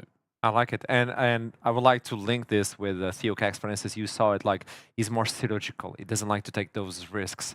So do you believe the mid lane will bleed into the jungle as they play? Because if you get Certus on Akali, Yoni, and stuff like that, will Nemesis accept the challenge and bring his own assassins? Oh, for sure. I will say this in the best way possible. Nemesis is one of the biggest ego mid laners for a good reason. For a good reason, yeah. He does pin you down in the mid lane. He did not let Pepe play the game today. And this is where the good ego comes through. And this is ex-LEC versus ex-LEC. Certus has a lot to prove, right? He played for SK Gaming for 2 years, had to go down to ERLs again, has to grind his way back up. This is the way he proves it. It's spicy. Okay, by the way, information, it is a coin flip to decide finals. I think we should do it LPL way and 1v1. Just 1v1, yeah. I don't want to sound like Baus, but this should be solved on a 1v1. Add me in game, we'll talk about it. This I is agree. It. It's the best way to decide anything. The 1v1 ARAM is like intense, takes 15 minutes of your time, and is worth everything. That's advantage for Los Ratones. You have someone that lives by the 1v1. True. Every solo And you also queue. get mental edge if you win the 1v1, right? Yeah. Yeah, but he doesn't have a great KDA in the 1v1, so he might still, you know, like his thing is going 0-5, but still being the boy. But the And 1v1 we can maybe have like, you know, the small writing at the bottom. It's like, oh, kills only count after Baus goes 0-5. Yeah, okay. then it's donezo. Then he's sorted. Boys, it's a wrap for today. We already know who's going to be on the finals. Before we wrap this up, I want to get live predictions. What do you mean light? It's Light. 3-0. I mean, Lost Returns are 3-0. I don't think that Issy Yalponkor, the worst pronunciation, That was good. is... I don't think that diverse anyone. I'll be honest. And today you can say the same thing with Lost Returns, but we've actually seen more diversity with their draft, even against Supermassive, which I think again is a selling point. I think Issy Japonkor were just not. I don't know. They weren't really tested yesterday, and while you can go back to their quarterfinal as well, like who's had a harder run in your opinion?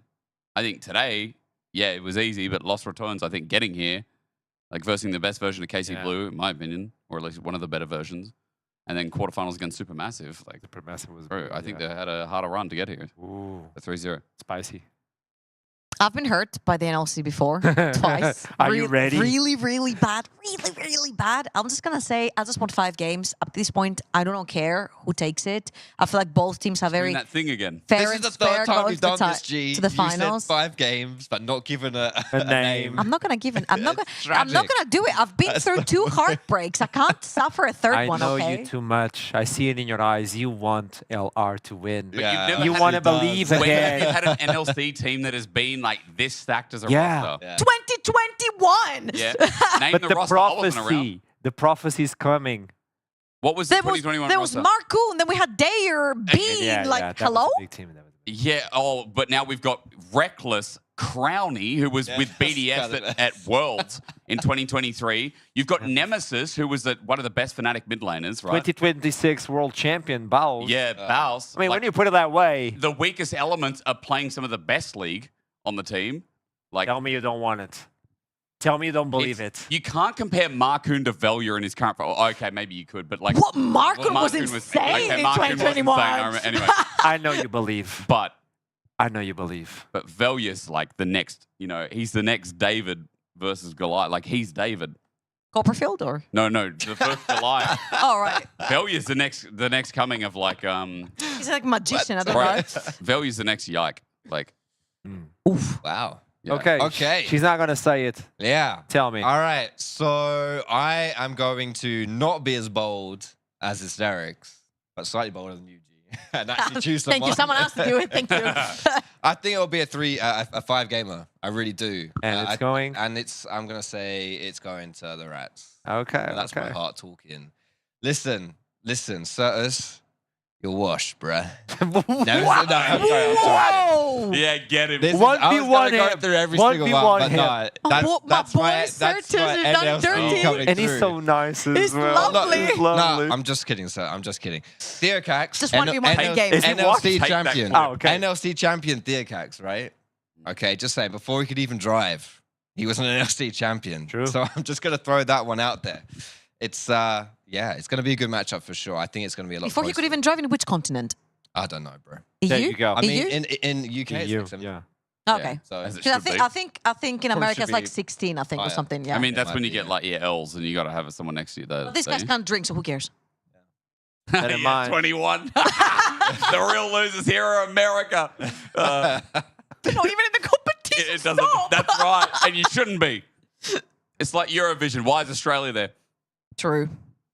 If Why you you want to not talking? love, you have to be ready to be hurt. So I know you believe NLC is going to win. That's all I'm going to say. I do. 3-2 She to does. Los Ratones. There you go. Vamos! There you go.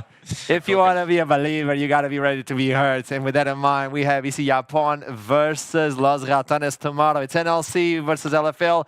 Yet again, the prophecy, will it become true or not? With that in mind, I'll see you tomorrow. Keep climbing. We love you very much. We do. Bye-bye.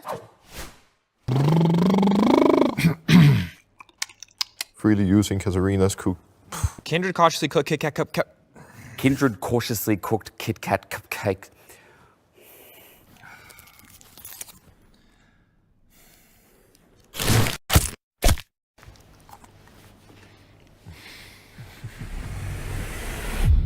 Even the biggest champ needs a break. Carefreely using. Kindred cautiously cooked Kit Kat cupcake. It doesn't even matter. I'm ready. It's fine.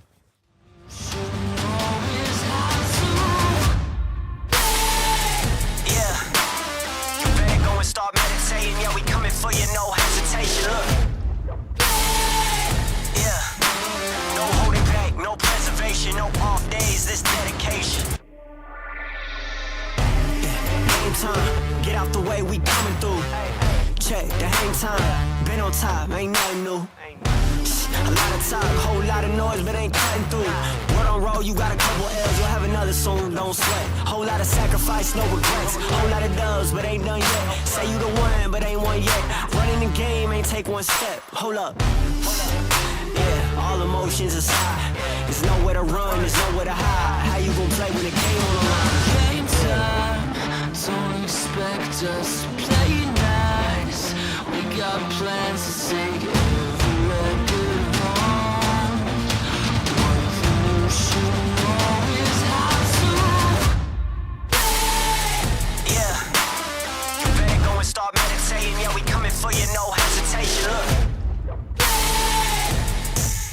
Yeah, there's nowhere to run, there's nowhere to hide. How you gon' play when the game on the line? Came for the dirt, but it ain't no shame. Had to put the work in, grind day by day. All the blood, sweat, tears, no pain, no gain. I was ready for the moment and it came my way. Where the spotlight shine, where they say my name. It's the life I chose, the price I paid. A lot of sacrifices every day I prayed. Hope it all pays off in the end. I'll play, I wanna win. Seen a lot of things, ain't been the same since. Worked too hard for this, yeah, I'm convinced. Been on the brink, yeah, been on the fence. Now I'm this close to the